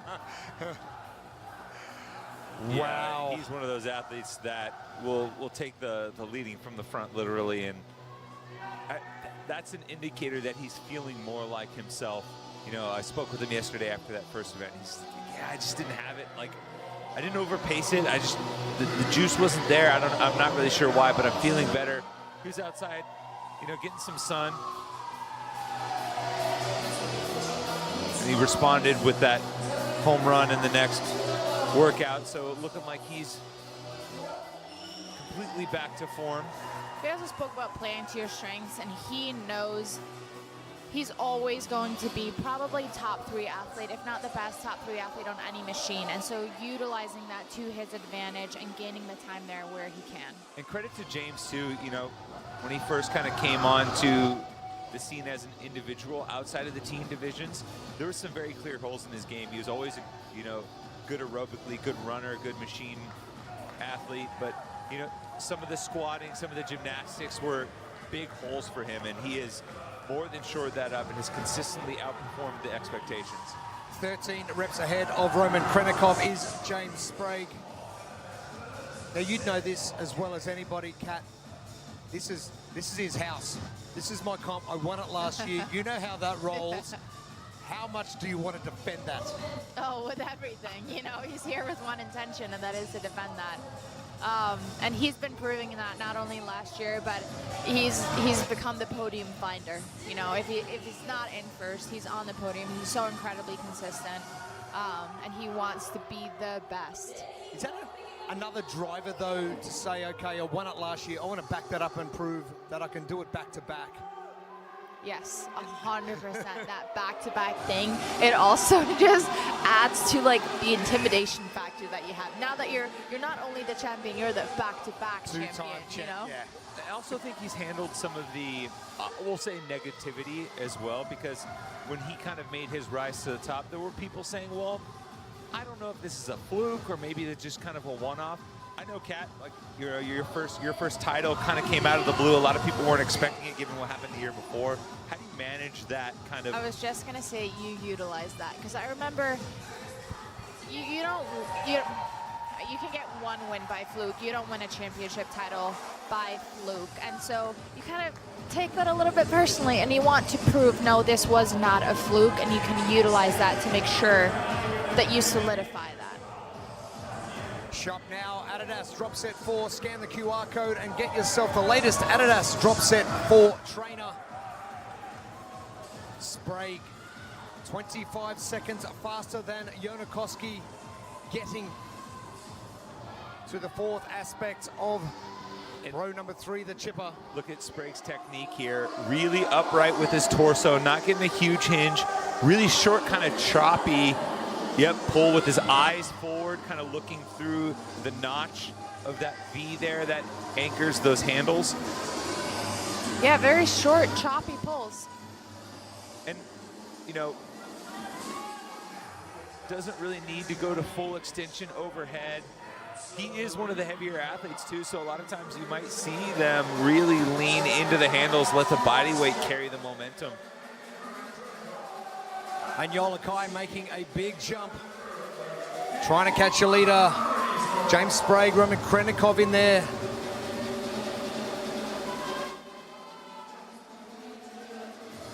And putting so much time on everybody yesterday, it was just exceptional. And that fight between himself and Tudor with the last set of double unders and who's going to break, and he just decides, no, I'm doing 120 unbroken, and your arms are on fire. What a statement. How are you going to break it up? Because I'm not. Yeah, exactly.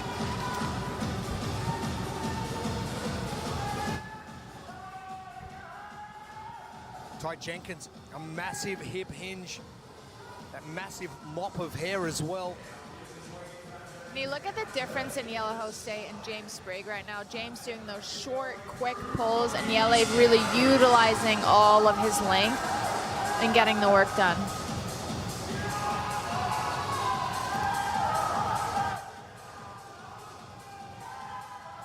Kind of see Ty next to Yele doing the same kind of long stroke.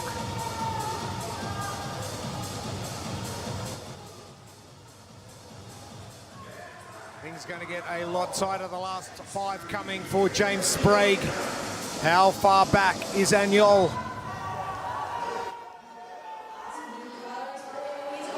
Final rep. Sprague done.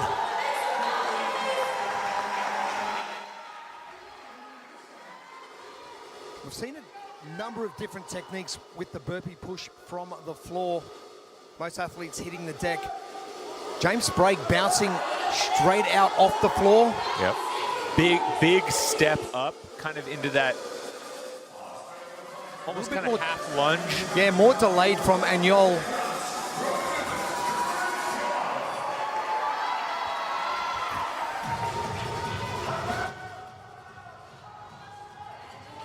Agnol winning Pro 1 yesterday morning and trying to put the heat on winner of Pro 2, James Sprague. Saibara. Yeah, I think Enola Kai showing up yesterday, showing that he has the endurance and the engine to do what he's trying to do again. Really putting the pressure on James. I love those kind of breakthrough performances like that. We got a little taste of that from Agnol a couple of years ago at Wadapalooza SoCal, where he was part of the Team World, and there was like a relay race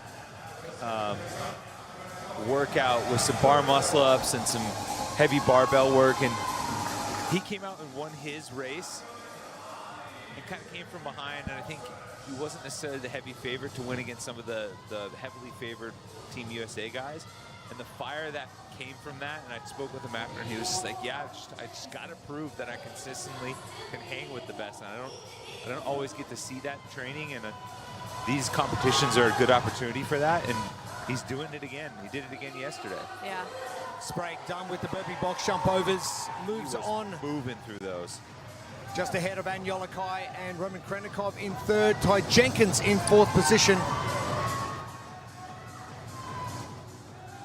The strategy for these thrusters, how is it going to play out? Looking very similar to Yonikoski with that upright torso position. And I know he's got a lot longer distance to go, but he's making it look easy.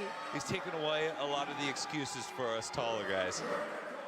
I will say this though, and it's obviously very different, but it reminds me a lot of Sam Briggs back in the day. Every once in a while, usually once per competition, there's a workout that shows up where Briggs would just blow away everybody else. Yeah. It looked like she was operating on a different wavelength, a different pacing strategy, a different structure than everyone else because she was so far ahead. We've gotten those from James. I think back to the handstand walk double under from Mesa last year, and right now it's looking like he is in complete control and just leaving the field in the dust as well. And it's really exciting to see that from a young athlete. Roman moving into second position ahead of Agnol, but only just. Sprague taking a break and having a look. And we don't see that too often, walking away from the dumbbells. James Sprague. I think that's strategic. Is he going to be giving up a little bit of a lead to Krenikov and Akai? because he took a look at everyone else on the floor when he did that. So taking stock, maybe throttling back just a little bit on that last set to make sure, hey, what do I got to do to get to the finish line here to make sure I still get the win? Roman only a couple of reps behind, and Yol pulling ahead just. Oh, they're catching up with them. This is going to be a tight one. Sprague is going to have to find something for these last 20 reps. Roman straight back to work. And this is exactly the part of the workout where he needs to take stock, you know, not put blinders on. He needs to know that the men are coming for him. James Sprague could be in a bit of trouble here. Roman Krenikov has now moved into the lead. You've got to be kidding me. Sprague, steps up. We're going to have an exciting finish here. And Yolakai into third. Sprague rests. Roman is going to take it. Can Anyol jump ahead of James Sprague here? Roman Krenikov, the final 2 reps and pace to perfection. Wow. There we go. Wow. What a passing. And Yolakai, he's going to get James Sprague. Sprague finding the last couple of reps too hard, and Yolakai. What a performance. Oh, I spoke too soon about James. And faster than that time from Yonikoski. James Sprague outside the time from Yonikoski. Ibarra. Happy birthday for today, Chris Ibarra. A good performance from him, finishing in 4th. Ty Jenkins in 5th. Roman, where did you come from? You must have heard me talking about James. Maybe too much. Kind of the same thing as from the previous heat. Kind of just had enough in the tank to just hammer those thrusters and make up a ton of ground. But Anyolakai. Wow. Also hanging tough. Nate Ackerman finishing up. And that WFP video of both Anyolakai and Hannah Black. Hey, look out, these guys are coming. Yes, they are. Right now, your overall leader coming into today, Tudor Magda, still on the floor.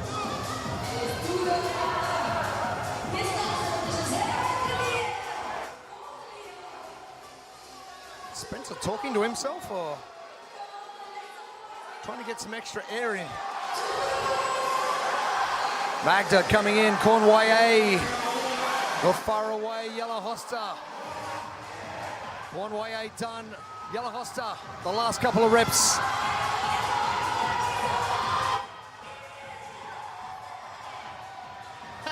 He didn't even get his body over, just the leg. Just get the just chip. the leg. Don't need to. Spencer Panchik is going to be our last to finish.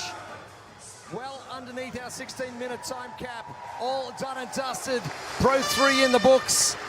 But Krenikov proving once again, doesn't matter how many times you compete all year, he's still got the goods. Oh, man.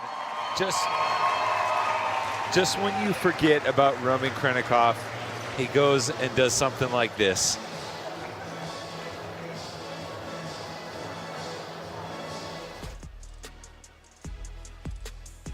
We were expecting a dogfight, and that was exactly what we got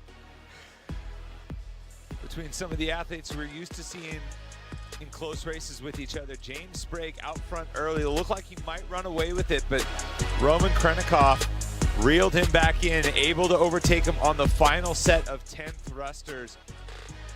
And then a workout win for Roman Krenikov could move him into the overall lead.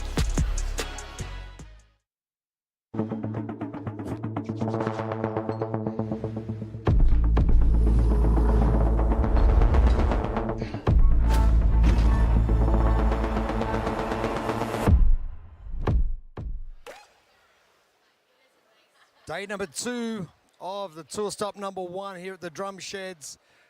And Roman Krenikov doing everything he needed to do and jumps himself into the lead. He's standing by with Lauren Smith. He is. He's just told me his heart rate is at 200, so I have to be kind with my questions. Roman, how are you feeling? Oh, First thing I want to say thank you everybody who cheered for me. It's so much pushed me in workout. Yeah, exactly this guy too. And this was tough workout. One guy from my team, Mayhem team, Noy, he's told me it's all about last thrusters, and I keep this thing all my workout. And yeah, I try push so hard in the last 50 reps for thrusters, yeah. You did it, it was incredible. Are you here to win? Yeah, maybe, yeah. Yeah, it's good. Amazing workout there. I'll let you go and catch your breath. Thanks so much. Thank you, guys. Roman, the answer is always yes. Always. Some impressive. We thought Jona's time and performance was exceptional, and then insert Roman Krenikov, James Sprague, Anyola Kai there. Anyol jumping into second now. That's been impressive for him for the first day and a half of competition. And even the variance between the men and the women there, right? For the most part, the women that got to the dumbbell first was able to hold on. We saw some leadership changes on those final set of 10 to 20 dumbbell thrusters. And I mean, that was exciting for me to see some of these athletes that are used to pulling away, used to running away with you know, a workout, get reeled in and get overtaken by not one, but two athletes, sometimes even three across multiple heats in that last one. Also, how fun for Roman to just be that silent assassin coming from behind. Like, he can see where his competition is at, and I don't think James saw him coming from behind until he's there, and then it was too late. Yep. Yeah, James Sprague, I honestly thought he was going to just finish off nicely and then just hit that wall, maybe just too hot. Yep, absolutely. And normally he can do that, right? Like he will build himself a lead, and even if he has to pull back a little bit, he's got enough cushion to be able to close the door. And, you know, that's just how it goes sometimes. He looked like he was running away with it. He even stopped, took a look around, and tried to make a push with the last transition, but Roman just paced it a little bit better and able to get to the finish line. Still such an impressive performance from all of them. Oh, I just can't imagine what is coming this afternoon. This morning's anything to go by. I think we're in for a treat. Oh, we certainly are. Our elite teams are going to be hitting the floor here shortly, but let's head over to On the Pulse, and they are going to break down exactly what we have seen this morning. Derek, Annie, Ed, and Pip, they are going to be on the desk, and we'll be back here very soon.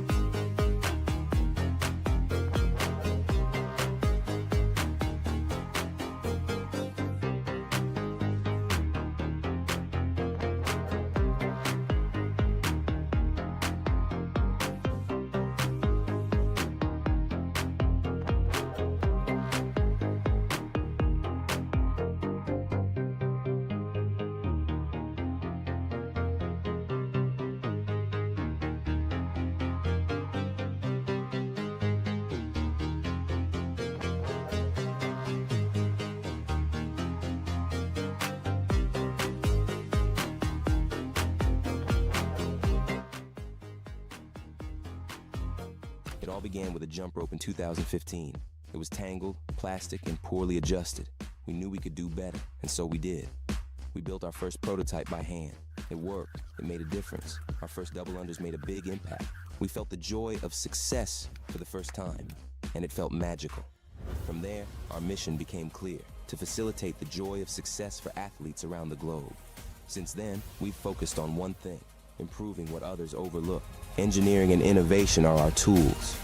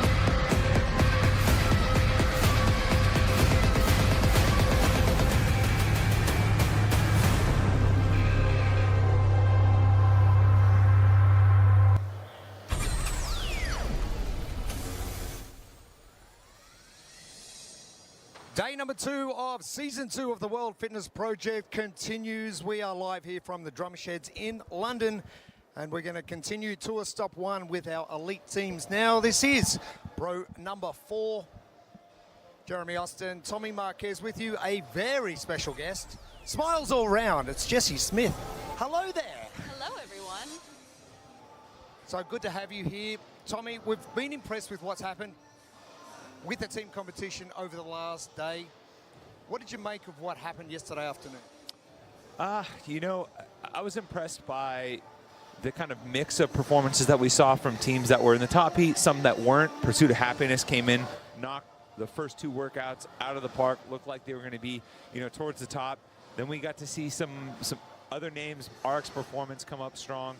I think we're going to see more of that. I think we're going to see a lot of variation, especially as we get away from some of the type of tests that we saw yesterday and get into some more of the more traditional teamwork style variations. Big time. Jesse, you know team competition very well. And going from last year to this year, what are you expecting?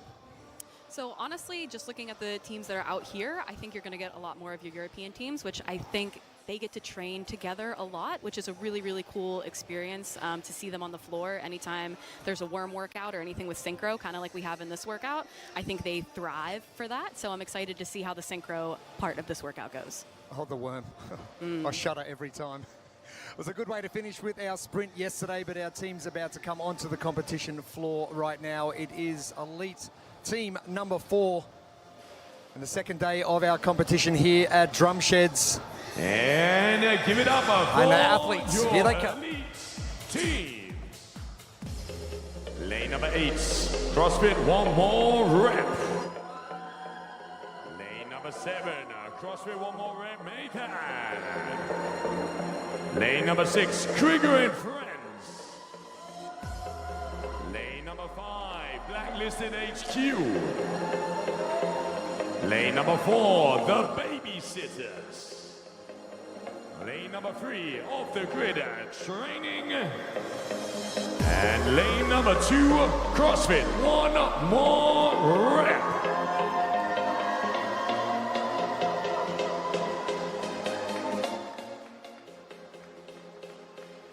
Our lane assignments for the first of our 2 heats in our elite team competition. Blacklisted HQ, one of those top teams we expected to do well. Probably not sitting where they wanted to off the grid. Bit of a fumble with the worm earlier on, but gee, they came home strong with elite team 3.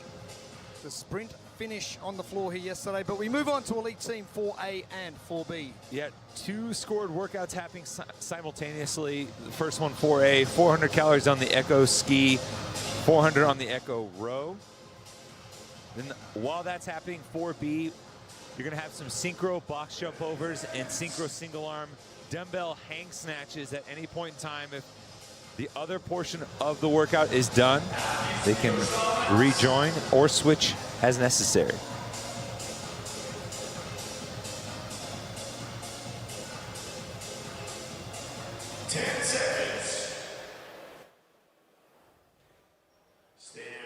Off the grid, Amanda, one of our taller athletes. Shane as well, they were up here earlier on just watching on what the individuals were up to. And we go through workout 4A to start things off.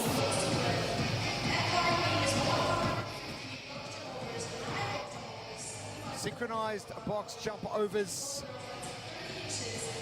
Teamwork, it's obviously going to come down to communication and ability.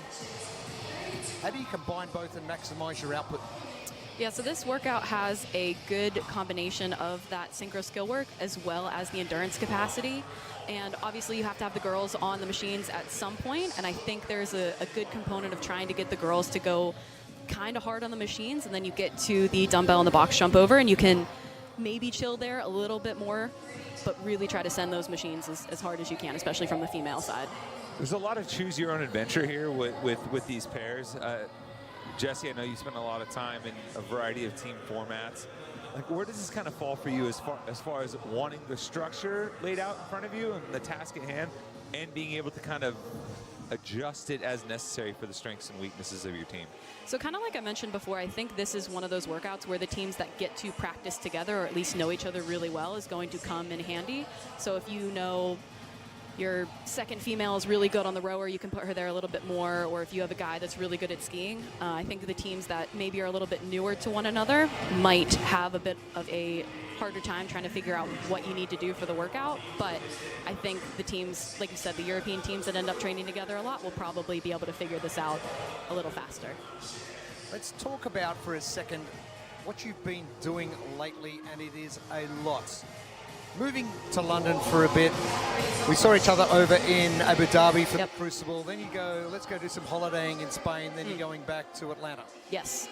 Yes, you know my schedule better than I do at this point. Yeah. That's very busy. Yes.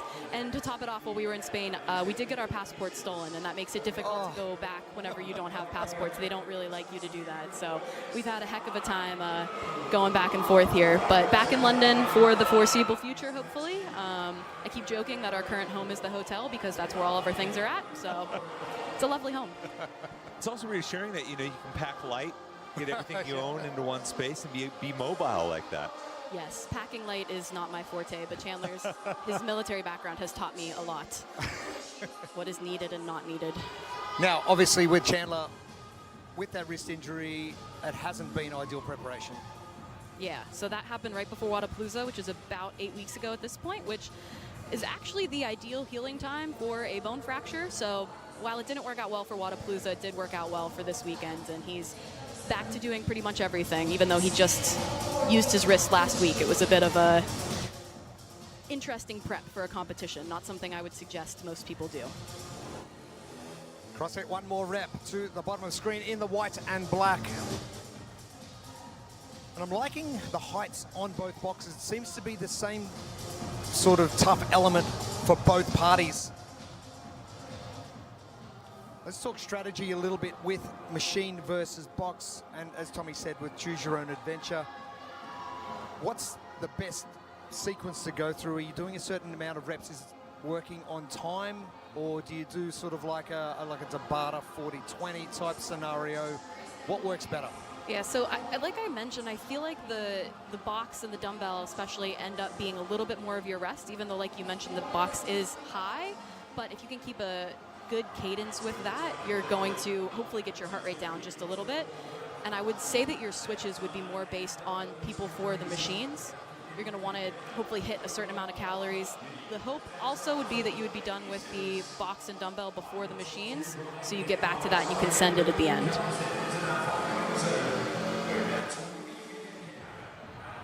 The babysitter's doing very well yesterday.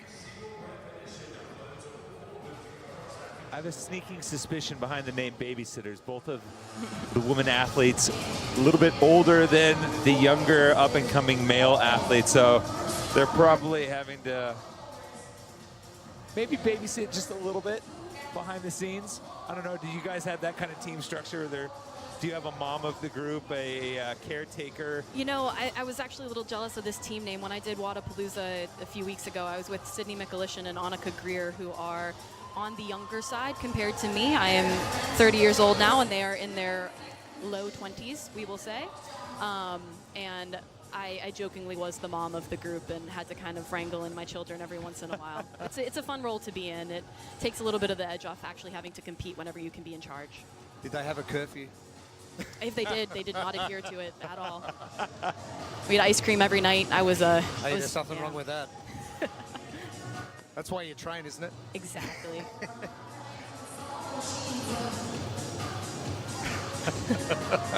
We won't point any fingers. Not while the cameras aren't on. Babysitters back for another switch. They are in lane number 4.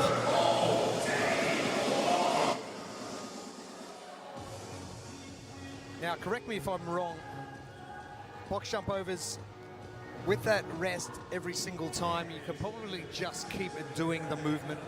So it's going to come down to the fatigue levels on the machines where they're going to have to swap out. Yeah, for sure. I think that the box is easy to keep that cadence with, as long as you're not a particularly height disadvantaged athlete, I believe. The 30 inches is kind of high for the guys. 24 is not nothing for the girls either.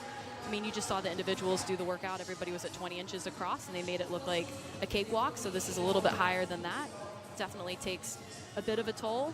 But I think when they get to that dumbbell, they're going to be able to grip and rip a little bit faster.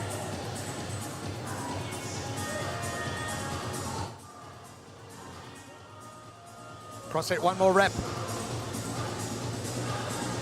Continue in lane number 2.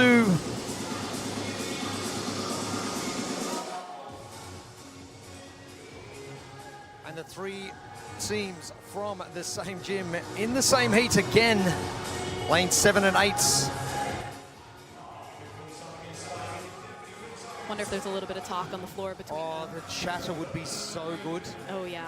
Got to mic them up for the next one. Bragging rights all the way through. A fairly generous time cap as well of 20 minutes.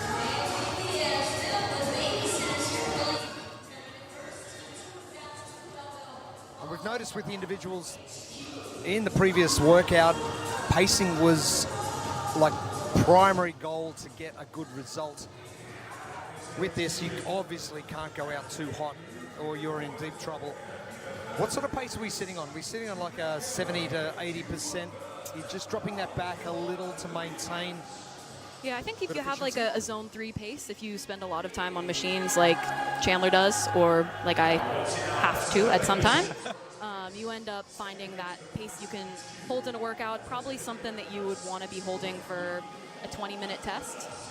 Maybe a little bit slower than that because you don't want to blow up by the back half like you mentioned. You want to be able to do sort of an interval style, faster pace once we get there. Make it sound like one chooses to be on the machine and the other is just being a really good spouse. One of us chooses to watch Netflix on machines, and the other one is definitely more locked in. I like that first option. Yeah, it's a very good way to get through all your shows. There's lots of stuff to watch. CrossFit, one more rep. The Babysitters and Krieger and Friends, your first 3 teams to move forward. Off the grid are done as well. It's very close between everybody here. They all kind of moved on pretty similarly. Blacklisted HQ. They are in lane number 5 to the far right of your screen.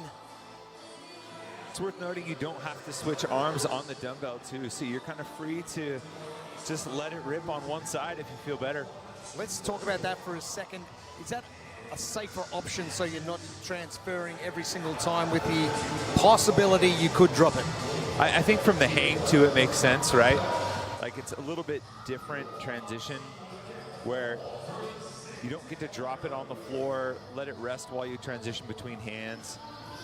If you're also trying to kind of add a little bit of, I don't want to say artificial intensity, but inject bigger sets into it, just let them hang on to the dumbbell. Don't make them think about the transition And naturally, people will hold on for bigger sets, I think. Yeah, I think mentally, if you know that you're doing 5 on one side, 5 on the next, that's a little bit easier than thinking 1, 2, 3, 4. You just know you're breaking at 5, which feels easier.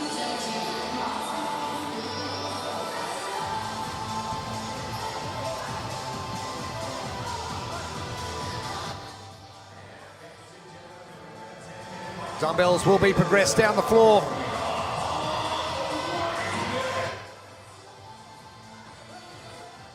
And as the changes start happening, the distance between transitions increases, meaning more time of no work done.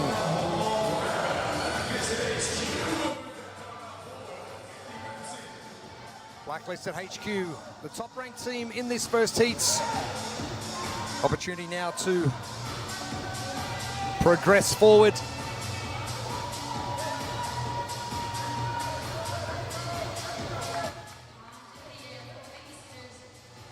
I also think it really helps too for, you know, sticking with one arm. Jesse, I don't know if you're able to do this, but some athletes are able to choke up on the dumbbell and actually get a hook grip on there a little bit. Yeah, as long as you have enough thumb tape on, I think that's the best way to go about it.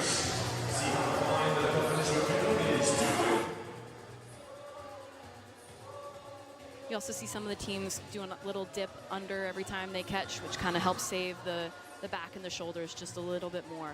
Is that something you use kind of interchangeably, like the hinge at the hip, more like you would see from maybe a kettlebell swing, or the upright torso just kind of bouncing like the dip and a jerk? Yeah, I think Chandler and I talk a lot about different variation speeds that you need for each movement. You know, for a burpee box jump over, you should have 3 different speeds. I think barbell cycling, there should be different speeds based on the workout, and similarly this dumbbell kind of needs to move differently. If you're doing, you know, a set of 50 to 70 versus a quick set of 10, it's going to look a lot different. I think for this one it is a longer set, so something that's more sustainable for you is a little better.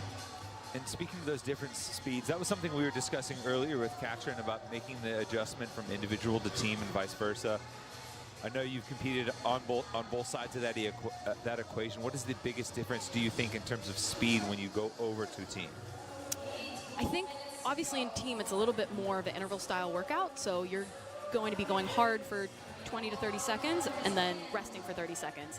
So switching to that component of knowing, okay, I'm going to get a rest after this, you really find truly a 4th or 5th gear, especially in this kind of setup. I think you're going to see some people going pretty hard on the machines here in that similar style when you get that rest in between. So individually, you're going to be holding your, like I said, zone 3 pace or something, but zone 5 for team is not unheard of in that interval style workout.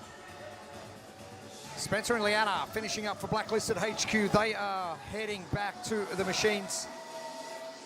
Caroline and Brandon making the switch out, and Blacklisted HQ, one of those teams that needs to make a move today. Coming in as one of our top ranked teams. And probably not the performances they were expecting or wanting yesterday.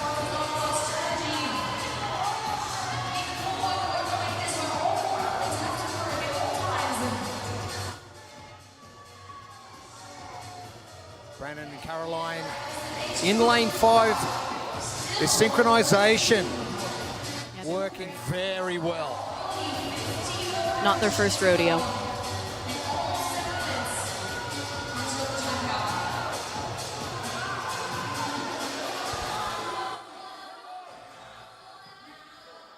Clear leaders, Blacklisted HQ.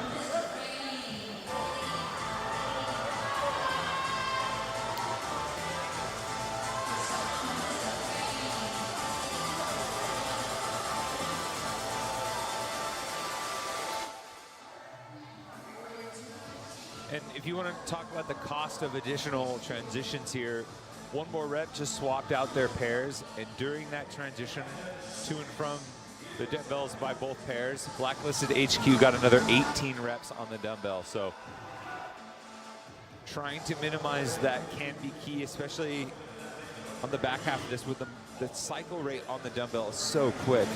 Off the grid, Samantha and Andy swapping out. Yeah, that's a good point. I feel like even if you're setting the dumbbell down for a little bit, like you see some of the teams doing, just staying out there is quite helpful, because unless you're sprinting back and forth, you're going to lose very precious moments. To the right of your screen, Emily and Shane in the center. Coming to the dumbbell and synchronization just out a little. And you don't want to be putting that dumbbell over your head for any longer than you want to.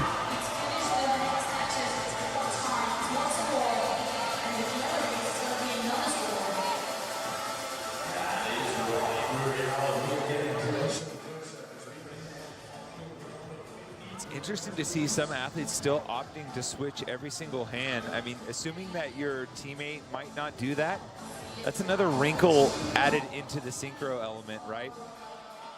It's just going to be faster to stick with one hand for extended reps. Yeah, Blacklisted HQ is doing a good job of that, staying on one side.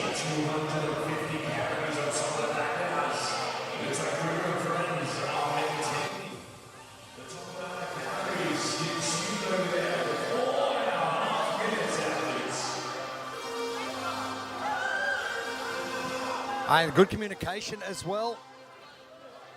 Quick break from Blacklisted HQ, putting them in a really good spot.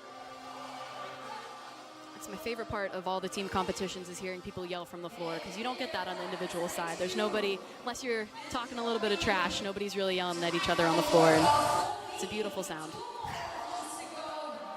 And one thing we did see yesterday with the synchronized worm lunge up and down the floor, some teams not speaking at all, just going through the movement pattern, knowing exactly what they had to do, but didn't speak at all. Yep. That is a well-vetted team at that point. I know some teams choose to also do hand signals. I've spent some time at Training Think Tank, obviously, over the last few months. They have a team hopefully going to the games this year, and they do a lot of hand signals to start, stop. You want to save your breath where you can. Blacklisted HQ, all 4 athletes on the machines now. They were the first to finish 4B. Now they get the added advantage of a little bit of break before hopping on to attack those final calories.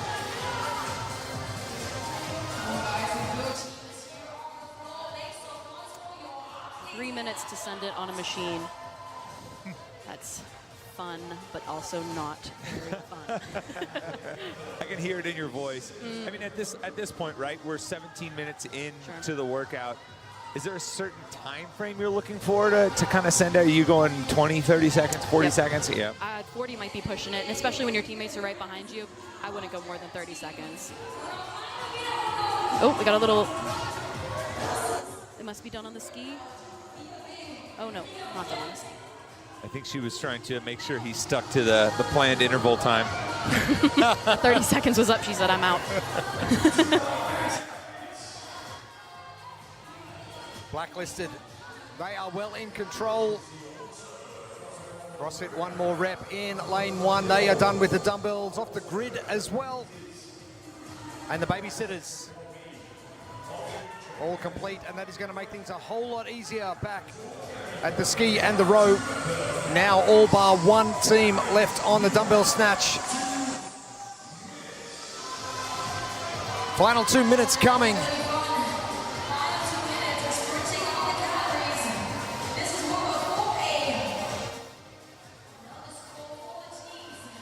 Actually got 2 teams on the snatch still.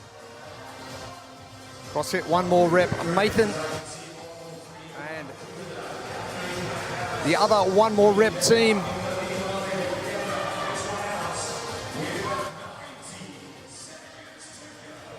Blacklisted HQ pushing hard to get this completed. They are sending this. I love to see that. Yeah, you really poured into those skier candles. Yes. I haven't had a chance to play on the Rogue skier, but I heard it's got a good fan on it. Ah. Yeah. As in good fan, as in you get a little bit of airflow. I wish. I'm sure they wish too. I think it has a little bit more resistance from what I've heard, so maybe lower on the damper than you would for C2 machine. But it's tough when you might be touching that for the first time on the floor. Blacklisted HQ. Caroline and Spencer are pushing hard.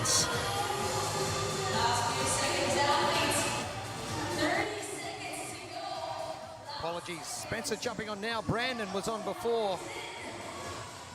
seems like they're keeping the boys on the row and girls on the ski. They haven't really switched it all from that. Oh, she is. Oh, wowza. That's Liana impressive. going for it. Violent. I would love to see her screen right now. Are we going to get any teams finished under the time cap?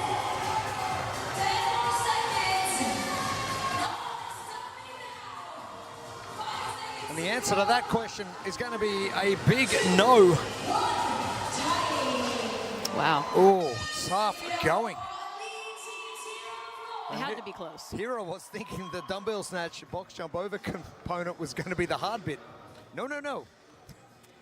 No, that is just a little in-between fun to tire you out for the machines. Even just, thinking about the math of it, for 400 calories in that 20 minutes, that's 20 calories a minute across the entirety. That's accounting for transitions and breaks and people hopping off. And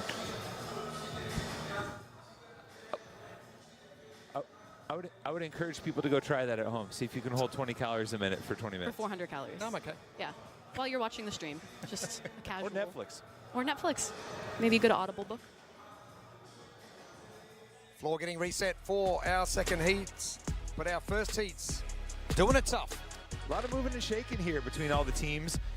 We had 4A and 4B simultaneously, but it was Blacklisted HQ able to get their team to the dumbbells first. They were the first team to finish 4B and those synchronized hang dumbbell snatches. That meant all 4 athletes were on the machine together. Got to pick up the pace, really pouring into those machines up to the time cap, and we'll have to wait and get the count.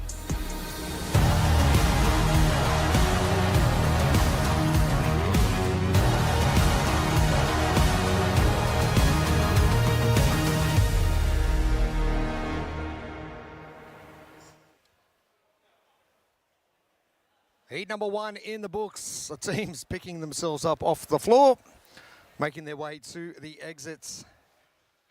Heat 2 not far away either. And Blacklisted HQ, one of those teams that really needed to make a move. And we go through that sort of sequence of, hey, the middle day, the Saturday, it's normally moving day. It's where you've got to push and try and put yourself in a good position for day 3 and finishing that top heat. So Blacklisted HQ trying to do that, and it looks as though they were the furthest team along. But let's head down to the competition floor. Amy Bream with Blacklisted HQ. Great job, Blacklisted HQ. I know that we spoke a little bit at check-in, and 3 of you typically train together. Spencer, you're training out of a different state. So how much did that affect your confidence coming into this workout? I don't think confidence was the issue. I think we all trust each other a lot and are confident in our abilities. It's just a few timing things, a few communications things that we don't get on a regular basis that a lot of teams that may train together do. So we found some of those hiccups, but definitely wasn't a confidence issue. I think we were pretty confident coming in. Well, that definitely showed. That's definitely a grind of a workout. But Leanna, you said you actually feel better now than before the workout. Talk me through that thinking. I don't know, it's day 2. Yesterday was a lot. I was very tired this morning, and I like long cardio workouts, so I think I gained energy as it went on. Well, that showed for sure. You were sending it on that skier to finish. So looking at the rest of the weekend, do you have specific expectations for the team? Not really. We just need to go out there and execute.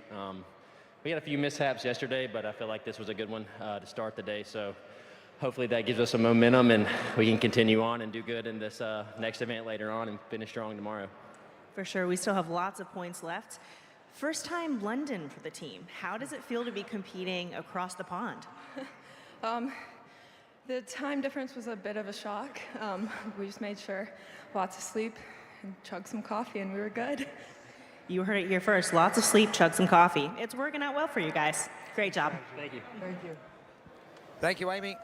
Drink more coffee. I'm on that. Sleep more, drink more coffee. Those things are kind of at odds with each other sometimes, but I think you can somehow blend them. Which blend? Are we still coffeeing? Ethiopian blend, dark roast. Colombian, yeah. As somebody who has traveled a lot in the last couple of months, I do think there is some science behind getting outside and seeing the sun as soon as you first get up to let your body know we are waking up at this time. I am with you all the way. I'm one of those people as well. And the coffee. Live on planes and hotels. Yes. Not far away. Our second heat's onto the competition floor. And are we going to see any teams finish this tough one? It is 4A and 4B. And the first workout for our elite teams on our second day of competition. Our second heat onto the floor. Let's bring out the teams for heat number 2. In lane number 10, Zeus Austria from Austria. Lane 9, Road to Greatness, Germany. Lane number 8, Grit Red, Spain. Lane number 7, the Pace Programming, Germany. Lane number 6, Team Flick, Denmark. Lane number 5, Pursuit of Happiness, Denmark. In lane number 4, RX Performance, Sweden. Lane number 3, Team Wit, United Kingdom. Lane number 2, XT Oslo Krieger, Norway. And lane number 1, Zeus Vondelgym, the Netherlands. Our lane assignments for a second of our elite teams and our final team workout for this morning. When I say this morning, it's early afternoon. It just feels like morning. It's probably morning in Australia. No, I don't know what it is. This is 4A and 4B for our elite teams. 2 scored workouts going simultaneously. You're going to try and work through 400 calories on the rower, 400 calories on the ski erg. Meanwhile, the other pair will be going through 150 synchro box jump overs and 150 synchro dumbbell hang single arm snatches. If you finish either one early, primarily 4B, you can join the other teammates and work together as a team of 4. As Jeremy mentioned, will we see a team finish both Blacklisted HQ knocked out 4B?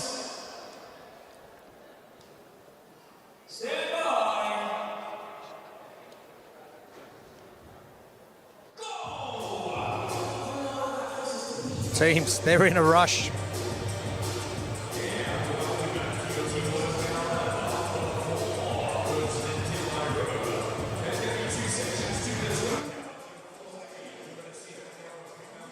Best way to get through 4A and 4B for our teams, the blueprint. Let's hope someone can follow it and get there. Presented by Rogue. Well, I think for some of the newer teams that don't get to practice as much, maybe putting some structure into their workout, having some set intervals can help them better manage the chaos that can happen between these 2 simultaneous workouts. And then a furious finish. We saw it in the first heat already. You're going to finish 4B first. That means you're going to have all 4 at the machines. That's only going to mean you're going to have to pick up the pace and really let it rip on the rower and skier to finish, especially if you want to get all 400 calories under the cap. Interesting what the Blacklisted HQ team said about competing together and communicating. That's obviously a big component of that, but if you don't practice that in training, it's very hard to replicate on the competition floor. Yeah. Especially whenever you're not right next to each other, so you cannot yell in between to let people know how you're feeling and what you're doing.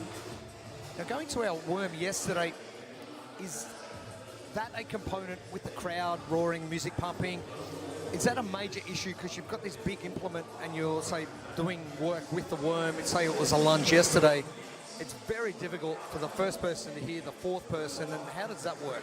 Yeah, we had a bit of chaotic time, specifically with the worm and lunging a few years ago when I was on a team with Lauren Fisher and Chandler and Josh Alshama. And we were doing lunges. Lauren was getting no-repped on her lunge, but the judge was in front, so she didn't know she was the reason we were getting no-repped. And we couldn't tell her that because it was too loud. And so it continued to happen over and over again and was a very chaotic moment. And I think you see with teams that have practiced together, they know how to handle that, versus if it's new to you, you don't really know how to communicate that or figure it out.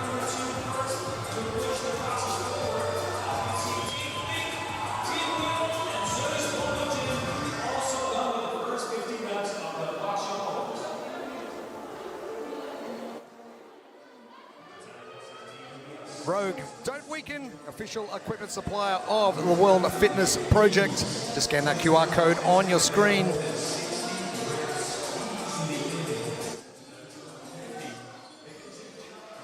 All bar one of our teams. Now all teams moving their boxes forward. Something else that's important to note is those boxes do not move easily, so making sure you can move them without wasting a lot of energy is important. I saw a few teams struggling with that. Yes, getting it stuck on the tape. But that's stuff you need to practice. Yep. That teams probably overlook a little bit. It reminds me of when you have some athletes in the gym that maybe aren't competitive all the time, and suddenly you have to go through something like the Open where you have to do a weight change on your own, and you can see the people that have spent that time practicing those little things, the connective tissue transitions, moving boxes, moving weights on and off. Doesn't seem like much, but those little things start to add up.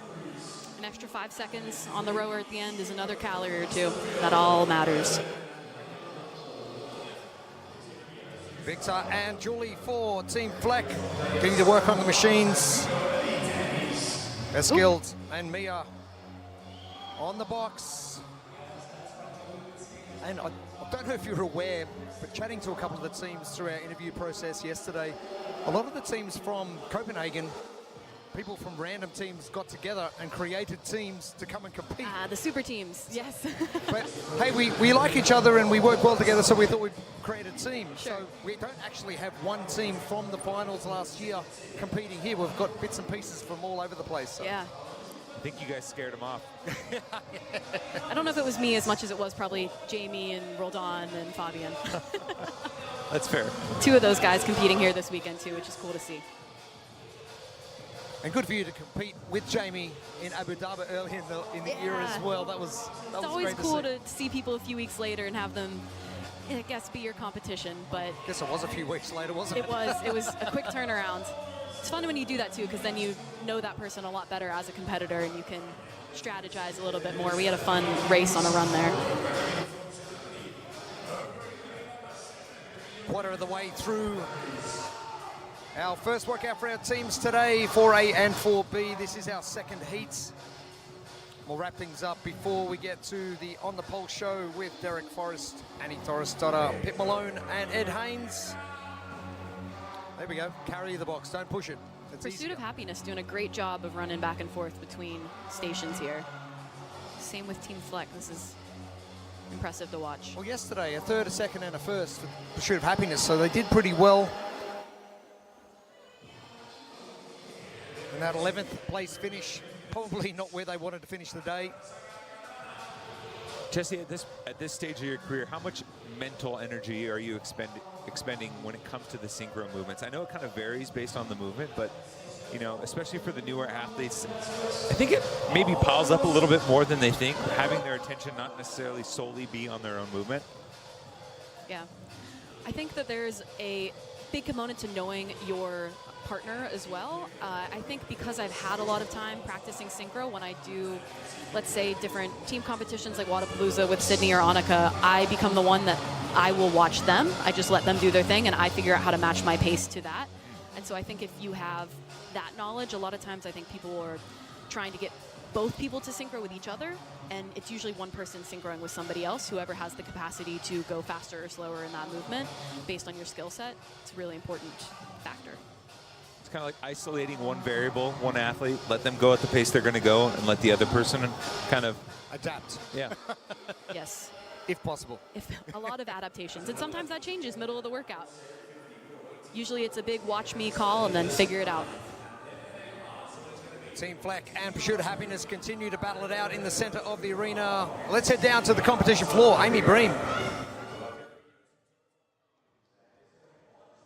All right, well, I am really interested in seeing how pace programming turns out in this workout, but also just the day in general. They had quite a few ups and downs yesterday. I think during workout 2, Kat was actually struggling with a handstand walk. She celebrated getting through and then actually didn't cross the line and got a solid no rep for the team, which was not a great moment for them, but then they came back to win the workout in the final event of the day. And so just seeing the ups and downs of this team, they've really been able to pull together and celebrate the win wins and be together in the lows. So that final workout win of the day yesterday pulled them into third place. We'll see if they can hang on to it. Pace programming. One of those teams, Skilled and Mia. Well and truly in sync. I think you're seeing it a little bit more in this heat, people staying on one side for longer periods of time. It's always fun to be in the second heat. You can learn a little bit from the first heat, strategize. Is there a limit to that, though? You know, obviously, you don't want to completely throw your strategy out the window, but where's kind of the line for you in being able to pull something from a previous heat if you see someone successful? Yeah, actually, I was just talking to Chandler about this yesterday because we saw, I believe it was Tom Kingdom, do a pretty cool technique on his short rope climbs. He was doing almost a kip to get up for one hand, and I was like, oh, that's probably saving a lot of energy. It seemed to be a little faster. Told Chandler about it. He's not going to learn how to do something new immediately before. So I don't think developing a new technique right before the event is best, but sometimes it's a strategy point. See how people break things up. Got some scores to beat. Blacklisted HQ 1602 for part 4B. And 4A, 667 reps for Krieger and friends.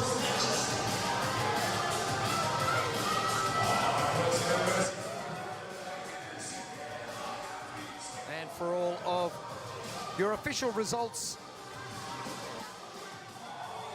scan that QR code on your screen, and that will give you everything, results, schedule, any announcements coming up as well.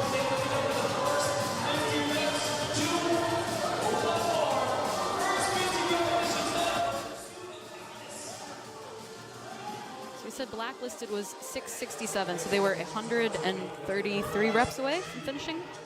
Okay. That's a long way. It is. Significantly Very impressive, long. yeah.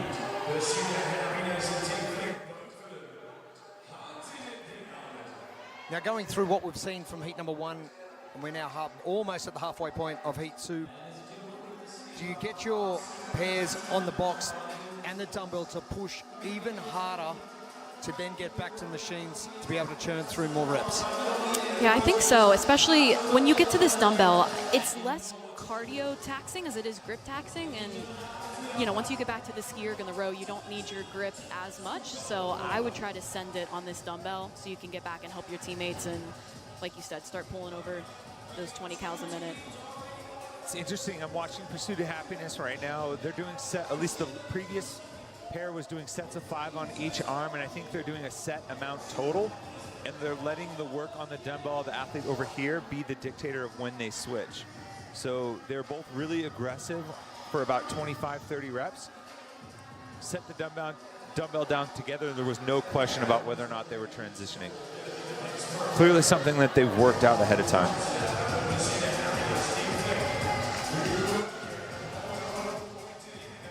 Pursuit of Happiness continue to battle out with Team Fleck.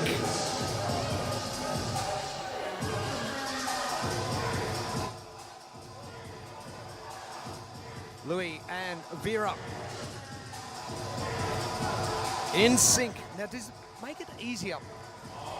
So the dumbbell on the inside arm of each athlete, does that make it easier to see compared to the outside arm, or is it something that you work through different components, see what works and see what doesn't?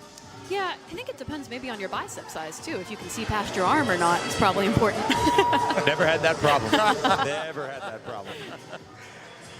Normally, I like to keep things on the same side if I am synchroing with somebody. It just feels a little bit more natural if you're already doing the exact same movement. But obviously for this, you can be on whatever side as long as the movement is happening in a Jonas single pattern. and Berta continuing for Pursuit of Happiness. Eskilde and Mia back. For Team Fleck. Team Fleck currently your leader, 360 points. Back to Pursuit of Happiness, 335.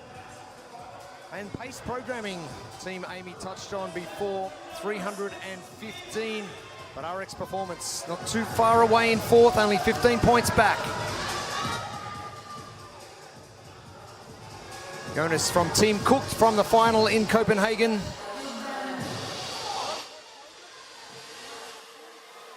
This is a fun fun event too, because obviously on part B you can see where your competitors are at, but on part A, unless you go over and look at their screen, which I'm not against, it's hard to tell where everybody is at.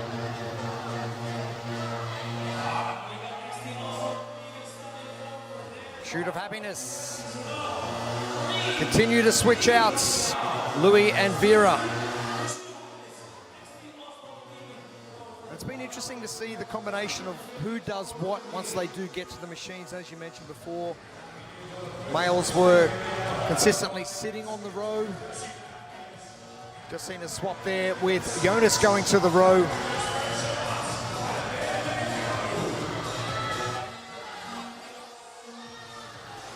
Louis and Vera continuing. 7 minutes left, Team Fleck. Victor and Julie.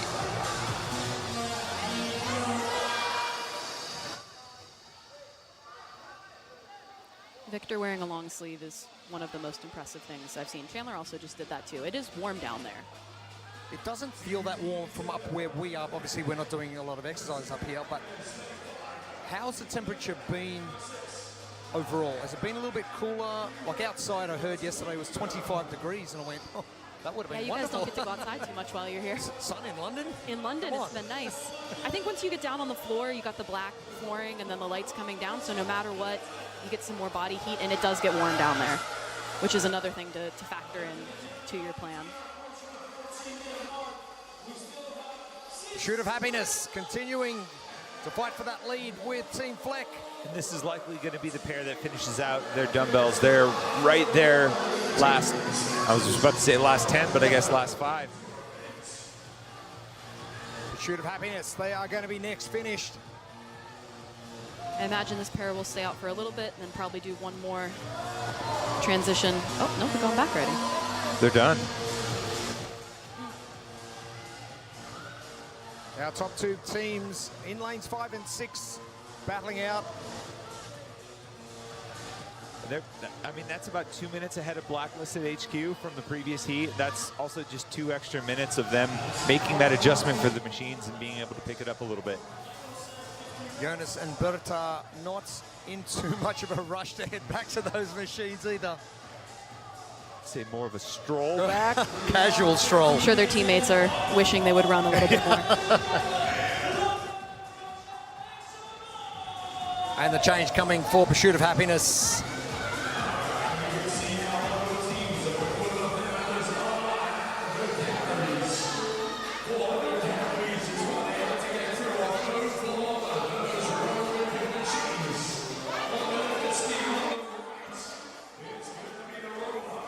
Oh boy, does that say 200? 204. We've got 4.5 minutes to get 200 calories. Jonas and Berta continuing. Oh, come on. What's the mental state there when, I mean, you're going to check the clock every once in a while, maybe do a quick check-in here or there. When you realize that, all right, we're not going to finish this under the cap. The clock's not going to save us. We're going to have to work right through to the end. Yeah, I think that's a mental toughness aspect right there. And also, again, doing team, knowing that you're going to send it as hard as you can for your 20 or 30 second interval and just trusting that your teammates are also going to give 100%.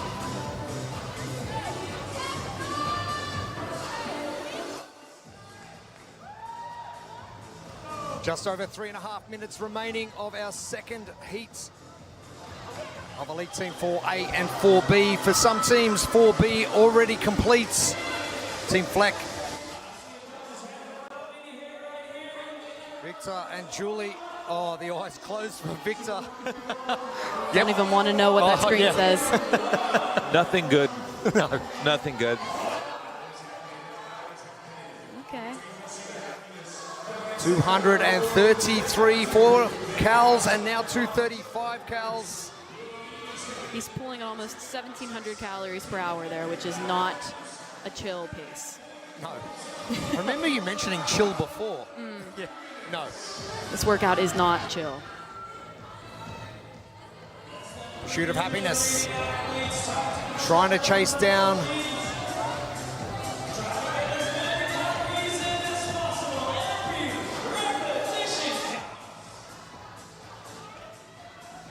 Quarter beat 667.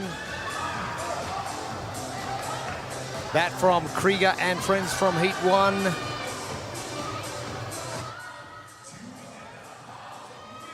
How much does disappointing or letting your teammates down affect you in this sort of latter part where things are getting really tough for everybody? It's a good question. I think I always jokingly say that I'd try harder for other people than I would for myself, and I think that's what makes people want to do the team aspect side of things. You feel a little bit more, I don't want to say guilt, but maybe there is some guilt of letting somebody else down when they're relying on you. So I think maybe the number on the screen isn't exactly what you're expecting it to be, but if people see full effort, when we were in Invictus, full effort is full victory, was what we said all the time. So as long as you're giving your 100%, I don't think there's anything to ever be disappointed in.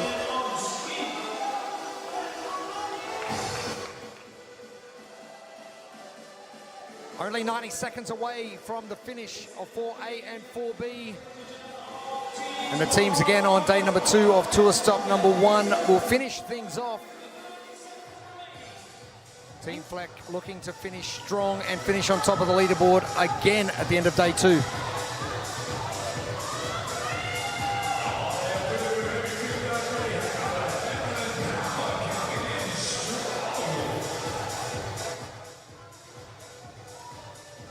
I think that score from Blacklist is going to be hard to beat. You got 1 more minute.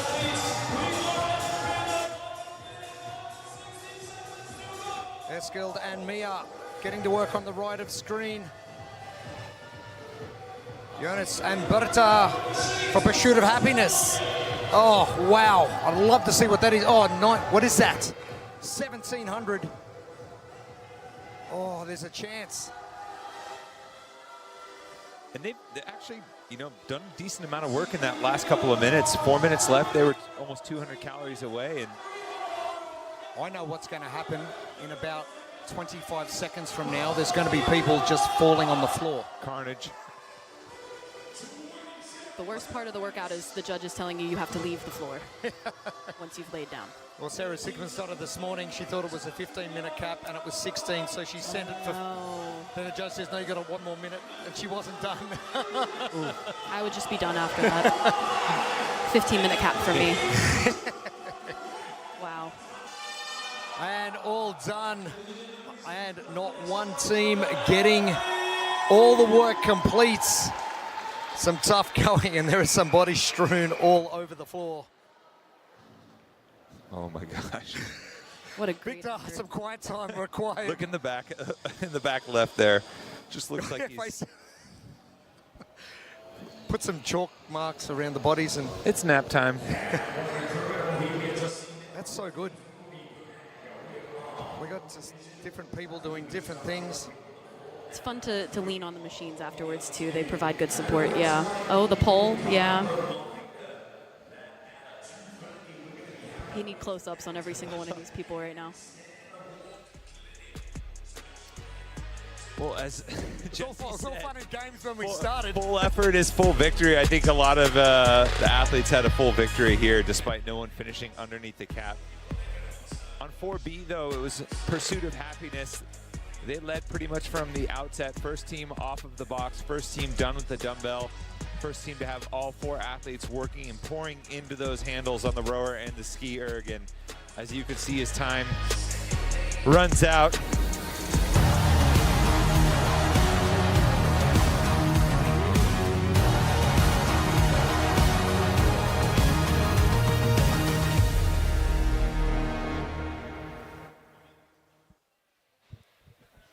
I'll tell you what, this interview could take a while. These athletes are not moving fast at all. Maybe they could interview them from a horizontal position. Has happened before.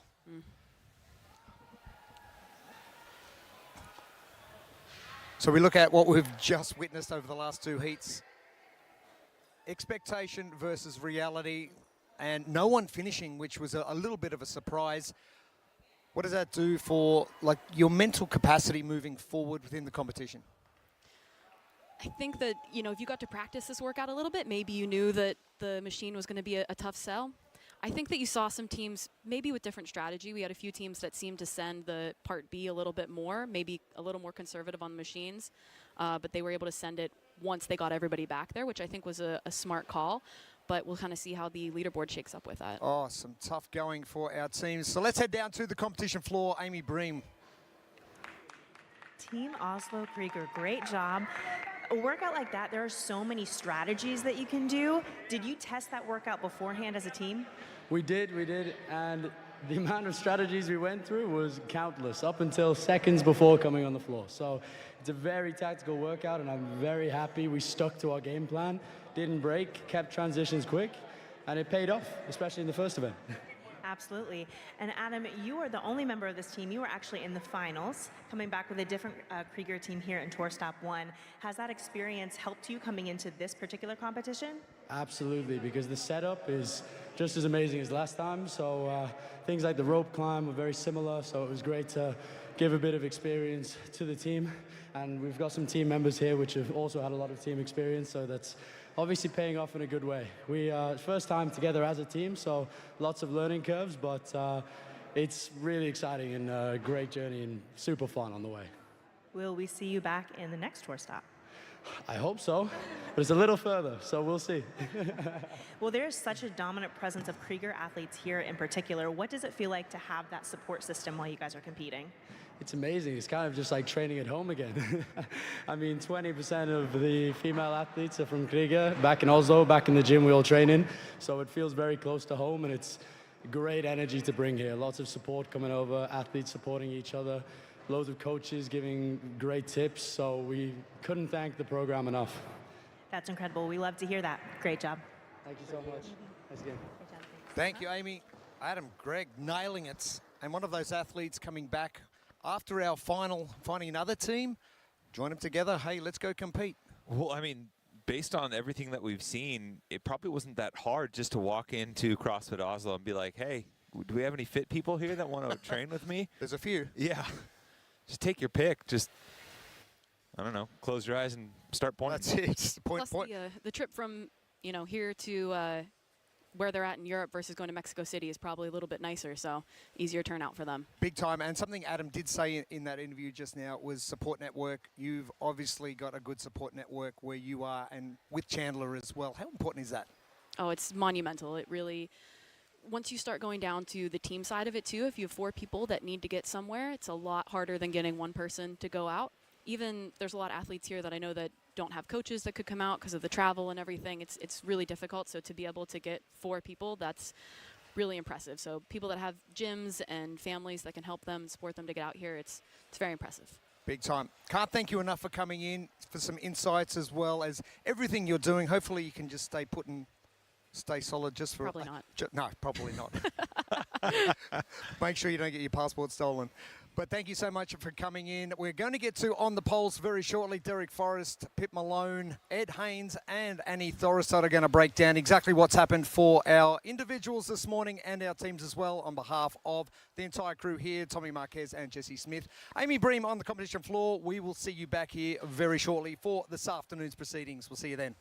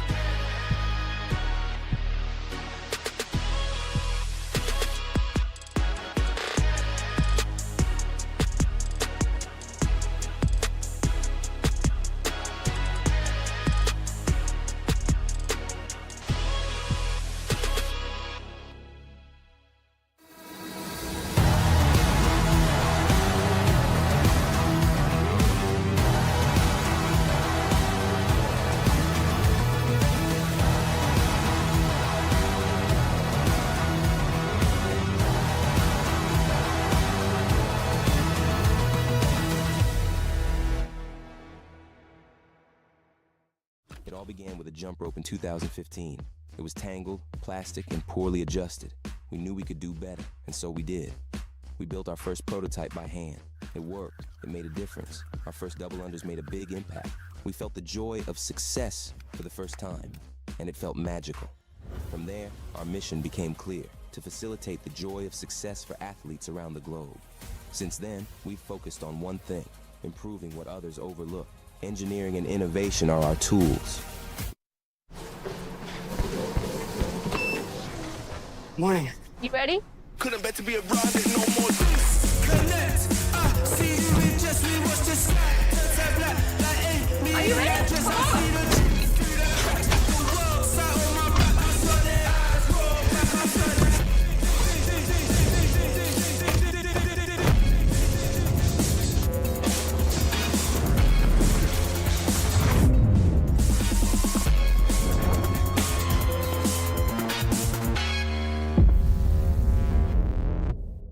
Of America, the World Fitness Project is finally here in Indianapolis. Welcome to Grand Park Sports Campus.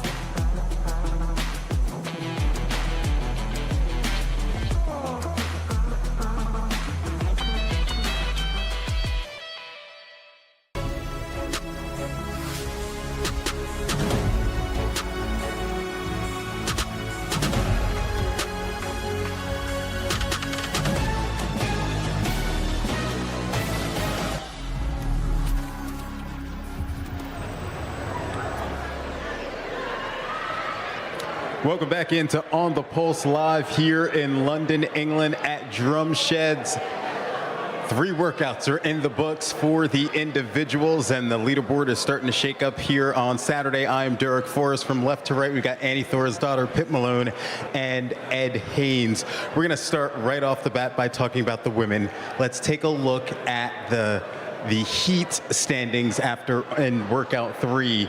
And of course, it was, the men's standings before I throw off production. We're starting with the men. Roman Krinikov ended up winning the heat in London Pro 3, followed by Aniel Lakai, James Sprigg, Jono Koski, and Chris Ibarra. This was a competition that there was a little bit of gamesmanship here, and we're going to talk about that here in just a little bit between the top 3 that we see, Roman, Aniel, and James Sprigg. But an exciting finish for them in terms of the standings after the first 3 workouts of the weekend. Roman Krinikov is sitting atop the leaderboard, followed by Aniel Lakai. Ty Jenkins is sitting in 3rd, James Sprigg in 4th, and you see Nate Ackerman in 5th, Chris Ibarra in 6th, Jono Koski 7th, Tuta Magda, Yelahusta, and Spencer Panchik rounds out your top 10. But that workout for the men, it was coming down to Roman, Sprigg, and Aniel. And when we got to that final box, it was James Sprigg who was hoping that he was going to be able to hold off Roman. But I don't know if he expected Roman to go unbroken into that final box. Yeah, strategy was a massive one. We had saw on the screen, the commentary booth were talking about this idea of starting hot and staying out in front. And for the most part, in most of the heats, we saw that actually be a really effective strategy, except for the men's final heat. James set off at a blistering pace. Roman was hot on his tail. Roman said that he knew the separator was going to be that final set of dumbbells and the thrusters, and it just looked like he'd held enough back that he could make a lot of time off in those last movements. I think he made a total of 47 seconds up in total on that final set of thrusters to sneak in front of James. And then, Aniel Lakai as well, just sneaking out of nowhere. He had a massive day yesterday and finishing with a 2nd place in that event with what's to come as well. Scary. We're kind of seeing some normalcy being returned to the men's leaderboard. We had 2 challenges in the top 10 before this event. Now we've got the top 9 all being the pros, and that's why they're the pros. When there's enough events start coming out, they find their ways to the top. But the challenges are coming, Ed. They are, Pip. Tell us. And my eyes were on the Norwegian Victor Helsinghoff. What an amazing performance. 7th overall in the workout. That performance pushed him 10 places up the leaderboard from 23rd place to 13th place, which is huge. He's not the only one though. Quinn Robinson, the American, he was also a standout to me. 8th overall in that workout, pushing him into 11th.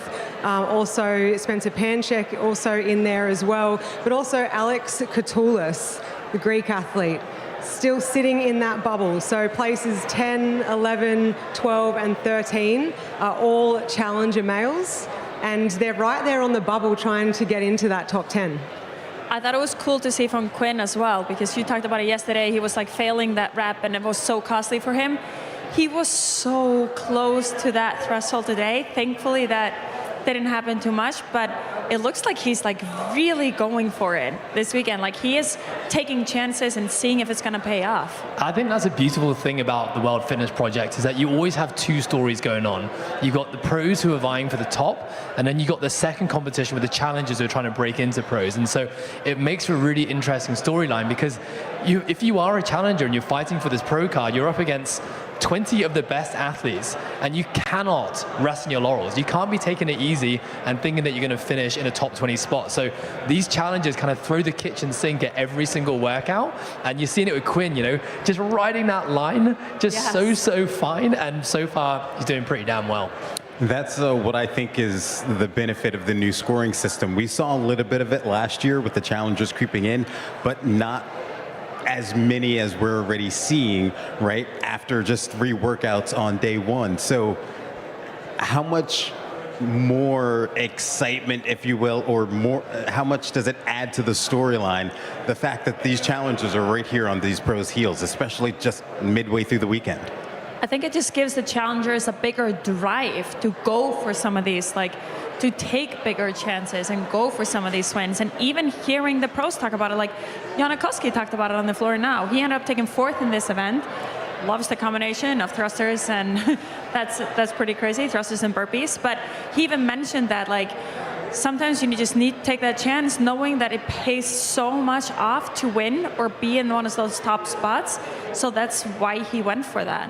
Yeah, I agree with you, and I think it's doing 2 things. I think the challengers are gaining confidence workout by workout, and they're coming out more and more aggressive, and I think it's putting pressure on the pros, which is having maybe a little bit of an opposite effect with some of them. So it's going to be a really exciting afternoon. I think we might see even more gaming when it comes to the next 2 events, but we'll save that for later. You talk about confidence. Let's take a minute to talk about Annual Akai, sitting in 2nd place right now on the men's side of things. Had a great day yesterday. He does the same thing here by challenging James and Roman. How much more is this adding to his confidence as this weekend continues?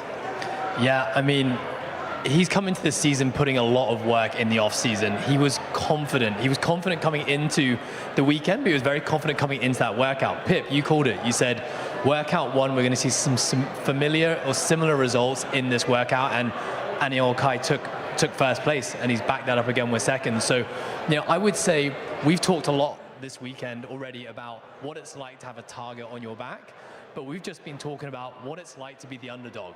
The person who has no pressure on their shoulders, and they just got everything to play for. And I think although he's established himself as a pro, and you know, I'm sure the top guys know of his abilities, he's got nothing to lose. And so he can really get after these workouts, take some risks, and I'm sure he's not surprised at the position he's in right now.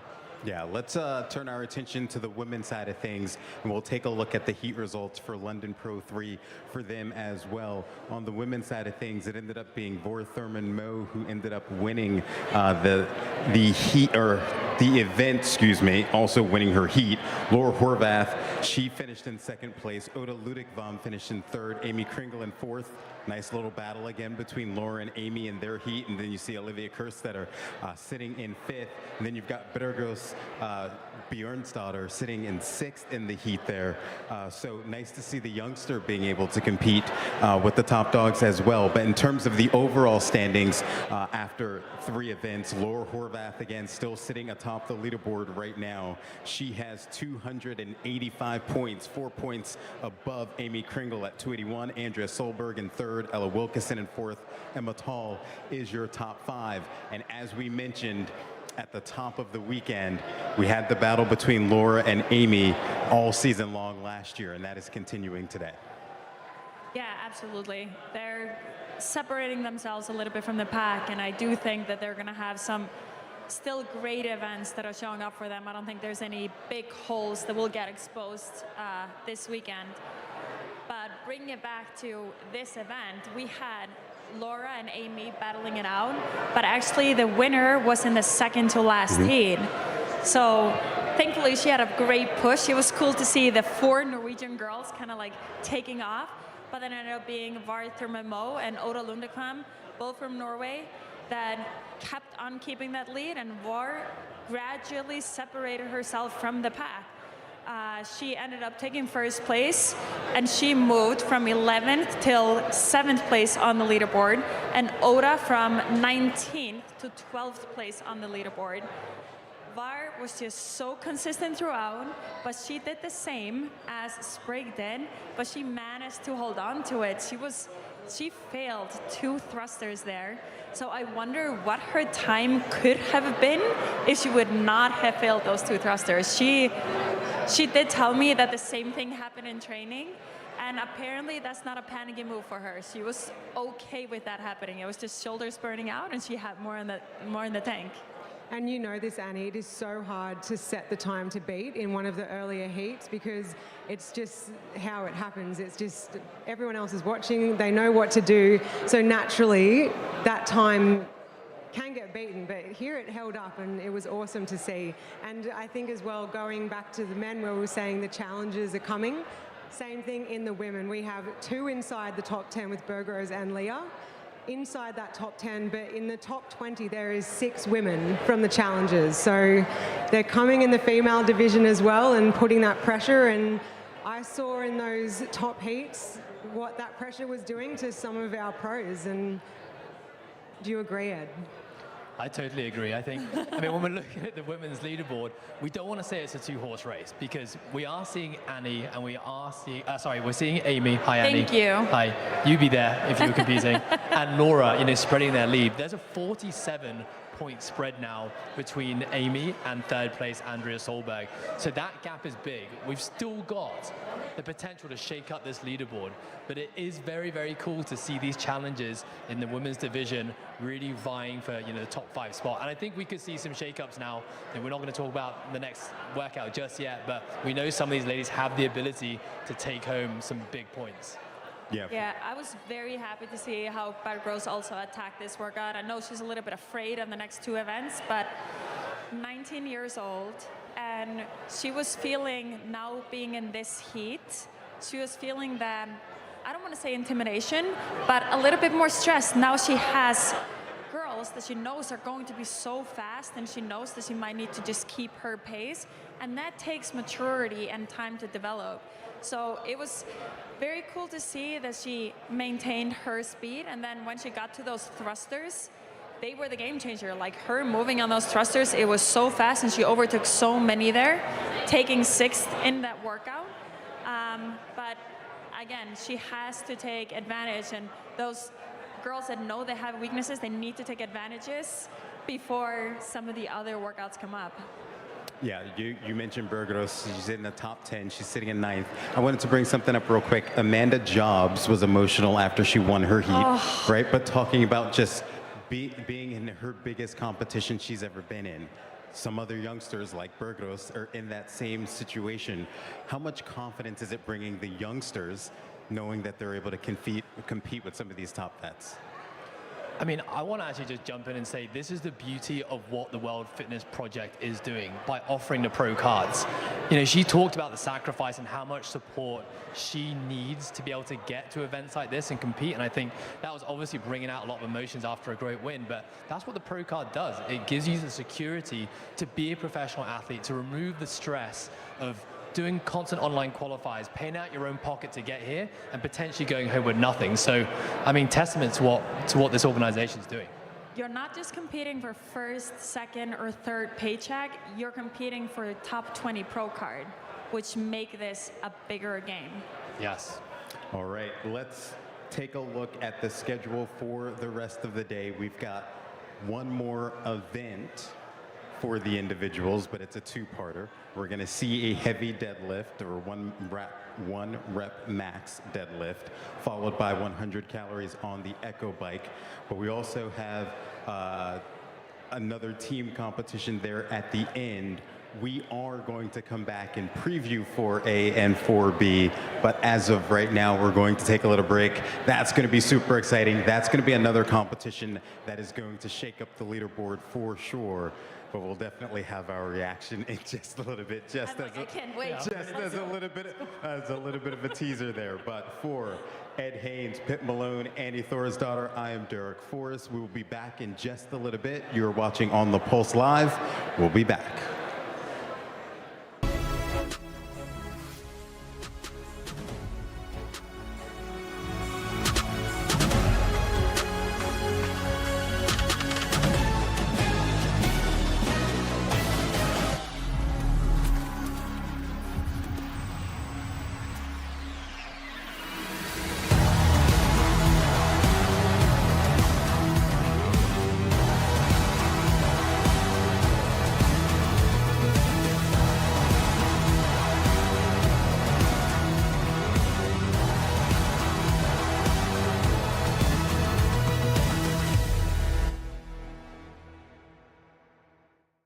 It all began with a jump rope in 2015.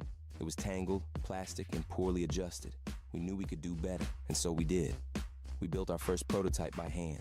It worked. It made a difference. Our first double unders made a big impact.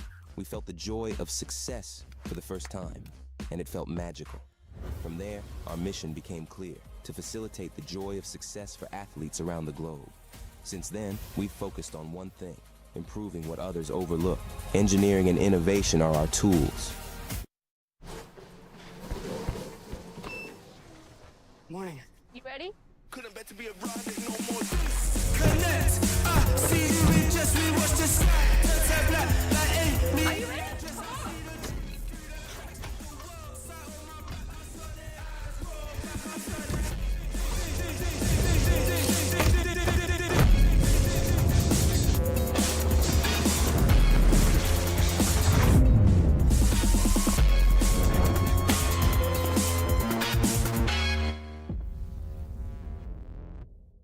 Of America, the World Fitness Project is finally here in Indianapolis.